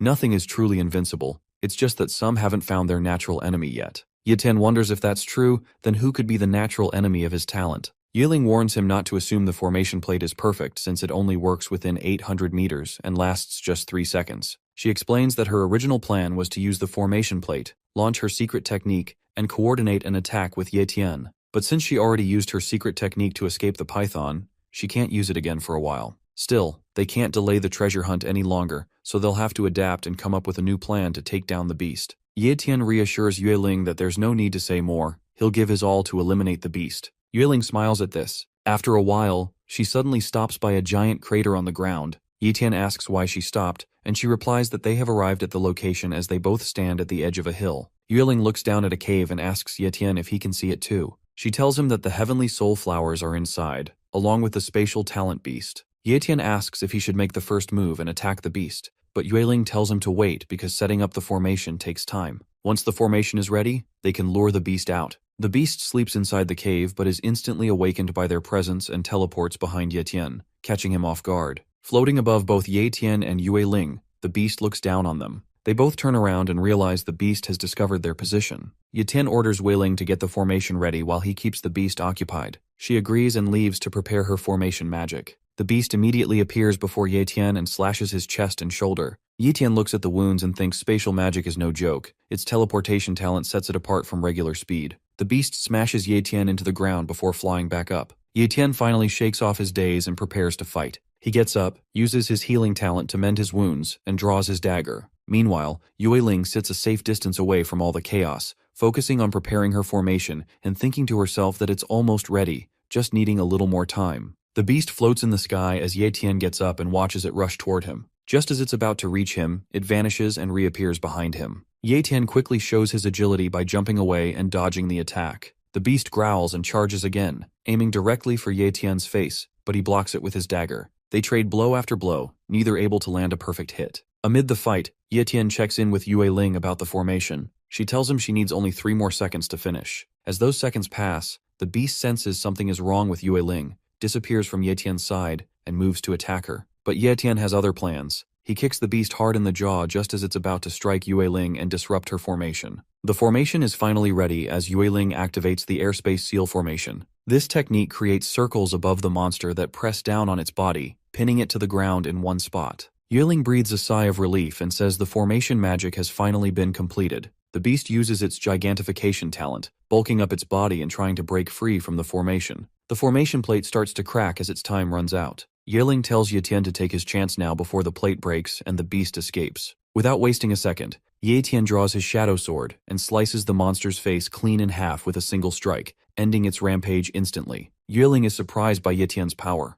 The formation plate finally shatters, and Ye Tian picks up the broken pieces, remarking how it's a shame such a good treasure can only be used once. Ye Ling runs up to him, shouting for him to speak up, and asks if he was hiding his true strength because he took down the escape bat so easily. Ye Tian nervously explains that the bat was fast, but once it grew bigger, it became an easy target, and the formation was what really helped him take it down. He tries to change the subject by pointing out the flowers, saying it's best to check on them first since they're the real priority. Yue Ling looks at him with an annoyed expression and says she'll interrogate him later. She runs toward the cave, hoping there are still some flowers left. Otherwise, she won't be able to explain anything to Ye Tian. Meanwhile, Ye Tian uses his spatial bag to absorb the escaped bat. Yue Ling finally finds the flowers, and to her relief, all of them are still there. She counts them and sees there are 8 in total, which means she can split them evenly with Ye Tian. She sits down and starts plucking the flowers, feeling lucky. Ye Tian stands behind her, waiting patiently as she gathers them, and notices a familiar scent in the air. Ye Ling hands him his share, and he stores the flowers in his spatial bag. Ye Tian's nose twitches as he realizes this scent is the same one Xiao Jin followed when leading him to the spiritual fruit. He tells Yue Ling there must be another treasure nearby and begins searching. Yue Ling reminds him that they already have the heavenly soul flowers, and it's time to leave. But Ye Tian is determined to find the other treasure and tells her to go ahead if she's in a hurry. He will catch up soon. Yue Ling warns him to be content with what they have, as greed is a dangerous taboo when it comes to treasure hunting. Ye Tian says nothing and keeps looking. He eventually notices a small patch on the wall, strikes it with his fist, and reveals a hidden chamber inside the cave. Yue Ling is surprised there was a secret chamber, but even more stunned when she sees the treasure hidden inside, the Earth Surge Gold Lotus. Ye Tian grins and says this is the treasure he had been searching for all along. Ye Tian asks Yue Ling if she knows anything about the plant. She says she does and identifies it as the Earth Surge Golden Lotus, which is even rarer than the heavenly soul flowers. However, despite being incredibly valuable, it's considered unmarketable. Ye Tian looks confused and asks what she means by something being invaluable yet unmarketable. She explains that while the lotus can influence a person's innate talent, it doesn't upgrade it like a heavenly flower does. Instead, it allows the talent to develop new tricks, but whether those tricks are useful depends entirely on the talent itself. The effects are usually minor, and only in rare cases, maybe 1 in 1,000, it can make a skill more efficient. That's why only the wealthy are willing to buy it to test their luck, making it precious but not easy to sell. Ye Tian thinks about his copy talent and gets curious about what new tricks it might learn. He tells Yue Ling it's time to talk business, then asks her to wait as he jumps down to retrieve the lotus. When he comes back, Yue Ling demands to know how he could just grab the flower without asking, and insists she deserves a share. Ye Tian assures her that of course she'll get her share, but since the lotus is of no use to her and they both own half of it, he proposes a trade, 3 heavenly soul flowers in exchange for the lotus. Yue Ling thinks to herself that 3 flowers are way too much for that lotus and considers Ye Tian completely brain dead. She chuckles quietly and decides that, as a shrewd businesswoman, she'll teach him a lesson. Playing it cool, she tells Ye Tian that since he worked hard, she'll consider accepting the deal. In her mind, she's thrilled, thinking she just got 3 heavenly soul flowers for free, and now has a total of 7 flowers from this trip. She also starts thinking about a man she has a deal with and figures that the number of flowers she has now should be enough to hold up her end of the bargain. Meanwhile, Ye Tian sits down and begins to meditate, focusing on using the lotus. As the lotus activates, waves of yellow energy ripple through the air, and suddenly, Ye Tian's status window appears. It reveals that he has successfully unlocked the second copy function. Ye Tian realizes this means he can now copy a second time without delay, which is a major boost to his ability. Considering he used to wait an entire month before copying another ability, this new upgrade feels like a game changer. He checks the range from which he can now copy abilities, and is amazed to see it has increased drastically, up to 500 meters. He thinks to himself that the double copy function and the extended range are such valuable improvements that even 10 heavenly soul flowers would have been worth it, so giving up 3 was nothing. Then he takes out the escape bat's corpse from his spatial bag, and his system window pops up, confirming that the middle-level spatial talent has been successfully copied. He integrates the ability into himself and smiles, letting out a satisfied huff. Ye Tian huffs in exhaustion as he finally completes his cultivation, saying that the teleportation magic is the strongest ability he's ever encountered. It includes teleportation, spatial perception, spatial mark, and a pocket inventory. He opens the pocket inventory, moves his spatial bag into it, and feels ready to begin a new round of treasure hunting. As he steps out of the cave, he finds Yue Ling sleeping outside. He looks at her and thinks how much she resembles Ye Yu, wondering how his sister must be doing. Yiling wakes up, dusts herself off, and asks if he's done cultivating as she reattaches her weapon. Ye Tian thanks her for keeping watch while he was busy. Yiling says she's obtained the item she came for and plans to leave the secret realm soon. Ye Tian tells her that he wants to stay a little longer to search for more treasures, curious about what else might be hidden in the secret realm. Yiling scolds him, warning that he's unfamiliar with the area and it's far too dangerous to survive alone. But Ye Tian assures her that he's strong enough to take care of himself and will be just fine. He adds that he'll escort her to the teleportation waypoint, and if they leave now, they should reach it before daybreak. Yiling sighs and thinks to herself that she needs to find a way to convince Ye Tian to leave the secret realm with her. The two of them start running toward the waypoint when suddenly they hear a massive explosion. It turns out there are people fighting in the distance. Yiling says they're probably fighting over some treasure, though it's a shame they can't see clearly who they are since they're too far away. Ye Tian, on the other hand, sees it as the perfect chance to test his newly acquired talent and activates his spatial perception. Using his skill, he sees that two humans are locked in combat, even though the monster in the area has already been killed. The real fight is over a hidden treasure nearby. Yiling and Ye Tian move in closer, and Ye Tian tells her that the fighters are Li Kang and Zhang Kai. Yiling is surprised and asks why they would fight, considering the Li and Zhang families have always been on good terms. Ye Tian figures they must have discovered a treasure and started fighting over it, so he uses his spatial perception again to try and locate the hidden item. At first he doesn't see anything unusual, but then he notices something inside the mouth of the fallen calamity beast. A flower burning with a bright red glow, clearly a rare treasure. Both fighters, Zhang Kai and Li Kang, land fatal blows on each other at the same time, resulting in their simultaneous deaths. Yiling points out that it looks like both of them died together and rushes down toward the scene. Ye Tian asks where she's going, reminding her she was supposed to head to the gate. Yiling replies that there's free loot lying around, and only a fool would miss a chance like this. Ye Tian follows her down, telling her that whatever they find this time will belong to the one who picks it up, no sharing. Yiling agrees and warns him not to regret it later. Ye Tian accepts the terms and thinks to himself that he'll admit defeat if she manages to find the stalk of the spirit grass.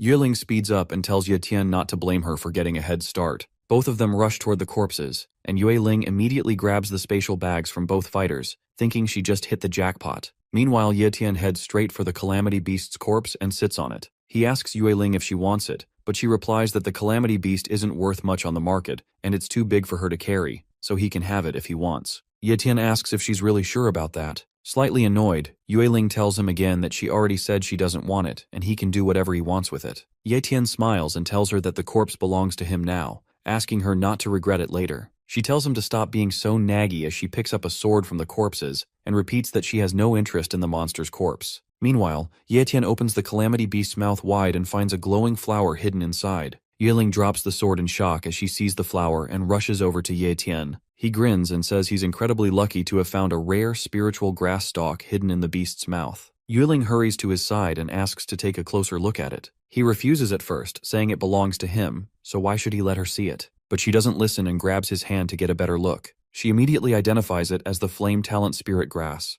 Ye Tian asks her if it's valuable, and she tells him to be very careful with it. Then, with a smile, she asks if he'd be interested in trading the item. Ye Tian tells her to explain first what spirit grass actually is, and why the Li and Zhang families were willing to kill each other over it. Yiling explains that the grass has a single, powerful ability. It allows the person who consumes it to gain flame talent. It doesn't seem all that interesting to Ye Tian, since he can already copy any talent he wants. But Yiling explains that the idea of adding an entirely new skill is incredibly valuable. Even some monarch-level experts are just cultivators with high potential, not necessarily people with unique talents like this. For powerful families, a high-level attack-type talent such as Flame is a rare treasure, which makes it extremely sought after. Ye Tian still feels that, for him personally, the flower is basically useless since he can copy any talent without relying on it. Yiling then mentions that even the monarch rank ancestor in the Yue family is desperate for a unique talent like this. He needs something powerful to drastically boost his battle strength, and this flame talent could increase it tenfold. Ye Tian offers her the grass and tells her she can have it since she wants it so badly. Yiling is surprised and asks if he's really giving it to her. Ye Tian nods and says yes, of course, he can't use it, and neither can Ye Yu, so it makes sense to give it to someone who actually needs it. He starts walking away, saying he's going to look around for something that might be useful to him. Yiling smiles to herself, thinking this is the difference between Ye Tian and others. Some people would see that grass as a treasure worth dying for, while others like him remain completely unaffected by it. She says to herself that Ye Tian is truly someone destined for greatness, and even wonders if he might be some kind of angel. But Ye Tian has his own reasons for giving her the grass. In his mind, the grass is useless to him, and by giving it to Yiling, he earns her favor. If he tried to sell it in the market or to a martial artist, it would come with complications or a heavy price, so he chose profit over hassle. That's why he handed it over without hesitation. They continue their journey and eventually arrive at the massive spiraling gate that leads out of the secret realm, standing together before it. Yeling asks Ye Tian one last time if he wants to leave the secret realm with her, but he shakes his head and says he's staying behind. She sighs and hands him another flower along with the spatial bags,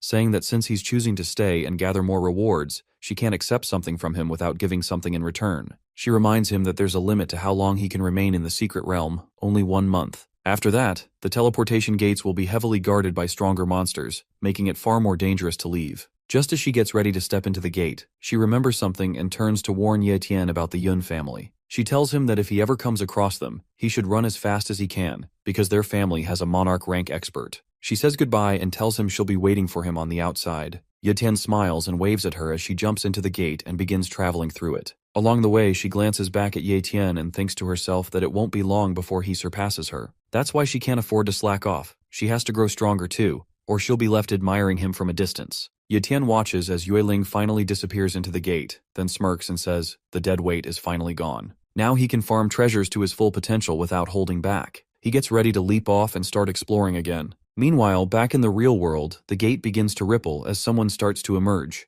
The crowd nearby assumes it's a weak martial artist returning after only 2 days, unable to handle the secret realm. Suddenly, something crashes violently to the ground. 2 thugs glance over and spot the figure, thinking there might be valuable treasures to steal from whoever just returned. As they move closer, they realize it's Yue Ling, now badly injured and barely conscious, her body lying almost lifeless on the ground. Just as the thieves get ready to rob her, Uncle Ben pushes through the crowd and rushes to her side. Recognizing her immediately, he kneels beside her and urgently asks what happened inside the gate and how she ended up in such a critical state. With a weak and fading voice, Yue Ling whispers that he should take her to the clan first. Meanwhile, Yunho stands on a nearby rooftop, watching the scene below with a wicked grin as he waits impatiently for his so-called cash cow to appear. Back on the ground, Uncle Ben looks at Yue Ling in shock and asks about her injuries. She calmly explains that the wounds are superficial and she isn't seriously hurt. She faked the condition because many experts lurk around the gates, waiting to ambush raiders coming out of the secret realm to rob them of their gains. Her act was meant to make her look weak and empty-handed so she could slip away unnoticed. She then drinks a health potion and begins healing her minor wounds. Curious, Uncle Ben asks if she found anything valuable inside. Yiling nods and reveals the Flame Talent Spirit Grass. The sight of it sends a chill down Uncle Ben's spine as he stares at the rare treasure capable of granting a talent to its user. Yiling tells Uncle Ben that she needs a favor regarding the Flame Talent Spirit Grass. Uncle Ben, clearly impressed, says she's made an incredible contribution to the Yue family by obtaining such a rare treasure and asks what she needs. She tells him that she wants to meet the family's ancestor in person. She admits that she understands the gap in their status means she normally wouldn't be allowed such an audience, but insists it's very important and hopes Uncle Ben can help her. She adds firmly that if she's not allowed to see the ancestor herself, she will never hand over the flame talent to the family, even if it means destroying it. Uncle Ben tries to reason with her and asks if there's any other way she'd be willing to part with the grass, but Yue Ling refuses. She says her only condition is meeting the ancestor, no matter what. After a moment of silence, Uncle Ben agrees and says he'll make the necessary arrangements. Later, at the Yue family penthouse, Yue Ling steps out of the bath with a towel wrapped around her body and another in hand to dry her hair. As she stands by the door, she stretches slightly and thinks to herself that it's been a long time since she enjoyed a proper bath. Her mind then drifts to Ye Tian, and she wonders what he might be up to right now. Meanwhile, in the secret realm, Ye Tian sits atop a pile of monster corpses with a knife in his hand, looking completely unbothered. He mutters that things are getting boring since there's no one left who can put up a real fight against him. Back at the Yue family mansion, a maid enters Yue Ling's room and informs her that Elder Ben has summoned her to the meeting hall. She gets dressed and makes her way there. Inside the hall, the ancestor Yueji is seated calmly, sipping tea. He looks at her with a composed expression and says she has done well in obtaining the spirit grass, then asks what kind of reward she would like in return. Yue Ling stands silently for a few moments, then raises her eyes to meet his and says she wants permission to meditate and attempt to comprehend the Enlightenment Stele. Uncle Ben is stunned by Yue Ling's bold request and asks if she truly intends to comprehend the Enlightenment Stele. He warns her that the Stele is the very foundation of the Yue family, and that even he doesn't have the authority to approach it, much less comprehend it. He tells her plainly that her request is far beyond acceptable limits. But Yue Ling looks directly at Yueji and reveals that she obtained 6 stalks of the divine soul flower from the secret realm. She offers to hand them over to the family's disciples, on the condition that Yueji grants her access to the stele. She tries to strike a deal, determined to negotiate. Weiji's expression darkens as he tells her to make another request, calling her demand absurd. But Yueling refuses, saying she isn't interested in anything else and won't back down. Yeji's patience snaps, and with a flick of his aura, he sends Yueling flying out of the building. She crashes onto the ground and coughs up blood, her body barely able to move. Yueshi rises to his feet, his voice filled with fury as he shouts how dare she try to bargain with him. He begins walking toward her with heavy steps. Struggling to rise, Yueling breathes heavily and says that no matter how much she cultivates, her level won't surpass Grandmaster. She isn't content with her current potential. She wants to become stronger, to break her limits and rise beyond what fate has allowed. Yechi floats in front of Yueling, towering above her as she looks up with fear in her eyes. He gazes down coldly and releases his monarch-level aura. The pressure slams into Yueling like a mountain, forcing her to the ground. The earth beneath her begins to crack from the sheer force and she struggles to breathe. Her limbs feel like lead, and fear slowly creeps through her body as she realizes just how terrifying a monarch's aura truly is. Uncle Ben rushes in, alarmed, and pleads with Yueji to stop. He falls to his knees and begs, saying that Yueling is still young and has made a mistake, but it isn't worth lowering himself to punish her like this. Yueling, barely able to move, grits her teeth and tells Uncle Ben to stay out of it. With pure willpower, she starts to lift herself, inch by inch, defying the crushing weight of Yueji's aura. Her body trembles, blood still at the corner of her lips, but she pushes through and stands once more. She declares with unwavering resolve that she must comprehend the Enlightenment Stele, no matter the cost. Yeji watches her in silence, his eyes narrowing as surprise flashes across his face. Despite being under his full aura, she's still standing.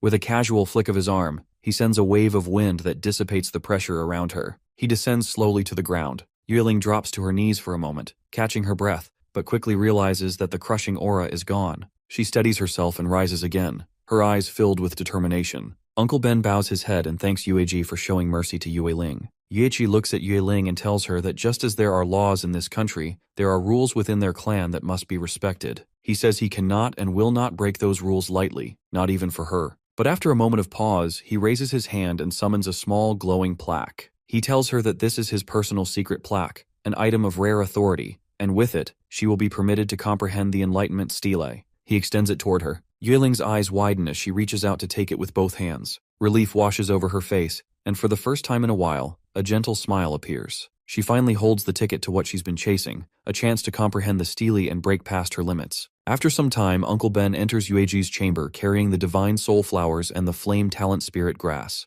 He tells Yueji that Yueling sent someone to deliver the items personally, fulfilling her promise. Yechi no Diaz and instructs him to place them on the table. As Uncle Ben carefully sets the flowers down, he looks at Yueji and asks why he changed his mind about letting Yueling approach the Enlightenment Stele when he had been so firmly against it before. Yueji dips a spoon into a wooden bucket of water and casually waters a nearby plant as he replies with a faint smile. He says that he admires her stubbornness. It reminds him of himself in his younger days. Meanwhile, deep in the secret realm, Ye Tian is up on a mountain when he spots another spirit plant. With a grin, he yanks it out along with its roots, but in his excitement forgets where he is and tumbles down the slope, landing in a river with a splash. He pulls himself out, soaked and dripping, and activates his spatial talent. Using his pocket inventory, he pulls out the plants he has collected so far and lays them out. Looking them over, he counts each one and grins, thinking about how lucky he's been to find so many spirit flowers in just a few days. The potential profit from these, plus the bonus from selling Calamity Monster corpses, makes him feel like he's struck gold. Glancing down, he wrinkles his nose as he realizes he smells awful. Remembering Yeyu's nagging, he pulls out clean clothes from his inventory and changes on the spot. Unbeknownst to him, a monster hidden in the distance watches his every move. Ye Tian finishes changing his clothes and stores all the spirit flowers back into his inventory. His stomach lets out a loud growl, reminding him that he hasn't eaten in a while. He grumbles to himself and decides to hunt something edible before continuing his exploration. Just then, a boar-like monster crashes out from the brush, snorting aggressively. Ye Tian stares at it with wide eyes, momentarily startled, but a few minutes later, that same monster is sizzling over a fire, turned into a mouth-watering barbecue. Ye Tian slices off some meat and starts devouring it eagerly, savoring the flavor. Suddenly, out of nowhere, a rat dashes in at lightning speed, snatches a piece of meat from his hand, and bolts off into the forest. Ye Tian freezes for a moment, then shouts in disbelief and jumps up to chase the rat. After a long winding pursuit through the woods, the rat finally stops and begins munching on the stolen meat. Ye Tian crouches in the bushes nearby, glaring at the thief and preparing to strike back. Just as he's about to leap, his system window suddenly pops up with a message. The rat possesses a high-tier treasure-seeking talent. Ye Tian lunges at the rat, hoping to catch it off guard, but the creature is lightning fast. The moment it senses danger, it darts into the forest. Ye Tian watches it go and smirks, saying there's no escape now. He activates his spatial teleportation talent and in a blink, appears right in front of the rat, grabbing it before it can run again. To his surprise, the rat suddenly speaks, yelling at him to let go. From the pitch of the voice, Ye Tian realizes it's a female rat. She squeaks in protest, calling him a pervert for staring at her, and wriggles violently to break free, but it's no use. Ye Tian calmly pulls out his knife and threatens her, telling her to either become his pet or get turned into grilled meat. The rat panics and begs for her life, agreeing to become his pet. Since Ye Tian has already used his copy ability twice and can't copy her treasure hunting talent right now, he chooses to form a soul light contract instead. Once the contract is complete, he names her Little Purple after her vibrant fur. He grins to himself, knowing that purple treasure hunting rats possess apex tier talent, and she will be a valuable asset. As he pets his new companion, Ye Tian recalls what Yue Ling once told him. The most valuable hidden treasure in the entire secret realm is the energy stone mine that the Yun family is after. Ye Tian thinks to himself that even though the Yun family is powerful and influential, he now has a treasure-hunting mouse, so why not try his luck at finding the mine? He asks Little Purple if she knows where the energy stone mine is. The mouse proudly says that she absolutely does, thanks to her apex tier treasure hunting talent, which allows her to pinpoint the exact location. Ye Tian is thrilled and tells her to take him there immediately. Little Purple agrees and climbs onto his arm, ready to lead the way. Ye Tian apologizes in his heart to Yue Ling, remembering how she warned him not to mess with the Yun family, but he knows now that clashing with them is bound to happen. He grins and says he's going to steal everything from right under their noses. With that, he and Little Purple head out, moving swiftly through the forest as she guides him toward the mine. After a while, Little Purple tells Ye Tian that they are close, but she also smells other humans nearby and warns that it's possible the mine has already been taken over. This puts Ye Tian on edge. He quickly uses his spatial talent, spatial sensing, to scout ahead. As he scans the area, he spots several human corpses scattered across the ground. Without wasting time, he activates spatial teleportation and instantly appears near the scene, but he quickly ducks behind a rock to observe the battle. The fight is still raging on. Suddenly, Heliambi unleashes his earth elemental forbidden curse, Rockfall, sending a barrage of massive rocks crashing down on the enemies, wiping them out in an instant. Just as the dust settles, one survivor attempts a sneak attack, but Heliambi counters with Earth Spike, impaling the attacker with brutal precision. Watching all this, Yunfeng grins and praises Heliambi for his impressive skills, saying she can't believe he took out so many Yun family members on his own. She then draws her weapon and, with a spark of excitement in her eyes, declares that it's her turn to have some fun with him. Yunfeng dashes toward Heliambi, declaring that the treasure in his possession rightfully belongs to the Yun family. Heliambi braces for the attack, calmly replying that they'll see if she's strong enough to take it back. He slams his hand on the ground and casts his earth element forbidden spell, King Kong Wall, raising a massive barrier between them.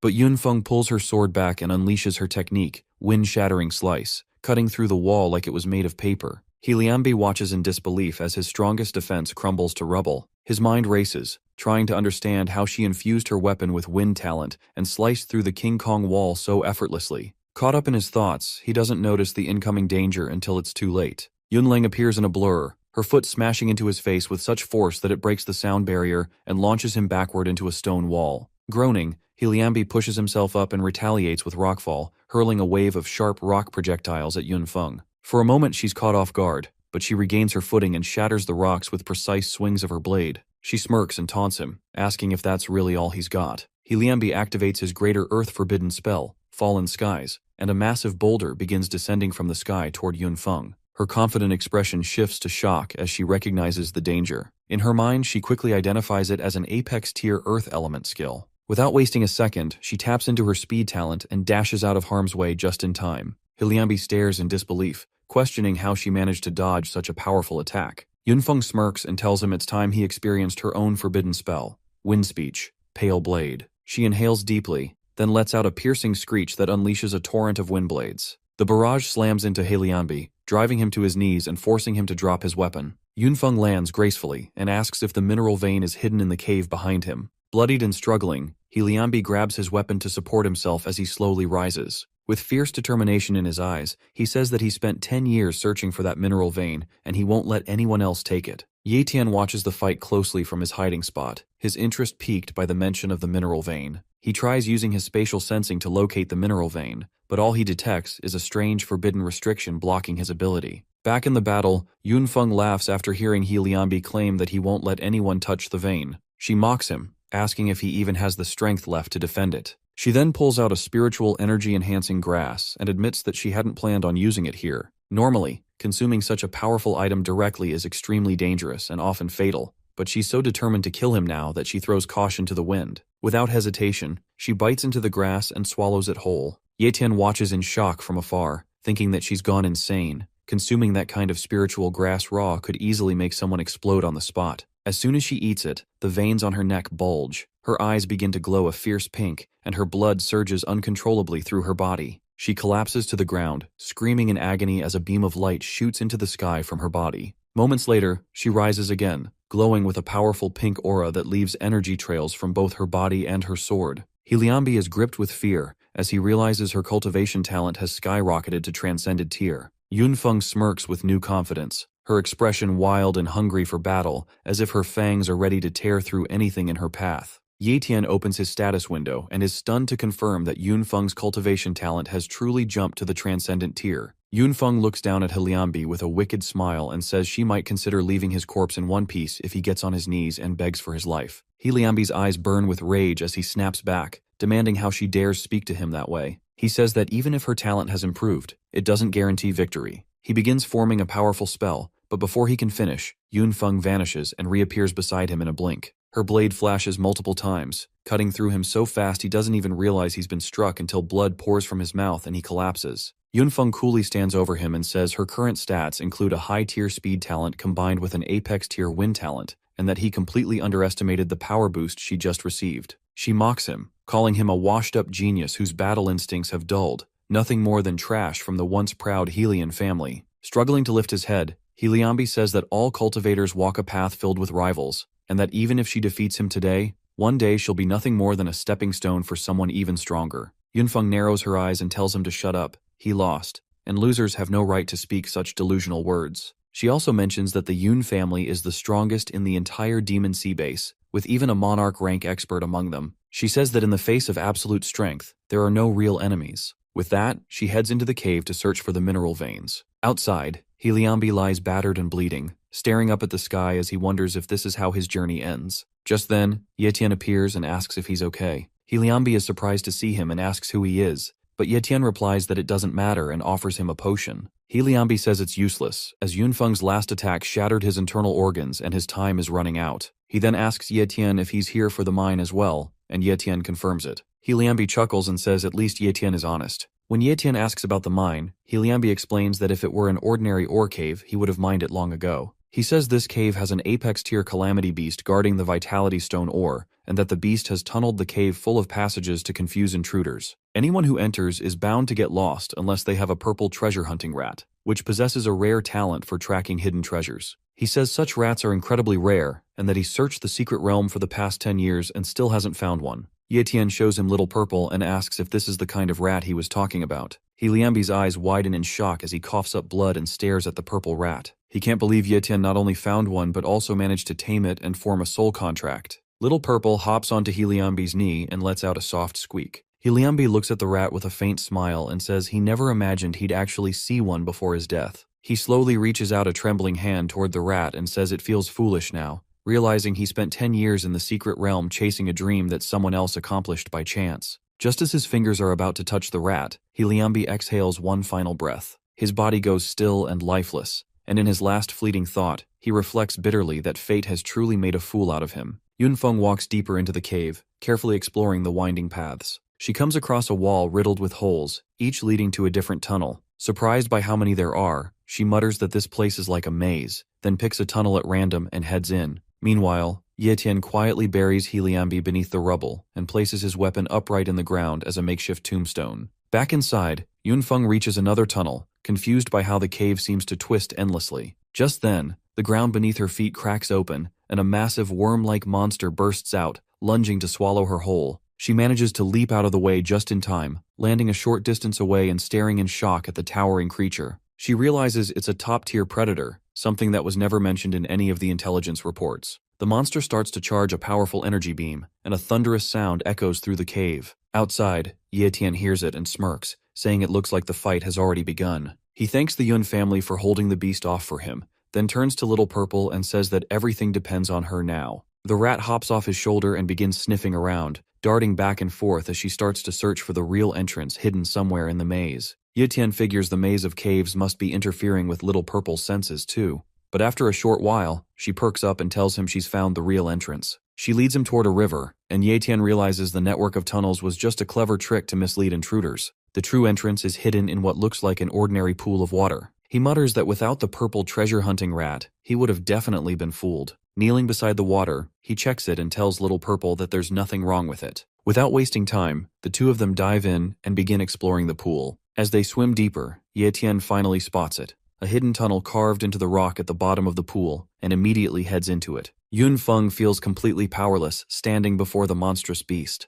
No matter how fiercely she fights back, her strength simply isn't enough to match its overwhelming power. Realizing she has no other choice, she reaches into her storage ring and pulls out a monarch rank magic tool, her last and only hope. With fierce determination, she launches another attack, aiming to make the beast taste the power of a monarch's weapon. With the every ounce of energy she's got left inside her, she manages to activate the monarch magical tool somehow, piercing that nasty monster with this pillar of condensed energy. Let's switch the perspective to our boy, who senses the collapse of the mine. The wave of energy he just felt is so strong that it couldn't possibly belong to that girl from the Yun family. Nonetheless, he activates his speed talent and flashes out of the place to get his hands on the treasure he's been searching for, before things get even crazier. Meanwhile, that giant monster has been pierced through and through, with no strength left to stay upright.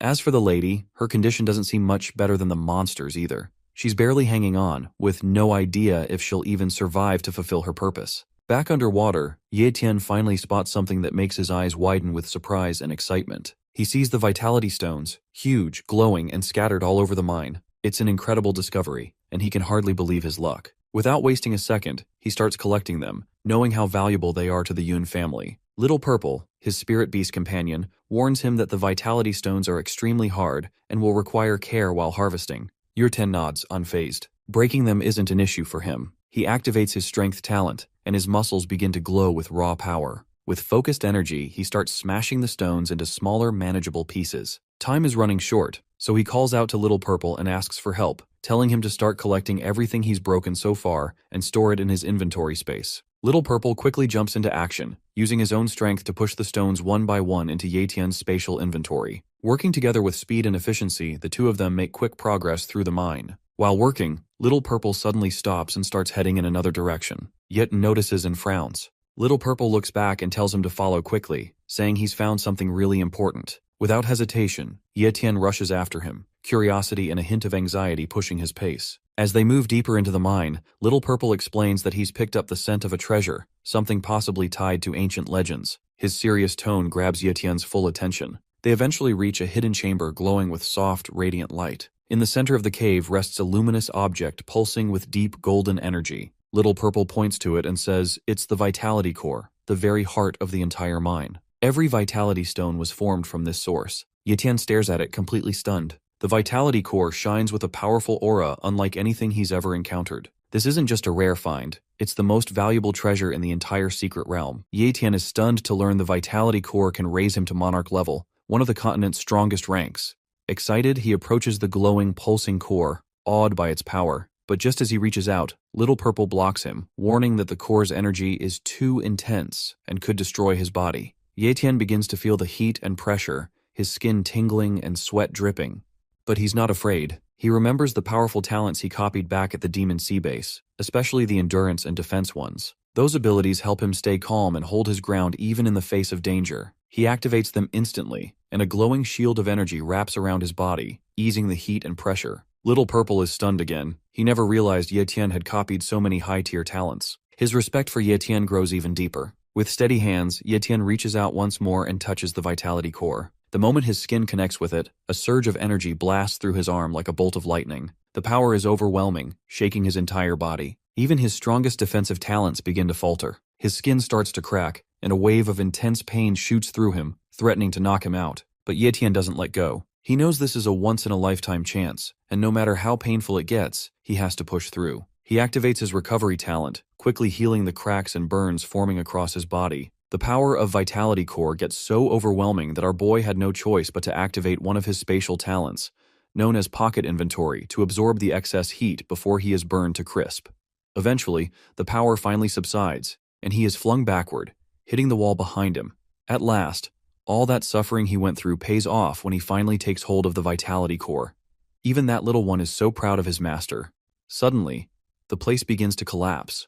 The core's energy was keeping the structure stable, and now with it removed, the cave starts to collapse. Rocks crash down from above, and deep cracks race across the walls. Without hesitation, Ye Tian scoops up Little Purple and makes a run for it. Using his spatial teleportation talent, he dodges the falling debris and slips through the crumbling tunnels. After a tense and chaotic dash, they finally make it out into the open, just as the entrance caves in behind them. Far away, Yunfeng feels the ground tremble beneath her feet. She glances around, startled by the sudden shift. The mine is collapsing, and she starts to wonder if someone has taken the Vitality Core. She didn't realize anyone else had entered the cave, and now her curiosity is burning. She wants to know who it was. Meanwhile, Ye Tian stands just outside the cave, looking back one last time. He notices a number of smaller vitality stones scattered across the ground. These stones may not be as powerful as the core, but they're still incredibly valuable. Not wanting to waste a single opportunity, he rushes back in despite the danger. Using his talents to move quickly and stay safe, he begins picking up each stone and placing it into his pocket inventory.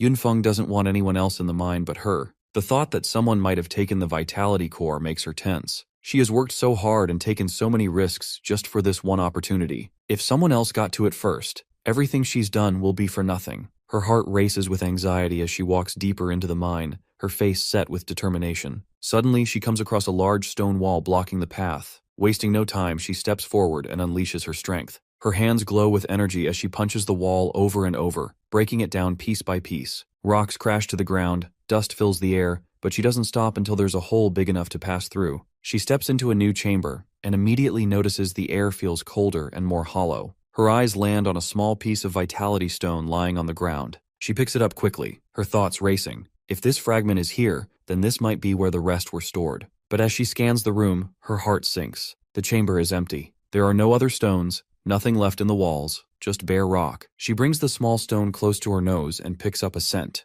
It smells like a human. That means someone was already here. Someone beat her to it and took all the vitality stones. Every single one. Sweat starts to drip from her forehead. Her hands begin to shake, and a sharp pain stabs through her chest. Her legs give out, and she falls to her knees, completely crushed by the realization that everything is gone. All the stones, even the core she risked her life for during her battle with the monster, have been taken. She knows going back empty-handed means punishment. The head of the Yun family had personally given her this mission. But then her expression shifts. The sorrow on her face hardens into rage. Her eyes narrow, her jaw tightens, and her fists clench with fury. She refuses to accept defeat like this. She swears she will find the person who stole from the Yun family, and when she does, she will show no mercy. That person will pay the price. Meanwhile, far away, Ye Tian feels a wave of gratitude as he looks at Little Purple. Without him, finding the Vitality Core and gathering so many stones might not have been possible. He smiles and pats his little companion on the head, saying he's lucky to have him by his side. But Little Purple laughs in his playful way and says it wasn't just him. His master has incredible luck. Even he didn't expect such a massive treasure to be hidden there. The two of them leave the area together, full of excitement for the next part of their journey. Meanwhile, back at the Yue family residence, peace is hard to find. A brown-haired girl walks quietly down the hallway, holding a food tray in her trembling hands. The tray carries a warm meal, but her fingers shake slightly. She is taking the food to the young miss, who has locked herself in her room and hasn't eaten in days. Her heart urges her to help, but her mind echoes Elder Yue Ben's strict command. No one is allowed to disturb the young miss, not even to bring food. The young miss had been gathering some sort of energy for a long time, and now it finally begins to appear. After days of silence and isolation, a strange yet beautiful light starts to shine from her room. A soft glow spreads through the air, and soon, a butterfly made of pure energy gently flies out. It sparkles as it dances through the sky, rising higher and glowing brighter with every second. The energy spreads quickly, lighting up the entire sky and radiating from the Yue family residence. It draws the attention of many powerful individuals in the area. A man standing far away looks up, surprised by the glow. He senses that this kind of power can only belong to a grandmaster, and it seems that someone new has awakened. He thinks to himself that the Yue family is about to produce another famous figure, which amazes him. With such a strong legacy already, this new rise will only add to their fearsome reputation. Not far from there, an old bald man also watches the sky, his eyes narrowing as he studies the energy. He nods slowly, thinking that the young miss truly holds great talent and hidden potential. It may have been buried before, but now it is rising like a powerful wave. He is certain of one thing: she is no ordinary girl. Inside her room, the young miss remains calm as she slowly opens her eyes. She takes a deep breath, fully aware of the feeling of finally reaching the realm of a grandmaster. The power flowing through her is unlike anything she has ever experienced. Her body feels light yet incredibly strong, and her soul feels completely free. A faint smile appears on her face as she realizes there's no longer any need to sit and cultivate. Her body is now in perfect harmony with nature, effortlessly absorbing all the vital energy in the air. Her soul resonates naturally with the world itself, allowing her to sense everything around her with newfound clarity. Her senses have become sharper, more refined than ever before. Along with this, she now possesses all the physical abilities that come with the rank of a grandmaster. Her strength, speed, and awareness have reached an entirely new level. She knows that the next day is the last day before the entrance to the secret realm closes, and there's no time left to waste. She must leave soon. She has to find him before it's too late. At the entrance of the secret realm, people are already gathering again. The energy in the area hums with intensity, as many feel a powerful presence approaching. Everyone senses that someone is about to come out. Two jacked macho brothers finally drop down from the portal with style. The other believes that whoever just returned from the secret realm this time must have found great treasures, because only the strong and lucky ever make it back from a place like that. Among the crowd, the spiky-haired man stands with his brother, both wearing firm expressions. They had come to look around and now want to exchange the treasures they collected for a good price. As they walk toward a busy trading area filled with eager buyers searching for rare items, they spot a wealthy-looking trader who appears to be offering high prices. Thinking this might be their best shot, they approach him. The spiky-haired man pulls out a piece of spirit grass and presents it to the trader, asking for an estimate. The buyer examines it carefully, turning it over in his hands before speaking in a calm tone. He says that because the spirit grass is young and slightly damaged, he can only offer 10,000 gold coins.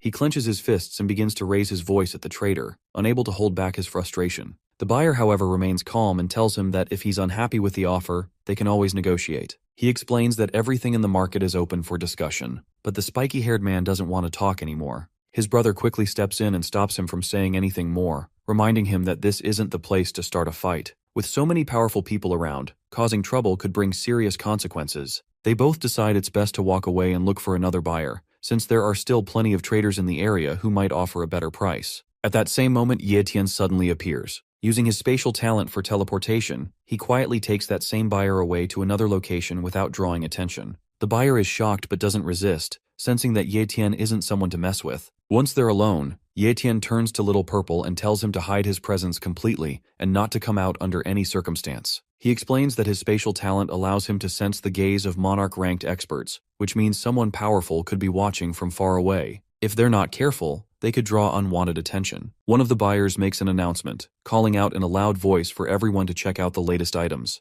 He tries to catch people's attention by saying they can get rare items at a fair and great price, instead of overpaying for treasures from the secret realm. Ye Tian, meanwhile, thinks about watching the entrance of the secret realm to see who is coming out and what treasures they're bringing. But then he considers visiting the Yue family instead. With that thought, he makes up his mind and teleports away without another second of delay. The people around him are left stunned. Just moments ago, a calm and powerful man had been standing there, and in the blink of an eye, he vanished into thin air. Some bystanders rubbed their eyes in disbelief, unsure if they saw it right. The spiky-haired man is thrilled, confident that he and his brother will get rich from the treasures they took from the secret realm. He's already dreaming of gold and fame, but his brother stays cautious, warning him to keep quiet. Boasting in a place like this could attract dangerous attention. Suddenly, the two macho brothers step onto a transportation circle and arrive in a shady, danger-filled place.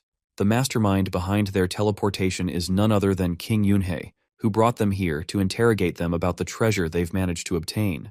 They freeze on the spot and exchange a nervous glance, both silently wondering the same thing. Why is a monarch rank expert like King Yunhei interested in them? King Yunhei continues to stare at the two brothers, his sharp gaze filled with suspicion. He's trying to figure out what kind of treasure they could have possibly brought back from the secret realm that would be worth his attention. For a monarch to personally appear like this, something out of the ordinary must be going on. Meanwhile, far from the crowd, Ye Tian is wandering through the massive Demon Sea base, trying to find the Yue family's location. He quickly realizes how difficult the task is. The base is huge, almost like a city within a city, filled with countless sects, clans, and merchant stalls. He regrets not asking for exact directions beforehand. Then, out of nowhere, something unexpected happens. Someone crashes into him with surprising force, and he stumbles, caught off guard by the sharp hit to his side. He grips his ribs, wincing slightly as he tries to understand what just happened. In his mind, he's confused. He hasn't offended anyone in the Demon Sea base, so why is he being attacked while simply walking?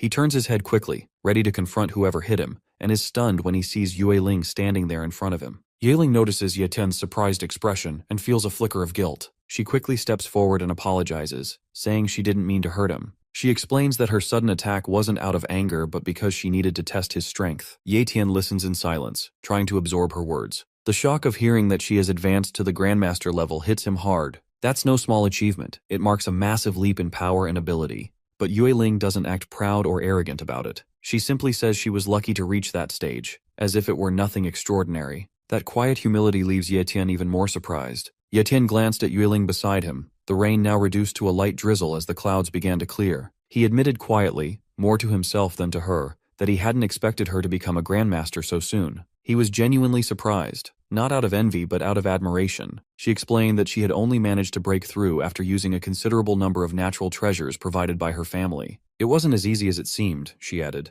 She told him not to feel discouraged or think he was falling behind. According to her, his pace was impressive, and he would surely catch up before long. Ye Tian smiled faintly but didn't say much. He quietly reflected on her words, thinking that her family must have incredible resources, but even with that kind of support, it wasn't just about the treasures. What truly mattered was her talent. Without her natural ability, all those resources would have gone to waste. She had both the foundation and the backing, and now she had the cultivation rank to prove it. Just then, a small movement near his chest caught Ye Tian's attention. Purple popped his head out from Ye Tian's robe pocket, blinking a few times before speaking up and saying he was hungry and wanted barbecue meat. Ye Tian's eyes widened slightly as he quickly pushed the little mouse back into his pocket, whispering for him to stay hidden, but it was already too late. Yue Ling had caught a clear glimpse of the creature. Her expression shifted immediately, her eyes narrowing in recognition as she took a step forward. Ye Tian hesitated and asked how she recognized it. He wondered aloud if Purple was some kind of famous spirit beast. Treasure-hunting mice were known across the continent for their unmatched ability to locate precious items, and their value in secret realms was immeasurable. She said she would be willing to buy it at any price,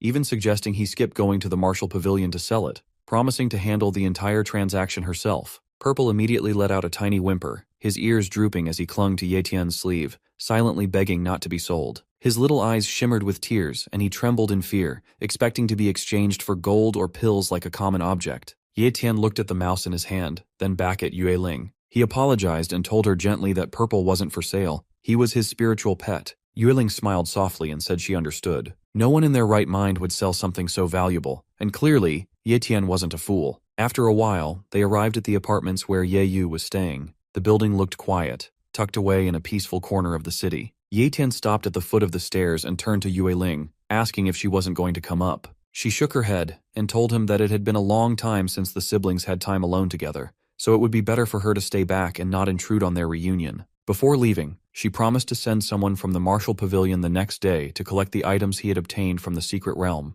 He stepped forward and knocked on the apartment door, calling out to Ye Yu and asking her to open it for her brother. A few moments later, the door creaked open, revealing Ye Yu's annoyed face. She gave him a cold stare before slamming the door shut again, completely shocking Ye Tian. He blinked, then knocked again, reminding her that he was her older brother and asking what she was doing. From behind the door, Ye Yu's voice rose in frustration as she yelled that he had no right to act like a brother now. Since they had arrived in the city, he had disappeared to the secret realm without a word, leaving her alone to fend for herself in a completely unfamiliar place. Ye Tian sighed and apologized through the door, admitting that he realized it was his fault. But Ye Yu didn't respond positively. She told him to stay outside and never come back. Her voice trembled not from anger but from hurt. Ye Tian paused for a moment, considering her words, then thought of something. Without saying anything more, he activated his spatial teleportation ability and disappeared in a flicker of light, only to reappear inside the apartment a moment later. Ye Yu let out a loud shriek at the sudden intrusion. He calmly explained the ability to her, trying to ease the tension. Then, with a smile, he pulled Purple from his pocket and handed him to her as a gift. Ye Yu took the mouse, her expression softening as she held it in her palms. She smiled quietly and remarked that it was indeed unique. Ye Tian nodded and said that the mouse was now hers to take care of.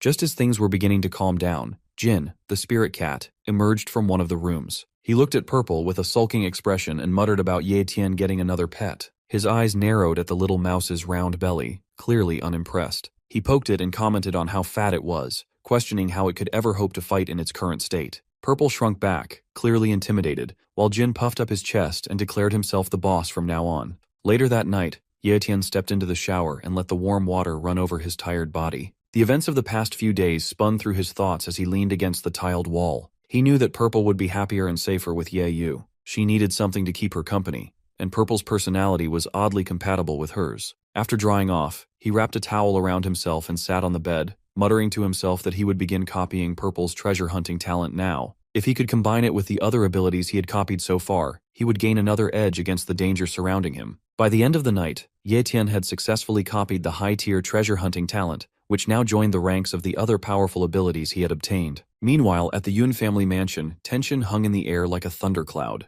The silver-haired girl flinched, trembling where she knelt on the floor. He shouted at her, calling her useless and trash, his voice booming as he demanded to know how such a simple mission could end in failure. Her voice shook as she tried to explain that she had been tricked. She told him someone had taken advantage of her while she was distracted during the battle with the Calamity Beast. In that moment, an unknown individual had managed to steal not just the Vitality Core, but all the surrounding Vitality Stones as well. The ancestor's eyes narrowed as he asked if she had at least seen the person. She lowered her head even more and admitted that the man's speed was unbelievable. She hadn't even been able to confront him directly, and by the time she realized what had happened, he was already gone. Enraged, the ancestor screamed again, accusing her of being blind and incompetent. He roared that she hadn't even been able to confirm the thief's gender. Stepping forward with his face twisted in anger, he grabbed her by the hair and yanked her head up, snarling as he asked how she could still call herself the Demon Sea Base's #1 genius among the younger generation after delivering such disgraceful results. He asked her if she truly believed she still deserved to be alive or remain at his side. The girl gasped, fear flooding her eyes, and immediately begged for another chance. She insisted she would find the Vitality Stones no matter what. After a long moment, he released her and pushed her aside. He muttered that the thief might be someone from a major family, given the boldness it took to steal from the Yun family. He ordered her to start investigating which noble families had sent their disciples into the secret realm,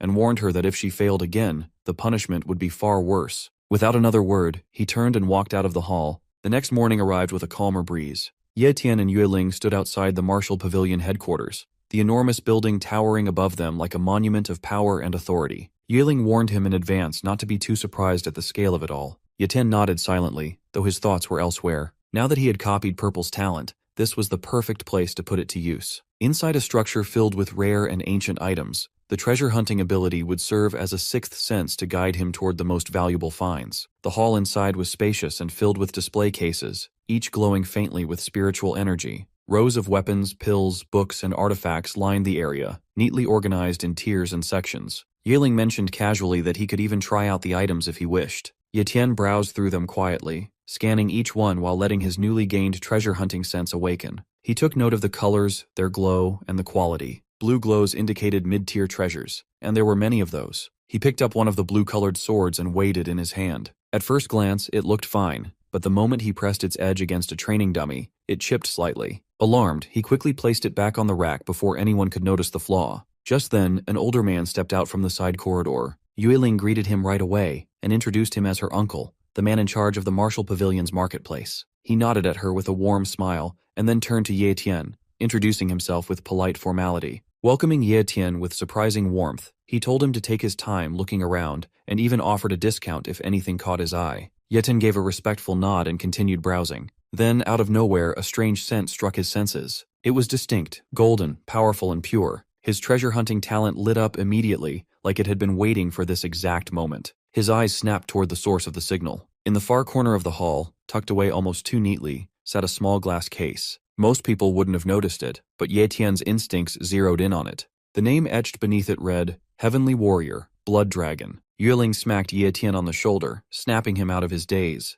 He blinked, realizing he had zoned out again, and quietly apologized, admitting he'd been lost in thought. She narrowed her eyes, half amused and half concerned, and told him to hurry up with his choices since her uncle was a busy man. Ye Tian gave a small nod and turned to Elder Yue, boldly stating that most of the items on display were low-ranked, and that he was looking for something more valuable, something fitting for someone with his needs. He added that money wouldn't be a problem. Elder Yue let out a hearty laugh at the boy's confidence, clearly entertained. Yue Ling, standing beside them, murmured under her breath, wondering when Ye Tian had learned to bluff so smoothly. Elder Yue reassured him that the Martial Pavilion had everything, natural treasures, cultivation techniques, and even transcendent tier divine weapons, and as long as Ye Tian had the funds, he could get anything he needed. Without hesitation, Ye Tian reached into his storage and pulled out a shimmering vitality stone, holding it up for the elder to see. Elder Yue's eyes widened in surprise and admiration, praising the stone and emphasizing just how rare it truly was. Yueling, just as stunned, immediately asked where Ye Tian had managed to acquire such a treasure. He scratched the back of his neck and answered casually that he'd gotten lucky and found it in the secret realm. Elder Yue, clearly intrigued, asked what he was hoping to exchange for it. Ye Tian explained that he was looking for a high-tier cultivation technique,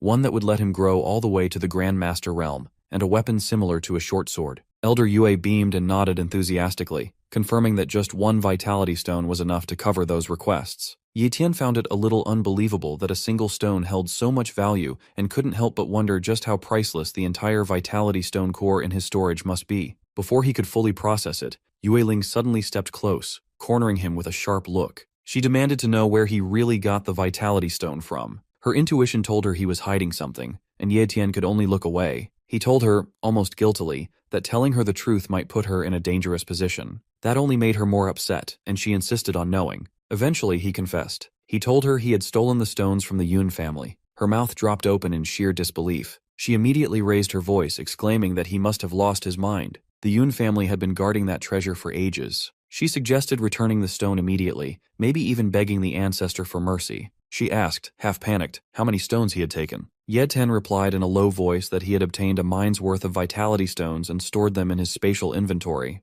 Yueling's legs gave out slightly as she slumped onto a nearby bench, holding her head in her hands. She murmured to herself, saying they were doomed for sure. The Yun family was bound to investigate, and once they connected the dots, she feared the consequences for both of them. Ye Tian, trying to be reassuring, told her he'd made sure to cover his tracks completely. He didn't believe there was any way the Yun family would trace the theft back to them. She warned him in a trembling voice that the ancestor of the Yun family was someone no one could afford to offend. He wasn't the type to forget or forgive such humiliation. She added that if anything happened, Ye Tian better not blame her. Despite her sternness, her concern was clear. While they were talking, Ye Tian's eyes wandered across the shop. Something golden glimmered faintly on one of the shelves, and intrigued, he walked over and reached for it. Elder Yue soon returned with the requested items, the purple cloud body refining technique, and a short sword that once belonged to a monarch-level expert. The technique was known for strengthening the practitioner's physique to a formidable level, and the sword was said to have been recovered from the grave of a forgotten monarch, surrounded by treasures. Ye Tian held the sword, examining it with a practiced eye. Activating his copied talent to identify hidden strengths, he confirmed its apex tier classification. The weapon hummed softly in his grip, pulsing with latent energy. It felt right. He nodded and accepted both the sword and the manual, placing them into his spatial storage with satisfaction. Elder Yue, clearly pleased with the transaction, handed him a black and gold VIP card embedded with shimmering runes. He explained that the card would allow Ye Tian free access to all Martial Pavilion branches, and grant him a generous 70% discount on all items. It was a mark of both respect and investment. Ye Tian then asked about the golden item he had seen earlier. Elder Yue followed his gaze with a smile, walked over to the shelf, and picked up the object. It was a red gold egg resting in a protective casing. He told Ye Tian that it was a fossilized dragon egg, once sold to their pavilion by a wandering cultivator. The pavilion had tried countless methods to hatch it, but none had worked, so it had ended up as a decorative piece. Given Ye Tian's contributions today, the elder decided to gift it to him for free. The gesture surprised Ye Tian, and he asked why he was receiving a transcendent tier treasure so easily. Yueling responded before the elder could, explaining that the egg was no longer considered useful. However, she also hinted that the pavilion hoped Ye Tian would keep bringing rare treasures like vitality stones their way. Ye Tian took a closer look at the dragon egg. Despite what the others believed, his treasure hunting talent had identified it as a high-tier item, which meant it still held potential. He could feel something faintly pulsing inside, something ancient and powerful. He realized it wasn't defective. It had simply chosen not to hatch yet. A quiet determination rose within him.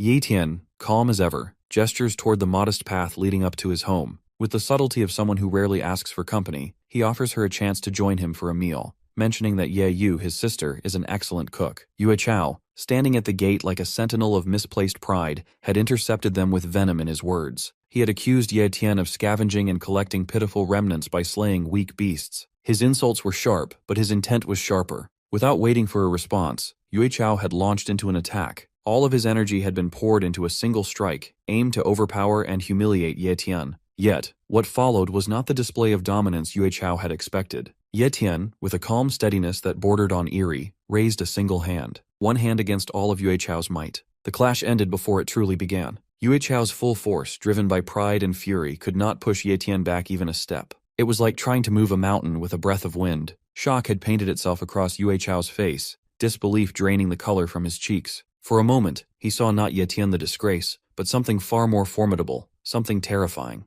Wei Ling had seen it too. She had stepped forward then, her voice rising to cut through the tension. She had called for restraint, reminded them where they were and what consequences might follow. Her words hung heavily in the air. For a moment, even Ye Tian's gaze softened, tempered by her plea. In the silence that followed, Ye Tian had acknowledged her intervention. He had not spoken much, but the appreciation was evident. She had understood then that he was not merely gathering scraps. He was walking a road far different from the one others assumed. Back in the present, Ye Tian made his way toward his home. Inside, the home was quiet and warm. The scent of home-cooked food lingered in every corner. Ye Yu, ever the dutiful sister, stood at the stove, working with practiced hands. Without a word, Ye Tian slipped into his seat, soaking in the peaceful domesticity. As the meal cooked, he reached into his inventory and pulled out a peculiar object wrapped in cloth. He unwrapped it carefully, revealing the dragon egg. As the dragon egg stirred again in his hands, Ye Tian's heart skipped a beat. The motion wasn't random this time. It was subtle, rhythmic, like a pulse. He leaned in, holding it closer to his chest. A heartbeat. A faint but unmistakable heartbeat. The realization washed over him like cold water. Suddenly, his small black cat, Little Jin, bolted from the edge of the bed where it had been curled up. Startled, the cat leapt to the floor and began darting wildly around the room, eyes wide and tail fluffed in panic. A soft voice chimed from his side. It was Little Purple, his tiny, ever-curious treasure-hunting mouse. The little beast blinked up at him, clearly unsettled. The question came innocently. Why exactly did Ye Tian have a dragon egg in his possession? Ye Tian replied in thought, recalling how he had picked it up from a group of rogue cultivators who were discarding it, claiming it had no value. Little Purple, after studying the egg, commented with an unusual level of seriousness. Dragon eggs, he explained, carry an innate aura of dominance. Even in slumber, they exude pressure, an instinctual warning that triggers fear in lesser creatures. This presence was not ordinary. It was tied to the hierarchy of beasts, and dragons, it seemed, stood far above the monarch-ranked ones. Ye Tian listened carefully, asking if there truly existed a rank above monarch level. If dragons surpassed that tier, then what lay beyond the known ceiling of cultivation? Little Purple shook his small head, admitting he didn't know what the official rank was called, but he was certain dragons were beings of a higher order, possibly tied to realms few dared to even name. The conversation halted when the egg stopped moving again. The martial pavilion had been firm in their appraisal. The egg was worthless, yet it now pulsed with vitality. What had changed? He decided, for now, to return it to his inventory, unwilling to risk exposing it to further danger. But just as he activated the storage spell, the egg twitched once more, this time even stronger. Before he could react, Little Purple suddenly hopped up, eyes wide with realization. He exclaimed the connection between the egg and the vitality crystal core. That revelation stunned Ye Tian. He had stored the egg and the crystal in the same pocket space, thinking nothing of it. The contact between the two must have awakened the dormant life within the shell. The vitality crystal core, after all, was an exceptionally rare item, a condensed life force born from eons of natural energy accumulation. Even the smallest trace of it could reinvigorate dying plants, extend life, or apparently stir the heart of a slumbering dragon embryo. Ye Tian now understood. He hadn't simply awakened the egg by accident. He had jump-started it. The dragon inside was slowly absorbing the essence of the vitality core, feeding, regaining strength. The bond had begun. Turning to Little Purple, Ye Tian praised his knowledge. When he asked what to do next, Little Purple advised caution. The vitality crystal should continue empowering the egg, and any interference might halt the awakening process. If left undisturbed, and if the dragon truly belonged to a rank above monarch level, Ye Tian might end up with a beast companion of unimaginable strength. The aroma of food drifted through the house, snapping him back to the present. Ye Yu had finished preparing dinner, and as Ye Tian stepped toward the table, she reminded him to wash his hands first. Later that night, long after the dishes were cleared and the moon hung high above, Ye Tian sat alone in his room. His thoughts turned to the purple refining technique. It was known to be one of the rarest and most complex techniques in existence. To truly master it, one needed not just a transcendent tier talent, but a second, complementary talent that allowed for perfect body cultivation, a rare combination that few in history had achieved. Yiling came to mind then. She had only possessed a top-tier cultivation talent, far from transcendent, yet through sheer determination, she had reached Grandmaster rank, surpassing expectations and gaining respect even from the powerful Sun family. He reached for the ancient manual again, thinking that perhaps the technique needed to be broken down into smaller, manageable phases. Bone refining first, then body refining, followed by skin tempering, then the essence cleansing, and finally, ki refinement. Divided this way, he could build a more stable path, where each phase could be trained independently, allowing even those without godlike talents to eventually ascend. As he spread the ancient papers across his desk, something caught his eye, a faint shimmer on the corner of one scroll, a spatial mark. He leaned closer. The ink pattern wasn't ordinary. It pulsed faintly with hidden energy, a kind of seal that masked something beyond the physical realm. As the phrase escaped his lips, a sudden explosion of light burst forth. Space bent violently, the room twisted, and in a heartbeat, Ye Tian was gone. The world around him was different. Dim, but not dark. Strange hues of violet and crimson bled through the air, and beneath his feet, the floor felt alive, like a breathing organism crafted from ancient blood steel.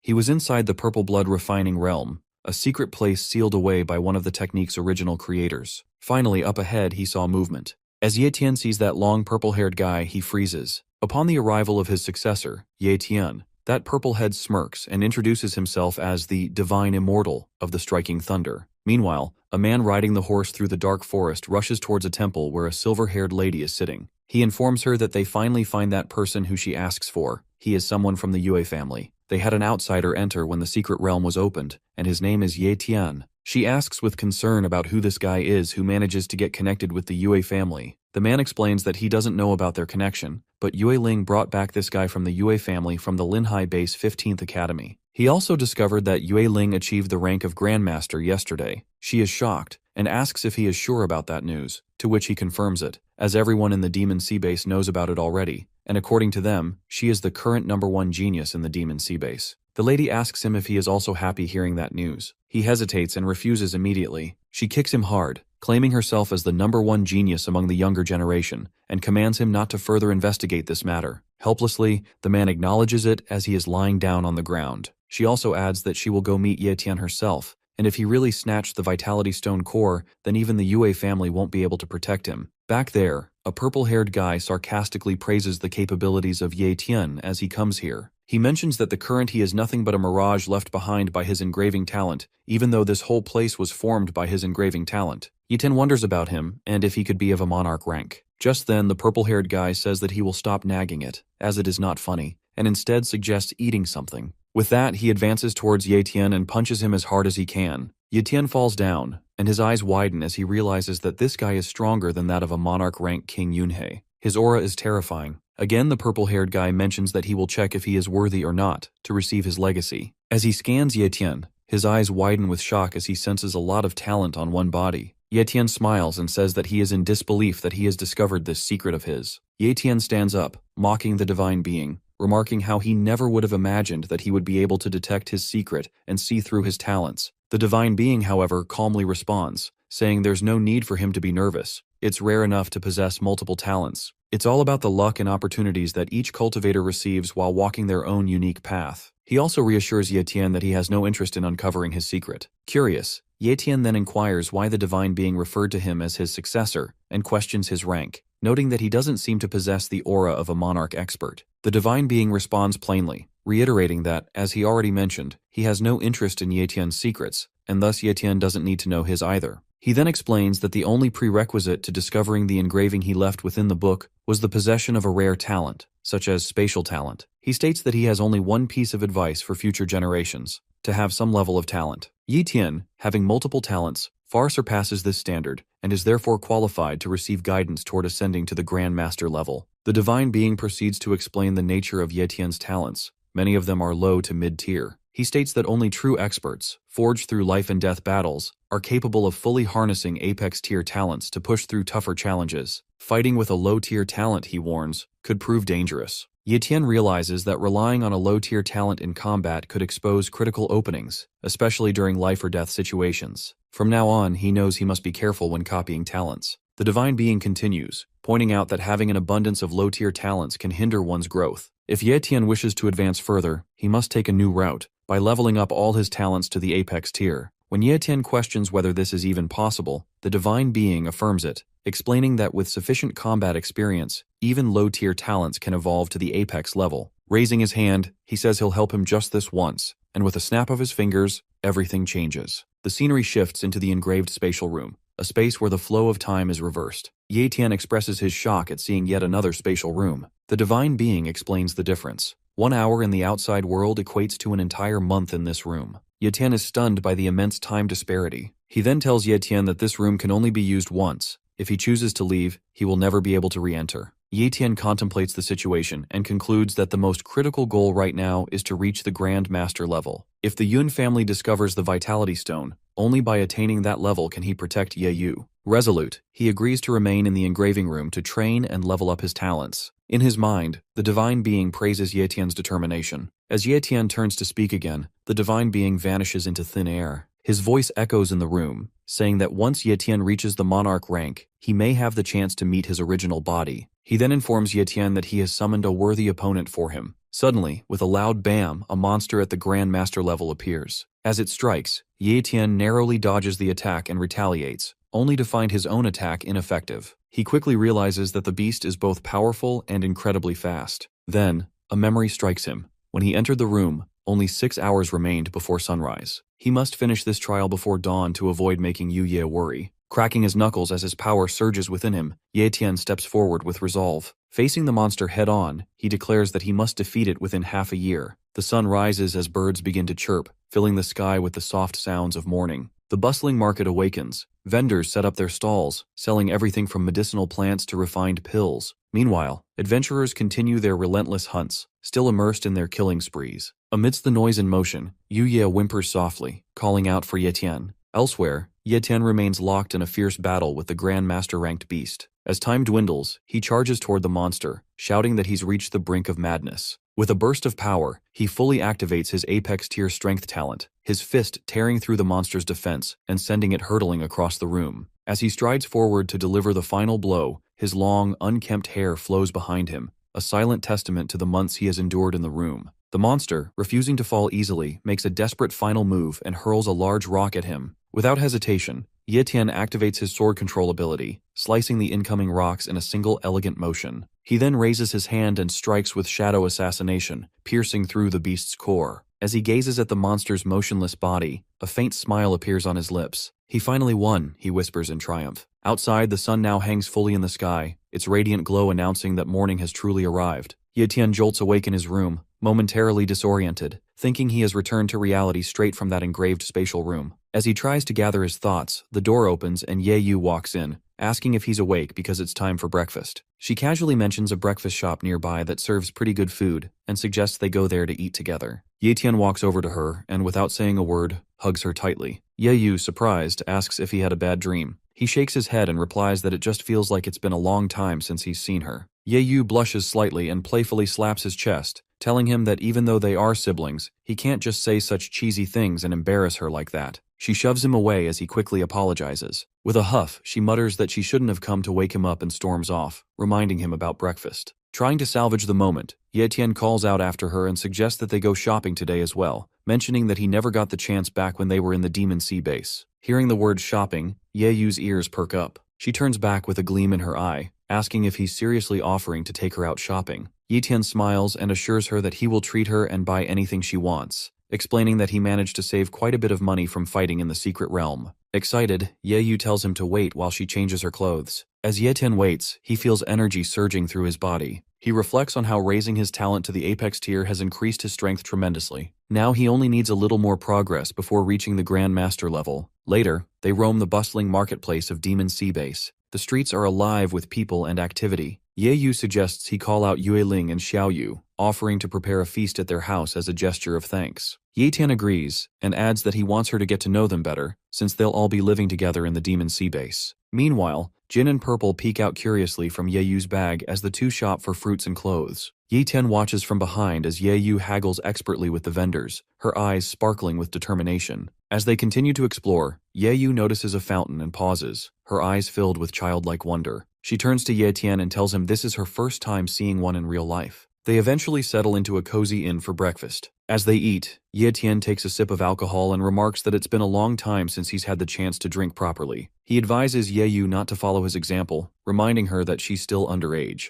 Ye Yu rolls her eyes and warns him not to get drunk, stating flatly that she has no intention of carrying him home if he does. She then adds with a smile that it really has been a long time since they've had the chance to relax like this. Ye Tian agrees, a warm smile on his face, saying that today feels like a truly blissful and happy day for the siblings. Meanwhile, far from the lively market, a silver-haired woman silently invades Ye Tian's house. She searches the rooms clearly looking for him, but unfortunately for her, Ye Tian isn't home. Ye Yu walks alone on the street, speaking to Jin as she vents her frustration about how Ye Tian doesn't seem to worry about her. She expresses disbelief that he is actually letting her go home by herself. Stroking the animal in her arms, she softly asks if he will be the one protecting her now. In a flashback, Ye Tian had told her to walk home alone since he needed to visit a shop that was far from their house. He assured her that he would be back soon. Now, as she heads toward the alley leading to their home, she silently vows to scold him once he returns. Meanwhile, in a quiet, empty corner, the silver-haired lady and her pawn wait in the shadows. The pawn notices someone approaching and alerts her. Observing Ye Yu, he asks if she is Yue Ling from the Yue family. The lady dismisses the idea, saying she is just an ordinary human, though also a martial warrior, implying that she is not Yue Ling. They silently begin to follow Ye Yu. Ye Yu, unaware, expresses surprise at their resemblance, still unable to believe that such a coincidence could occur. Purple peeks out from Ye Yu's bag, but she quickly shushes the small creature, telling the rat to hide again. Ye Tian had strictly told her not to let anyone see him in public. The rat squeaks, looking past her, and the silver-haired lady catches sight of him.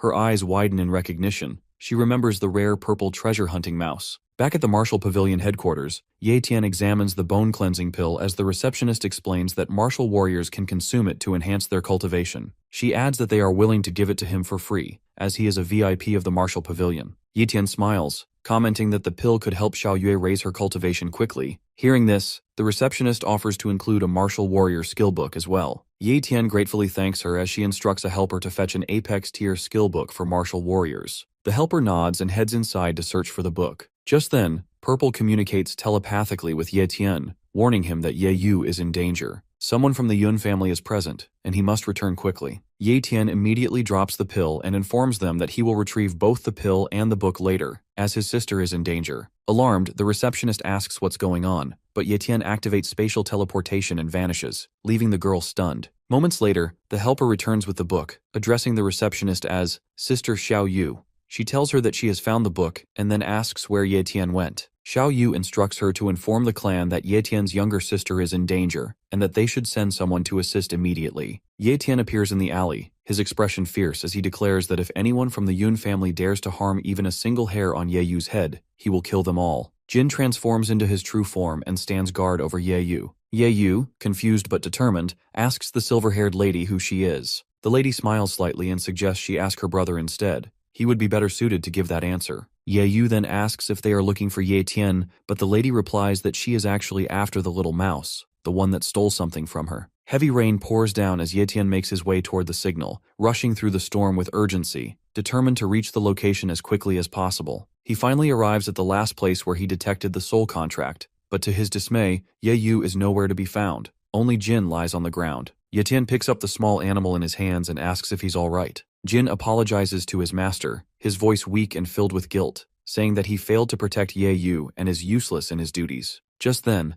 Purple emerges from his hiding spot and echoes the same sentiment, apologizing and admitting that he is far too weak to be of any help in a fight, unable to do anything at all. Ye Tian tells them it's not their fault, his tone heavy with remorse. He blames himself instead, saying that he should never have let Ye Yu return alone. He admits that everything that happened is the result of his own mistake. Reaching into his spatial talent pocket inventory, Ye Tian tells Jin and Purple to rest and recover, assuring them that he will take care of things from here. With cold resolve, he declares that he is going to kill the Yun family immediately. A crack of lightning flashes across the sky as Yue Ling suddenly teleports to his location. Startled, Ye Tian calls out her name in surprise. Meanwhile, deep within the Yun family's underground jail, Ye Yu kneels on the cold floor, trembling, yet summoning the strength to rise. With fierce defiance, she demands to be released, shouting at her captors to open the door. She threatens them, vowing that her brother will never let them live after what they've done to her. A servant of the silver-haired girl smirks at Ye Yu's outburst, mocking her for not understanding the gravity of her situation. He coldly reveals that the silver-haired girl had deliberately spared the soul-bound animals, allowing them to live so they could alert Ye Tian through their soul contracts. Ye Yu, confused and enraged, demands to know what he means. The servant explains clearly and without remorse that everything was orchestrated, that this entire situation is nothing but a trap. He adds grimly that if her brother dares to come here, he will only be walking into his own death. Back outside, Ye Tian lies unconscious on the ground as Yue Ling stands above him, looking down in silence. Ye Tian dreams about his younger sister Ye Yu, crying out for him, covered in wounds. He hesitantly wakes up sweating. He is in a room he doesn't recognize. While trying to understand where he is, he remembers Yue Ling. A memory flashes through him where he meets Yu Ling in front of the Yun mansion, and she informs him about everything. which makes him understand that the Yun family abducted Ye Yu because they found out that he was the one who took away their Vitality Stone mine. He blames himself. Yueling tries to calm him down by mentioning that since the Yun family goal is to take back that stone mine from him, it makes sure that Ye Yu is safe for now. But Ye Tian steps forward with rage and anger burning inside him. Yueling tries to stop him, making him understand that it is all a trap and they are waiting for him. He will end up dead if he rushes towards the Yun family. But he refuses to stay behind, shouting that Ye Yu is his only family and that he must save her. He also adds that if she really wanted to help,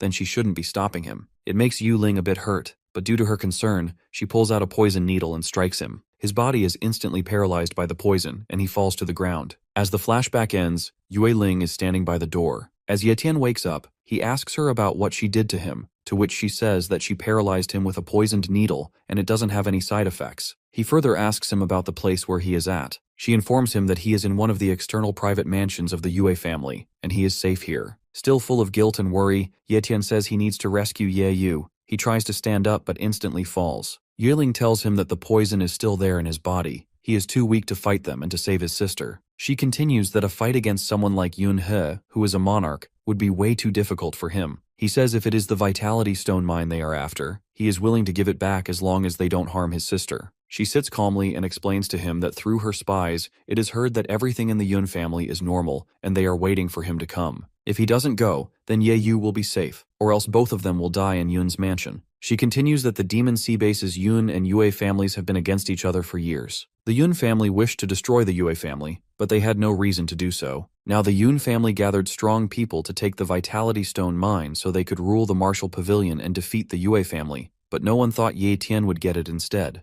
They must have investigated and found out that Ye Tian managed to enter the secret realm through the Yue family's connections, so they ended up believing that he is a part of the Yue family. She adds that kidnapping Ye Yu isn't just to harm Ye Tian. Their true goal is to force a war with the Yue family, a monarch's war. Feeling powerless, Ye Tian grieves that Ye Yu was nothing against them, but needlessly gets involved in this. Yueling says as she opens the window that there are things that they don't want to do, as they are born in a world where the strong rule and the weak suffer, but life continues to force them in order to keep going. As the rain falls outside, a father is carrying his daughter. The girl says she's hungry, and the father tells her they are almost home. Back in the room, Ye Tian says he is ready to follow her lead and asks her what he should do next. Yueling turns around and tells him he should have done this from the beginning. She explains what he needs to do and suggests not being rash. Ye Tian acknowledges all the instructions. At that moment, a servant comes in and says someone has come to visit Yueling. As she takes her leave, she tells Ye Tian that tomorrow they need to go somewhere together. He asks where, but she doesn't tell him.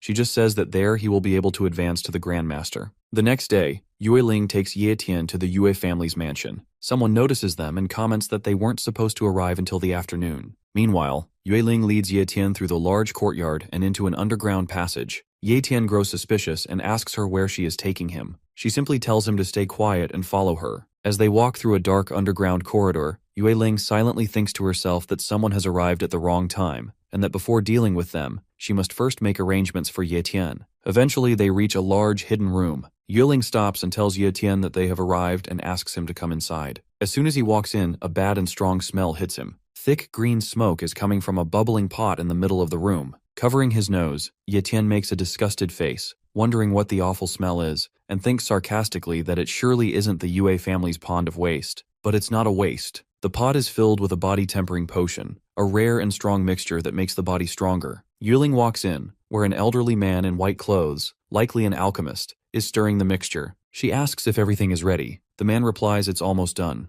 Just one last jar needs to be filled and adds that the potion turned out very well this time. Ye Tian follows behind her. Yueling agrees, saying that it looks like everything is going smoothly. The man laughs proudly and tells her that she can trust his skills. As the process is almost finished, Yueling suddenly tells Ye Tian to take his clothes off. Ye Tian hesitates and looks at her, asking if she is serious. She says it again, telling him to hurry up. When he doesn't move, she tries to force him. Feeling embarrassed, Ye Tian quickly says she doesn't need to do it and that he can undress himself. After undressing, Ye Tian asks what he should do next. Yueling points to the bubbling pot and tells him to sit inside it. Ye Tian is surprised and asks if he can really become a grandmaster just by sitting in that thing. Yueling explains that the potion is extremely valuable and shouldn't be underestimated. It's made from lots of mystical elixir, all mixed using the Yue family's secret recipe. She tells him that if he can absorb all the medicine from the 4 jars within the next 2 days, he will definitely reach the level of a grandmaster. Ye Tian steps into the hot green liquid. As soon as he sits down, he feels a sharp pain all over his body. Yueling asks him how he feels, to which he replies that it hurts a lot and it feels like 1,000 needles are stabbing his blood vessels. Yueling explains that the potion is opening his meridians, the energy paths in his body, and that he must go through the pain. She warns him that if he gets out now, all the medicine will be wasted. Ye Tian reassures her, saying he can take the pain and it's not a big deal to him.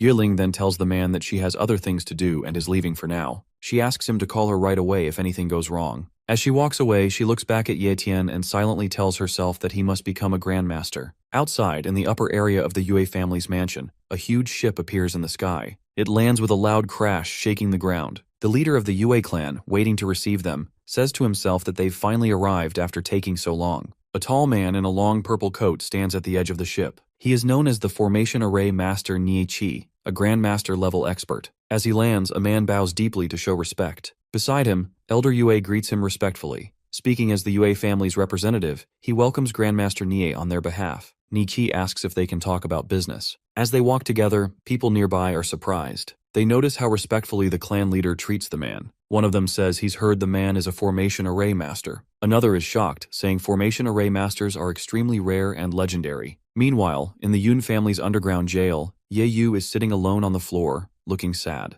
She softly calls out for her brother, her voice is low. Back in the Yue family's underground, Ye Tian sits with closed eyes in the boiling liquid, enduring the sharp pain while the man who sits nearby falls asleep. Suddenly, Ye Tian sees something unexpected in his mind. A red egg appears in his vision. He realizes it's the dragon egg. At that moment, a crack appears on the egg's surface, and the shell begins to split. Back at the Yue family meeting hall, Elder Yue shows his gratitude towards Grandmaster Ne for visiting their humble mansion. He also says that it's a great help for the Yue family in their time of need, so he asks Grandmaster Ne for help. Ne Qi bluntly tells him how he is usually very busy and has no interest in solving family conflicts. A man standing beside him realizes how arrogant he is. Just then, Elder Yue claps and asks his servant to bring something inside. As the girl servant walks inside with that thing, Yueling stops her and takes it, saying she will be taking it inside. It's a small wooden box with something valuable inside. Yueling walks inside, and as she opens the box in front of Grandmaster Ne, his eyes widen with shock, realizing that it's the Vitality Gathering pill. He finds Yue's family resources truly ample, as they take out a medicine that can help someone achieve the monarch rank easily like this.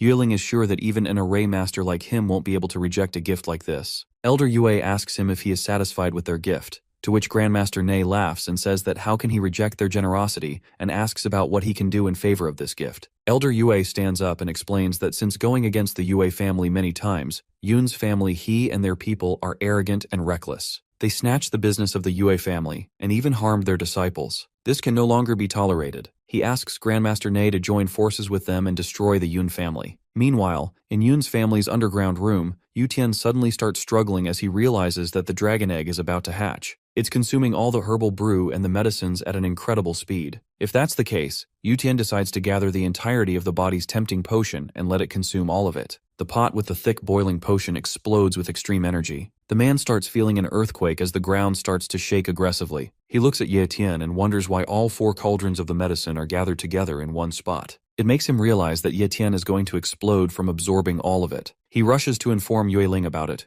Back there, Ye Tian is amazed by the secret recipe of the Yue family, as the medicinal properties are strong. Suddenly, the dragon egg starts consuming the energy inside the Vitality Core Stone. As soon as Ye Tian realizes that he is about to break through to the next level, a huge, loud explosion echoes through the whole Yue mansion. Everyone in the mansion starts feeling an earthquake. Soon enough, the man reaches Yueling and informs her that something is wrong with that kid. However, Ye Tian finally manages to enter the realm of Grandmaster, but he never thought that he would end up getting the benefit of something else on top of it. His status window shows that his blood contract has been successfully completed, and his level is increased. Ye Tian looks at the newly hatched baby dragon, and while rubbing its nose with his knuckle, he expresses his surprise over being able to hatch the dragon egg. The red baby dragon flies in the air in front of him, growling as if asking for food. Seeing the baby dragon open its mouth wide, Ye Tian wonders what to feed it, and considers the options of elixirs and monster flesh. Analyzing the hatching process of the baby dragon, he remembers that it hatched after consuming the Vitality Core Stone's energy. Thus, he feeds it a Vitality Stone and gets impressed by the baby dragon's toughness for easily biting down something as strong as a Vitality Stone. After Ye Tian's done feeding it several Vitality Stones, he holds the dragon in his hand while trying to figure out its level based on human power levels and terms. All of a sudden, Ye Tian hears Yueling calling him out in panic. Before she arrives there,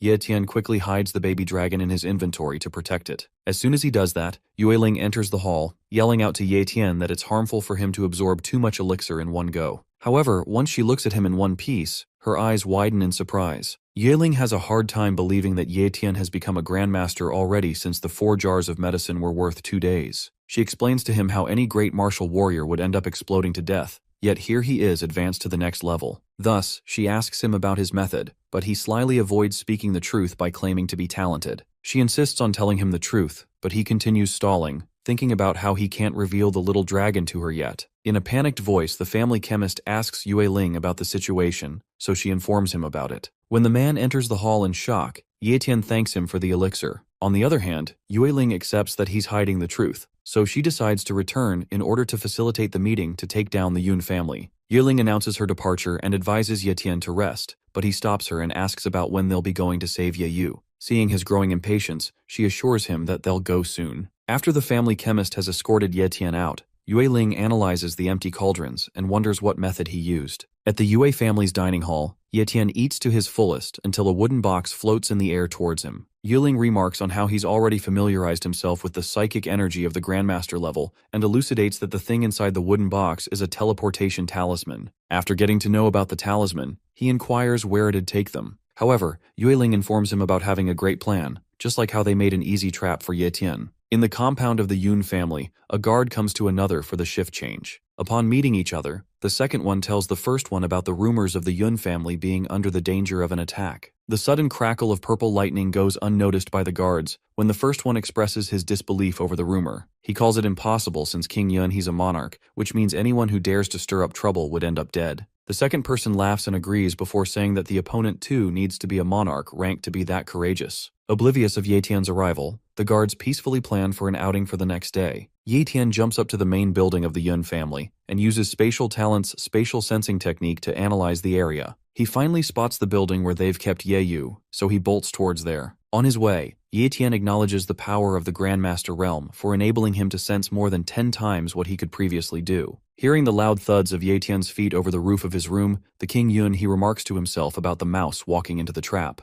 Ye Tian continues his run towards Ye Yu and enters the building's basement using his teleportation skills. However, as soon as he steps into the basement, his face narrowly dodges a strong punch from the silver-haired woman's pawn. He notices how he couldn't sense this man with his spatial sensing and wonders if he used some mystic technique to hide his presence. Nevertheless, without wasting a second, Ye Tian swings his arm and punches the man right through his face before casting the bind spell. This psychic energy results in breaking the mask of the man, since it's at the level of a grandmaster, and the man isn't even an advanced martial warrior. When the man thuds down into the ground, Ye Tian wonders why the Yun family only had an advanced martial warrior looking over Ye Yu. Nonetheless, Ye Yu spots her brother from behind the cage and calls out to him. Thus, he strides towards her and opens the cage to enter inside. She immediately hugs him and starts crying, but he tries his best to comfort her and takes all the blame on himself for not taking care of her. He then immediately grabs her hand and puts her on his back before running away. While Ye Yu notices Ye Tian's immensely increased strength and thinks about how much he would have suffered to achieve this rank, a blade flies towards them and lands right in front of them. Ye Tian jolts back in surprise and looks up towards the direction it came from. The silver-haired woman calls back her weapon with a signal of her finger. Once she has made sure that she's gotten Ye Tian's attention, she remarks how it's their first meeting and demands that he hand over the Vitality Stone core. Ye Yu looks up at the silver-haired woman, Yun Feng, and informs Ye Tian that she's the same woman who kidnapped her and hurt Xiao Jin. Claiming to be aware of that, Ye Tian commands Ye Yu to go hide somewhere since Yun Feng is more troublesome than he thought. Once Ye Yu has rushed away, Yun Feng gets down towards Ye Tian while pointing her weapon at Ye Tian, which he narrowly blocks. While he acknowledges her fast speed, she remarks at how he's risen to the Grand Master realm and mocks him by asking if he's gotten a lot of benefits from the Yui family. However, he pushes her away and makes her weapon get out of her grip as he calls her out for talking too much. Soon after regaining her balance, Yun Feng swings her weapon towards Ye Tian, and their fight starts in the air, while Ye Yu cheers for her brother from the ground. Suddenly, she feels an uncanny appearance towering over her from behind, and her eyeballs dilate out of fear. With a swift strike, King Yun he brings her onto her knees. Ye Tian notices what is happening on the ground, and he cannot help but get distracted out of concern for his sister. This distraction results in him getting scratched by Yun Feng's weapon, and he tells him to stay focused.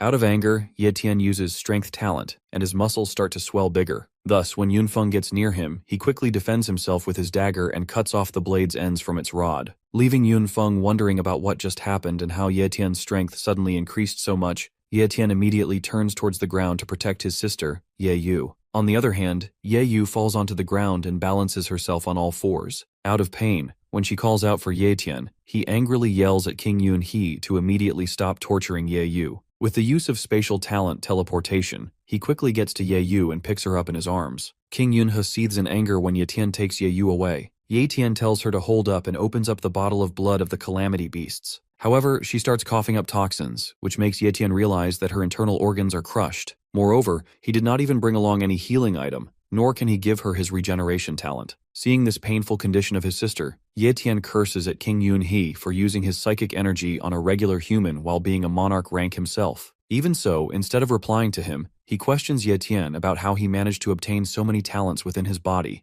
like strength, speed, and also spatial talent. King Yun He's arrogance makes Ye Tian even angrier, and the two of them glare at each other. Taking out the teleportation talisman, Ye Tian looks into King Yun He's eyes and claims that he's not going to forget what he did to Ye Yu. Once the teleportation talisman starts working, he picks up Ye Yu and calls out to escape. Seeing them planning to teleport, King Yun He fumes with anger and lunges towards them. He tries to stop them and yells at Ye Tian to stop right away. However, it's too late by now, and they get teleported away after Ye Tian seethes at him, claiming that King Yun He would eventually die by his hand. Yunfeng can hardly believe how Ye Tian managed to escape with the help of the unparalleled speed of the talisman. She gets down on the ground and advises King Yun He to not let Ye Tian go away, because with the help of the Vitality Core Stone, his growth will only spell disaster for the Yun family. Out of anger, King Yun He doesn't say a word and just presses his finger against the void. When the void starts to crack, Yunfeng realizes the extent of his anger, and the two of them enter inside the opening after the void breaks down.